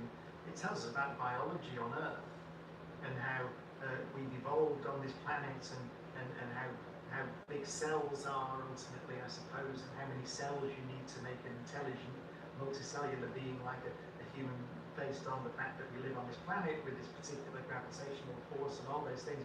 So it tells you about all that stuff, but it doesn't tell you anything profound or deep about the deep structure of the universe. And so Max Planck, of Planck's constant fame and quantum mechanics fame, came up with a system of units, right? So a way of saying, well, what are the fundamental quantities, as far as we can tell, that really tell us something about the structure of nature? We're looking, I suppose, for units of measurement that you could imagine if you met some aliens from some different civilization. That they might not even have arms, right, or feet, but they might be very different in size and scale from us. So what would the common language be? Is there some units of measurement that we could all agree on? And so Planck thought about that. So what are the fundamental constants of nature as we understand them? So things that really tell us about the underlying structure of the universe. So one would be the speed of light. So the speed of light, that would be, although we can talk about what it is in meters per second or miles per hour or whatever it is a property of the universe. Everything that is massless travels at the speed of light, this speed, whatever it is. And if you have any mass at all, you cannot travel, you cannot accelerate to this speed, the universal speed limit. So it's something deep about the property of the universe. It's to do with perhaps the geometry of space-time, or we don't know where it comes from, the particular number, but there is the speed of light. Another one will be the strength of the gravitational force. So what is the force between two objects of a particular mass, or in Einstein's theory, a deeper description, how does a particular amount of matter or energy distort the fabric of the universe? The number that tells you about that is Newton's gravitational constant, which was first measured back in the 1780s, 1790s. So it's the strength of gravity. And then there's Planck's constant itself. So you can say, this is associated with quantum theory, what is it? So you can read many different textbooks, you'll find many different ways in. You could say, for example, that there's a fundamental limit on how accurately we can know the position of a particle and the momentum of a particle. You can't know them both with absolute precision. There's a fundamental limit, and it's around about Planck's constant. So the uncertainty on the measurement of the position of something multiplied by the uncertainty on the measurement of the momentum of something always has to be greater than Planck's constant. So it's a fundamental property of the universe. And there are different ways of thinking about it. Planck first introduced it in the context of the frequency or the wavelength of light emitted from objects. Photons, what's the energy of a photon, a packet of light? It's Planck's constant multiplied by the frequency. So it's a deep property of nature. Those three numbers, those three things, the speed of light, strength of gravity, and Planck's constant, allow you to define some distances, a particular distance called Planck length. I want to do it by reading it off something, because I don't carry all these numbers around in my head. It would be pointless to do that, because you can look them up. So I could take Planck's constant, multiply it by the strength of gravity, and divide it by the cube of the speed of light, and then take the square root of the whole thing. So it's hg divided by c cubed square root. You'll find that that has, if you put those things in terms of meters and kilograms and things, you'll find that has, it's a length, it's dimensions of meters, and it's a tiny length. It's about 10 to the minus 35 meters. 35 knots, 1 of a meter.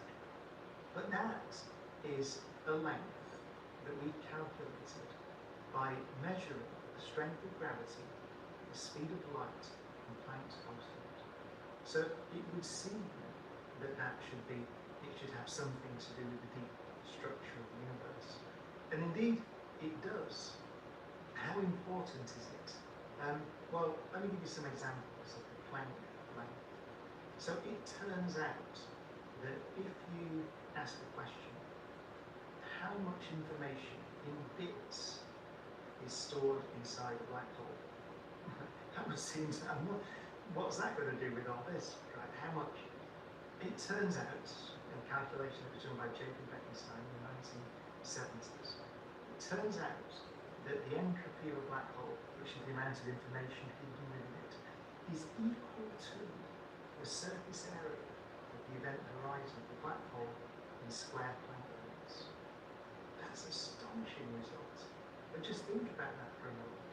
It's telling us that the amount of information stored in a region of space, in this case a black hole, is equal to the surface area surrounding that region in square Planck units. That's a bizarre result. So it does seem that the Planck length is fundamentally important. And here's another property of the Planck length. So let's say we want to make an observation of some very small thing. So how do you observe something that's very small? Well, one way to do it is shine the light on it to see where it is. That's the way that we observe things with our eyes. So you might say, well, it's tiny. So I have to shine light with a very small wavelength onto this thing to see the tiny thing. The wavelength can't be bigger than the tiny thing, otherwise you won't see it. So the smaller this thing is, the smaller the wavelength of the light that I've got to shine on it. But remember, quantum mechanics tells us that the smaller the wavelength of the light, the higher the energy of the photons. So I have to start bombarding this thing with higher energy photons to see it. What happens if you try to approach something that's the Planck length? You get so much energy in there that what you do is you form a black hole. And then you put more energy in, you try to see what's going on, and the black hole grows. And so you get to a point, which is around the Planck length in size, where you can't, in principle, try to resolve the structure of this thing. It starts to go bigger again, because you make a bigger and bigger black hole. And it grows. So the Planck length does seem to be, I would say is, a fundamental property of the universe. And now, the nature of that thing, so if we talk in terms of black holes, then you have these kind of Planck-sized pixels, in some sense, tiling the event horizon. Does that mean that these are building blocks of space that are that size? It would seem so, but this is where we get to, we're at the edge of our current understanding. I think it is legitimate to make the argument that given what we know about the universe, given that the measurement we make of the strength of gravity, the measurement we make of Planck's constant, and the measurement we make of the speed of light, then there is something fundamental about this very tiny length, 10 to the minus 35 meters. Just one caveat, one caveat. It's important, that number, 10 to the minus 35 meters. There are theories, and we test these theories at places like Large Hadron Collider, for example. There are theories where, as an example, there are extra dimensions in the universe.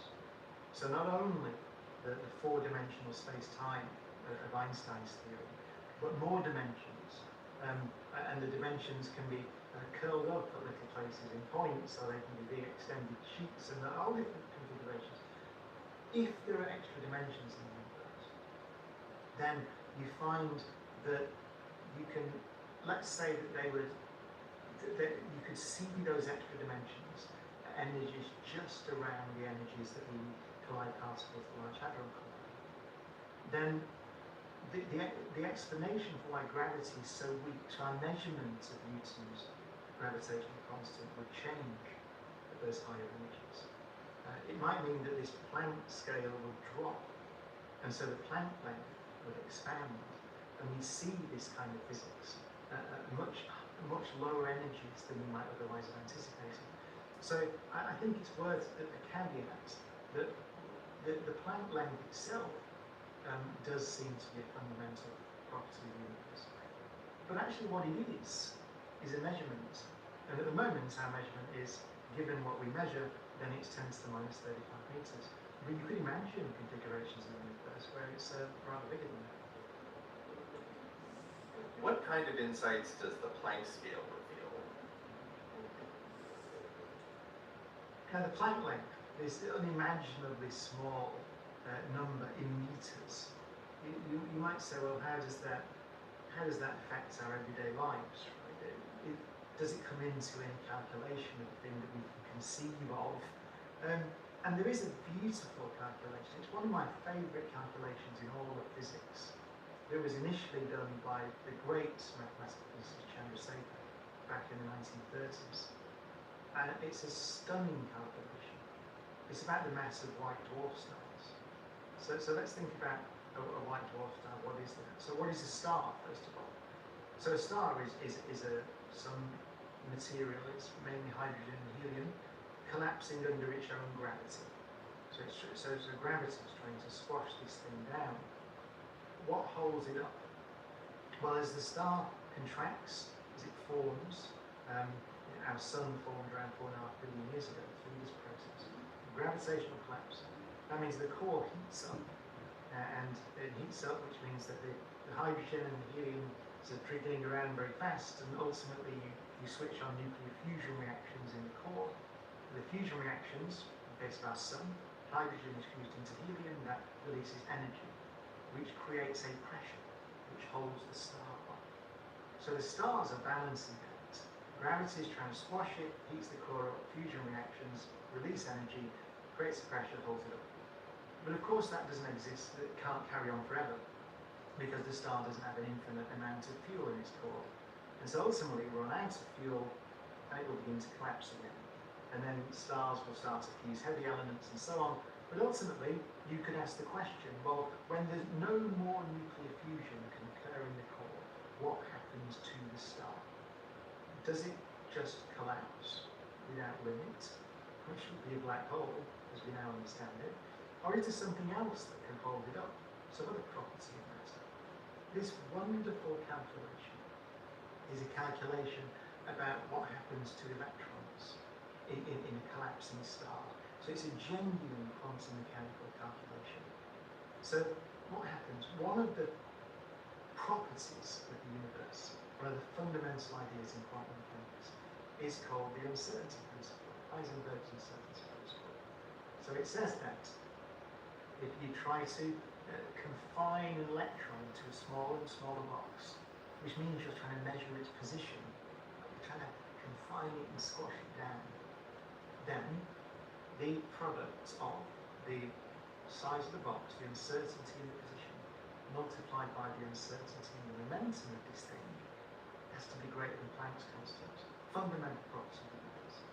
So as you try to, this star's collapsing and all the electrons are getting pushed together and closer together, they try to avoid each other, which is another fundamental property of quantum mechanics called the exclusion principle.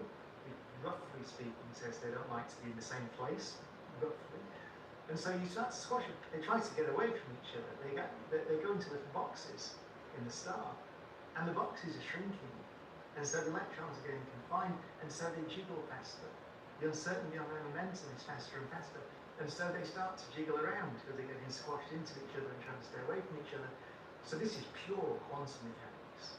The uncertainty principle, Pauli exclusion principle, jiggling around.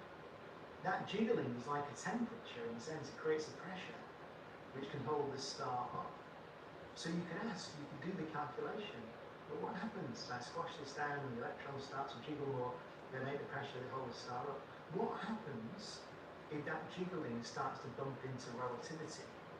What happens if it starts to go towards the speed of light? They can't jiggle any faster. And so ultimately there must be a limit on the pressure that these electrons in this quantum mechanical process can exert to hold this thing up. So you can do the calculation, and it's done. I did it in a book called The Quantum Universe as a gratuitous bit of advertising. It's in the appendix. So you can do it. It's not a hard calculation. It's some details are difficult, and Chandrasekhar did this magnificent calculation. If you do that calculation, you find that the maximum mass of a star, which is just a lump of matter held up by this process, is 1.4 times the mass of our sun. So it's an astonishing calculation. How does that relate to the fundamental properties of the universe? Because all we've used there, we've used quantum mechanics, and we've used the strength of gravity. Those are the things. These are the things. Planck's constant, the speed of light, Newton's gravitational constant. Those are the things we used when we looked at the Planck universe at the Planck level. So you can use those things, strength of gravity, speed of light, Planck's constant, to construct a mass. It's called the Planck mass. And it's rather big actually. So whereas the Planck length is very, very tiny, the Planck mass is about the mass of a grain of dust, a mote of dust. It's quite a large thing. But you can calculate it. Fundamental property of the universe, using Newton's gravitational constant, speed of light, Planck's constant, comes into that calculation. Turns out, when you do the calculation, that roughly speaking, that number, the Chandrasekhar limit, is the Planck mass cubed divided by the proton mass squared. That's what it is. You do that calculation, put the numbers in, it's about 1.4 times the mass of the sun. But I find it profoundly important. It's a beautiful, beautiful result. Because what we're saying is that you can calculate the maximum mass of a load of stuff that can hold itself up through this quantum mechanical process. And it just depends on these fundamental properties of the universe. Strength of gravity, Planck's constant, speed of light. That's it. So it's a very, very beautiful calculation. But it's the best example I know of the relationship between these rather abstract quantities, perhaps, and something that you can look at in a telescope. It's a beautiful piece of physics. How does our comprehension of scale break down? So we have this fundamental, appears length scale in the universe, 10 to the minus 35 meters, Planck length, unimaginably small. How do you picture that? Well, take a proton. So a proton is pretty unimaginably small, I think, to most people, although it's pretty big in particle physics terms. We have maps of the interior of the proton, the constituents of the proton that we use in particle physics experiments. It's kind of a big world, a proton. But if you take a proton and expand it to the size of our solar system, so imagine that, the nucleus of a hydrogen atom, and you imagine expanding that to the size of our solar system out to to the orbit of Neptune, then something that's the Planck length would extend or expand to, let's say, a virus or a living cell. So the ratio in size between the Planck length and a cell, which we can just about see under a microscope, is the same ratio as a proton to the solar system. So it's unimaginably small. So we can just about conceive of the size of a living cell. And then where does that picture of the universe start to break down? Of course, the things we can really get a feel for are things that are around, let's say, a few inches, a few centimetres, to a few metres, or maybe if you're a runner, you get a sense of what a few miles means. And I think it's quite difficult to even picture, I suppose 100 miles you can picture because you can take a train ride, or a few thousand miles you can picture because you can get on an aircraft and fly across the Atlantic. So we have a kind of picture of that. And when you get much bigger than that, we don't experience those distances anymore. So I would say that when we start to talk about distances that are much larger than distances that we might travel on the surface of the Earth, then I think our feel for those distances begins to break down. Maybe if you spoke to Buzz Aldrin, then he would have a feel for the distance of 250,000 miles because he's flown it right, to the moon. So maybe the Earth to the moon. But then when you start to talk about the distance to the planets, or the distance to the sun, the so-called astronomical unit, 93 million miles. What does 93 million miles mean? I suppose you get a feel for that by looking at the sun in the sky, not directly, I'll say, don't look at the sun, but you know what I mean, we know kind of at the sunset, let's say, when you see that disk of the sun, and so you can see it's the same size. It's very easy to do safely actually, because it's the same size on the sky as the moon. So look at the moon. The moon is the same radius on the sky as the sun. You know that because of total solar eclipses. It is a coincidence based on the way that our solar system has evolved, but it's a nice coincidence. So we can perhaps conceive of what the sun looks like on the sky. 93 million miles away. You can fit 1 million Earths inside the sun. So how do we conceive of that? The radius is something like 100 times the radius of the Earth. That means that if you got a passenger aircraft, and so we have a feel for that. You can fly from London to New York, you know how long that is, a few thousand miles. What does that diameter of the sun mean? Well, it'd take something like months, something like a year, to fly around the sun in a passenger aircraft. It becomes inconceivable. And the sun's quite a small star. So then we start to think of bigger distances. So the most distant object that we created, we built, the Voyager 1 spacecraft, is now well over 150 astronomical units from the Earth, 150 times the distance from the Earth to the Sun. What does that mean? It takes light over 22 hours to reach it. So a signal at the speed of light. And that's just about, by some definition, the edge of our solar system. Although actually, if you're talking in terms of these icy objects in what's called the Kuiper Belt and the Oort cloud, it's really not the edge of our solar system at all. We think that extends maybe a light year out into the universe, the radius of the sun's influence. A light year, so 22 hours, just about a day, the light to go to the most distant object we are in communication with, which has been flying since the 1970s, on its way out. One day, a light day basically. And then we have 365 times that, a light year, which is to the frozen edge of the sun's influence, the edge of the Oort cloud. 4 times further than that, you get to the nearest star, Proxima Centauri, the Alpha Centauri system. That's done about 4 light years away or so. So that's inconceivable. Light travelling at 186,000 miles a second, 186,000 miles a second, 4 years to the nearest star. And then you start to talk about a galaxy then, the Milky Way galaxy. We're all in orbit around the centre of the Milky Way galaxy. How big is this collection of stars? Somewhere between 200 and 400 billion suns in the Milky Way galaxy. About 100,000 light years across. And that's a fairly typical size for a large galaxy.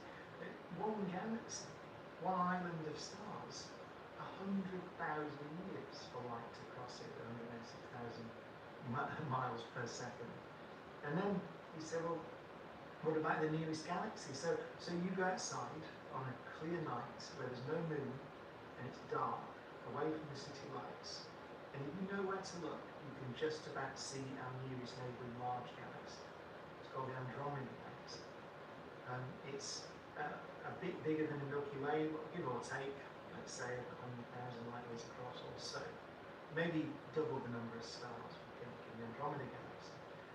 That galaxy is 2.5 million light years away. It means that the light is worth looking at. It's a beautiful thing to look at. Because it means the light entering our eye began its journey before we had evolved on Earth. It took 2.5 million years to reach us. But you can see it with the naked eye because it's so big. It's very faint. You can certainly see it with binoculars. But it's about the diameter of the full moon on the sky. That's 2.5 million light years away because it's a big thing. And then you start to say, well, what about the other galaxies?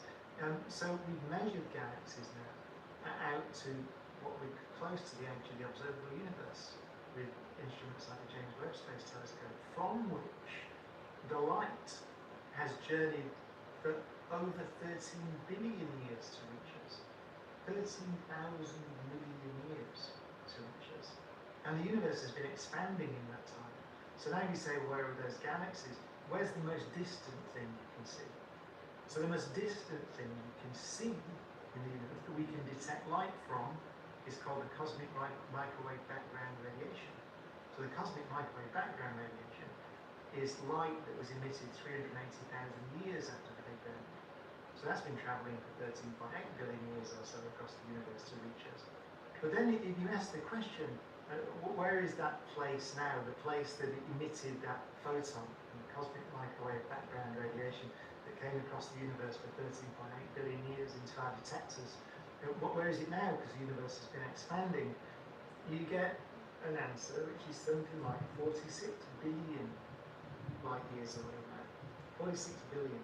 And even now, so you might say, well, the universe is then, the radius of the universe is what, 92 billion light years or so. It isn't, because we know that there's more universe beyond that. That's just as far as we can see. The universe, for all we know, and given the accuracy of our measurements at the moment, might be infinite in extent. And that genuinely is inconceivable. But of course, 46 billion light years is inconceivable. 1 billion light years is inconceivable. I would argue that 1 light year is inconceivable. Part 3, the frontiers of the future. What opportunities might space colonization offer? I think we're at the frontier of a very exciting time in our history as a civilization, because we are now, I think, on the verge of becoming a spacefaring civilization, in the truest sense of the word. Let's say multi-planetary civilization. So there's been a revolution in engineering in the last 10 years or so, the last decade, because now we have reusable rockets. So SpaceX, Blue Origin, had reusable rockets, which means that access to Earth orbit is cheap, or at least cheaper than it's ever been before. So we are industrializing the space above our heads, just a few hundred miles above our heads, at an ever-increasing rate. Of course, it's been very important to us for many years, decades in fact. So satellite navigation, communications, weather forecasting, Earth observation, climate observation, and so on. The observation of Earth from Earth orbit has been part of our lives, whether we think about it or not, for quite some time. But now, because we have the technology to access it cheaply, I think we are seeing a revolution. And so it will not be long before there isn't just one, crewed space station in orbit, which is the International Space Station. There will be multiple space stations in orbit. There will be scientific research at a much higher level in orbit, commercial scientific research. There will of course be space tourism. There's an increasing demand on communications, for example. So the Starlink satellites, hundreds and hundreds of them up there. There'll be multiple competing constellations of satellites that allow us to make phone calls and access with internet from any point on the Earth. And so that process is accelerating, and it is going to accelerate further. So what does that mean? So there's a tremendous opportunity. It's incredibly exciting. Before we start thinking, by the way, about going out to the asteroids and mining them and building cities on Mars and building cities on the moon and so on. But let's just talk Earth orbit first. Tremendously exciting, huge opportunity. But of course, when you start to move outwards to a new frontier, then the frontier can become crowded. You can have competition for the real estate.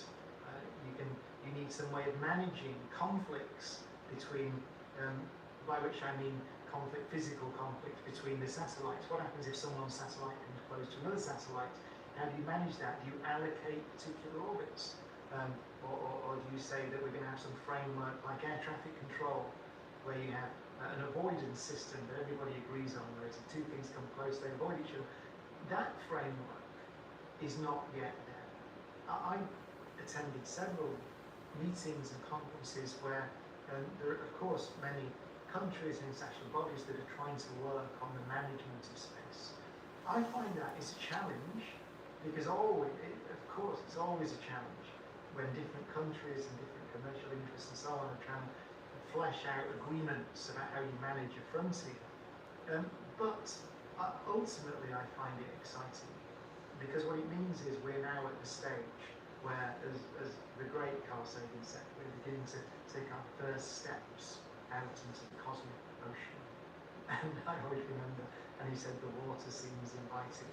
So it's a tremendous opportunity. But what kind of opportunities are going to open up? Well, we know, for example, so already from our experience on the International Space Station, that sort of development of new drugs, for example, or development of new ways of building semiconductors, for example, silicon wafers and so on. But lots of experiments have been done that suggest that there might be an advantage to on-orbit manufacturing. So it's a microgravity environment of certain things, growing crystals and so on, which might be useful. And so as we begin to get more experience operating in microgravity, we begin to see that there are applications, particularly material science and biosciences. But beyond that, so when we start to move outwards beyond near-Earth orbit and build the infrastructure that we need close to the planet to begin to move further out into space, then opportunities begin to open up that I find tremendously exciting. So one very well-known example would be mining asteroids. So one could argue, there are people that argue, that one of the biggest problems we face, and have faced historically on Earth, is competition for resources. So not only just a pure competition, which leads to conflict and war, if you think those resources are limited, which they are on Earth, but also just the stress, of course, that you put on the Earth itself, on the environment, as our civilization grows and requires access to more resources. It damages the planet, it creates conflicts and so on. But if you have the infrastructure to begin to move outwards, for example, to the near-Earth asteroids, then what you find is that resources are no longer limited in any reasonable sense. There are vast amounts of resources out there in space that we will have access to within the next decade or so, or certainly a few decades. So that begins to transform the way that we think about our civilization, the way that we think about expanding our civilization, increasing the capability of our civilization, and so on. I think there's a tremendous opportunity there to grow our civilization. Crucially, without further damaging the planet that most of us will live on for the foreseeable future. And that's why, for me, I'm ultimately optimistic about those steps that we're making into space. I mean, I would not have imagined, I think if we went back 20 years, that we would have so many rockets flying and coming back to the Earth again, and then flying again. Perhaps within my lifetime, but certainly at this point in the 21st century. So I think it's exciting, but the challenges, as with all new technologies, and you can extend this debate, by the way, to artificial intelligence or quantum computing, as well as spaceflight. The challenges come when we try to build the regulatory framework, and you need a regulatory framework. One of the things I think we're very bad at on planet Earth is recognising that we all live on planet Earth. So we're all on the same spacecraft, let's say, making our way on our journey around the sun. And ultimately, challenges about the management of space, or the management of artificial intelligence, or the management of the power of potentially quantum computers, I think ultimately are global challenges. And we're very bad historically at facing global challenges together. So that would be my worry. And of course, just to say, how you think about space, so literally it's only a few hundred miles that way. Up there now, there are satellites whizzing around, other than the geostationary one, and slightly International Space Station, if you could like it. It's in a country's airspace for a matter of seconds. So clearly you need to develop some way of managing that environment, which is a way which involves international collaboration. Because the environment, the objects that are up there doing all the jobs that we want them to do, don't stay in any one country's airspace for more than a few seconds or minutes. And so it's kind of obvious to me that we need a framework to manage that. How can humanity influence the universe? When we contemplate the size and the scale of the universe and our place within it, which you're forced to do when you think about the distance scales and the sheer size and age of the universe, then I think it's very natural for us to tend to come to the conclusion that we don't matter at all. And it is true in some sense, just physically. What are we? We're little specks of just a collection of atoms on one mote of dust orbiting around one little star in 400 billion stars in one galaxy amongst 2 trillion galaxies in a small patch of potentially infinite universe. So clearly it is true. We are physically insignificant.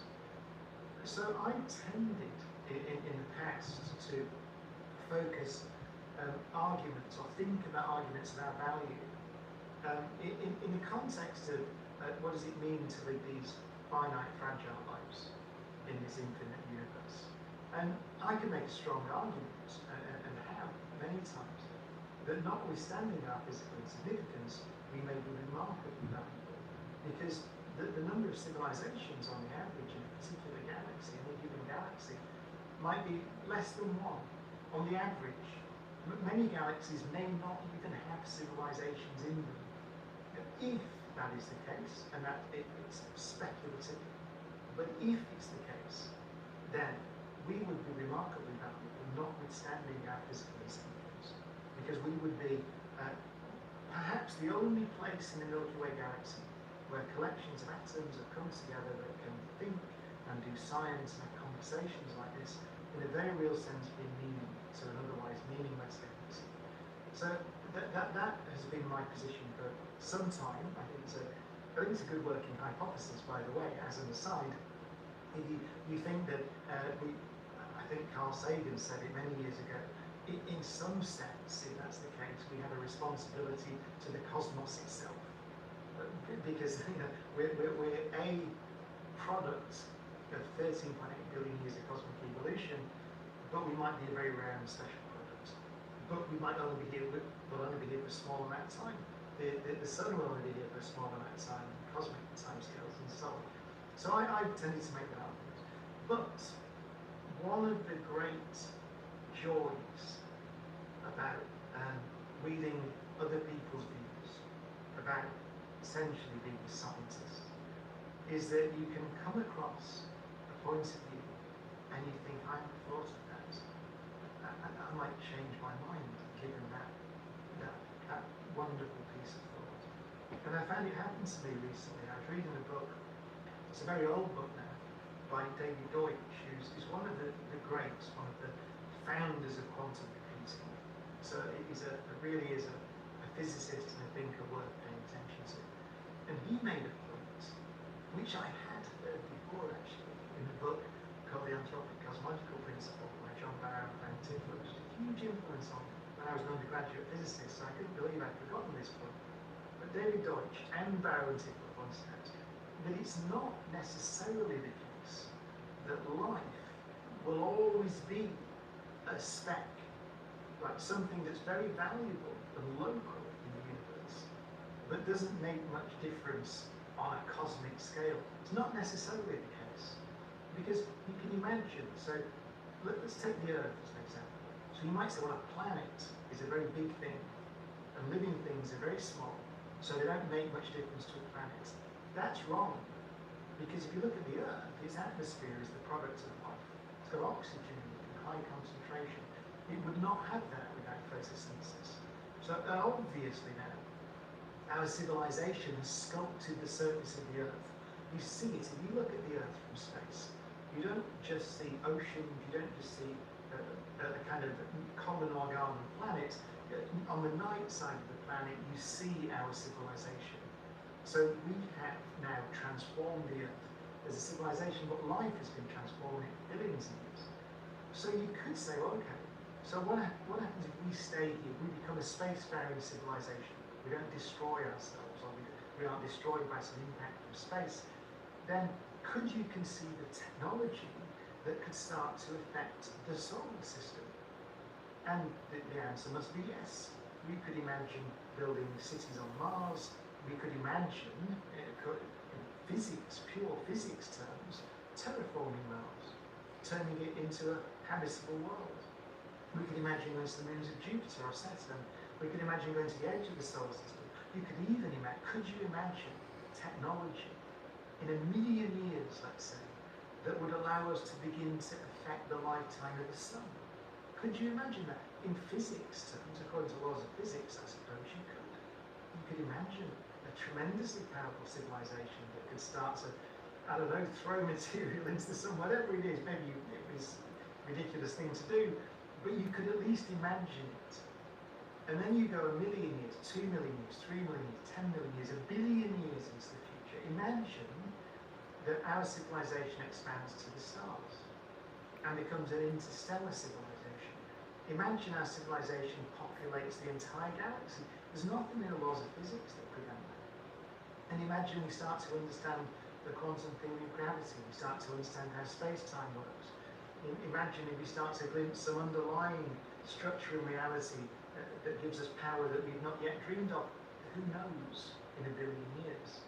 And so is it really true that in the far future of the universe, then life will play no role? Or could it be that life could play a central role in the far future of the universe? And the reason that it reminded me of Barrow and Tipler's magnificent book, The Anthropic Cosmological Principle, which I strongly recommend, is that in there they consider a cosmology, which is, it sounds like science fiction, but you can conceive of it given the known laws of nature. It's a cosmology called the omega point cosmology. So they consider a recollapsing universe. Now, at the moment, our universe is accelerating in its expansion, or whether it continues to do that forever, we don't know.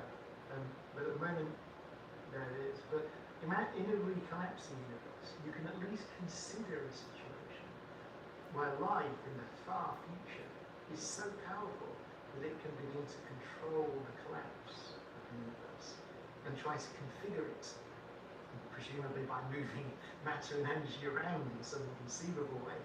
You can just about construct this thing such that the ability of life to process information increases faster than the rate of collapse of the universe. And so what that means, what does it mean? It means that what's the appropriate measure of time for an intelligent being? It's really, I think, fundamentally, it should be considered, you should think of it as the time it takes to process one bit of information. And it turns out that you can at least write the equations down for a universe in which the ability to process information diverges to infinity before the universe collapses. So in that case, you almost say that life manipulates the universe such that it becomes immortal in the far future. Now, I emphasize, this is complete, it's beyond speculative. So I'm not advocating for this, for this position that that's the way that nature is. But it's really interesting. It was really interesting to me to just think about it. The point, I think, the key point, which is interesting, is that it's not necessarily the case that life remains insignificant on a cosmic scale. We shouldn't assume that, because if life persists sufficiently long and becomes sufficiently knowledgeable and powerful, then it may be able to influence larger structures, not just planets, and not just solar systems, perhaps not just even galaxies. And it's a very beautiful idea. Want to support the channel? Join the Big Think members community where you get access to videos early, ad-free.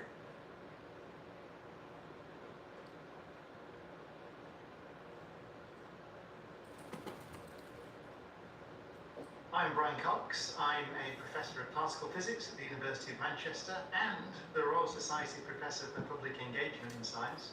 And amongst other things,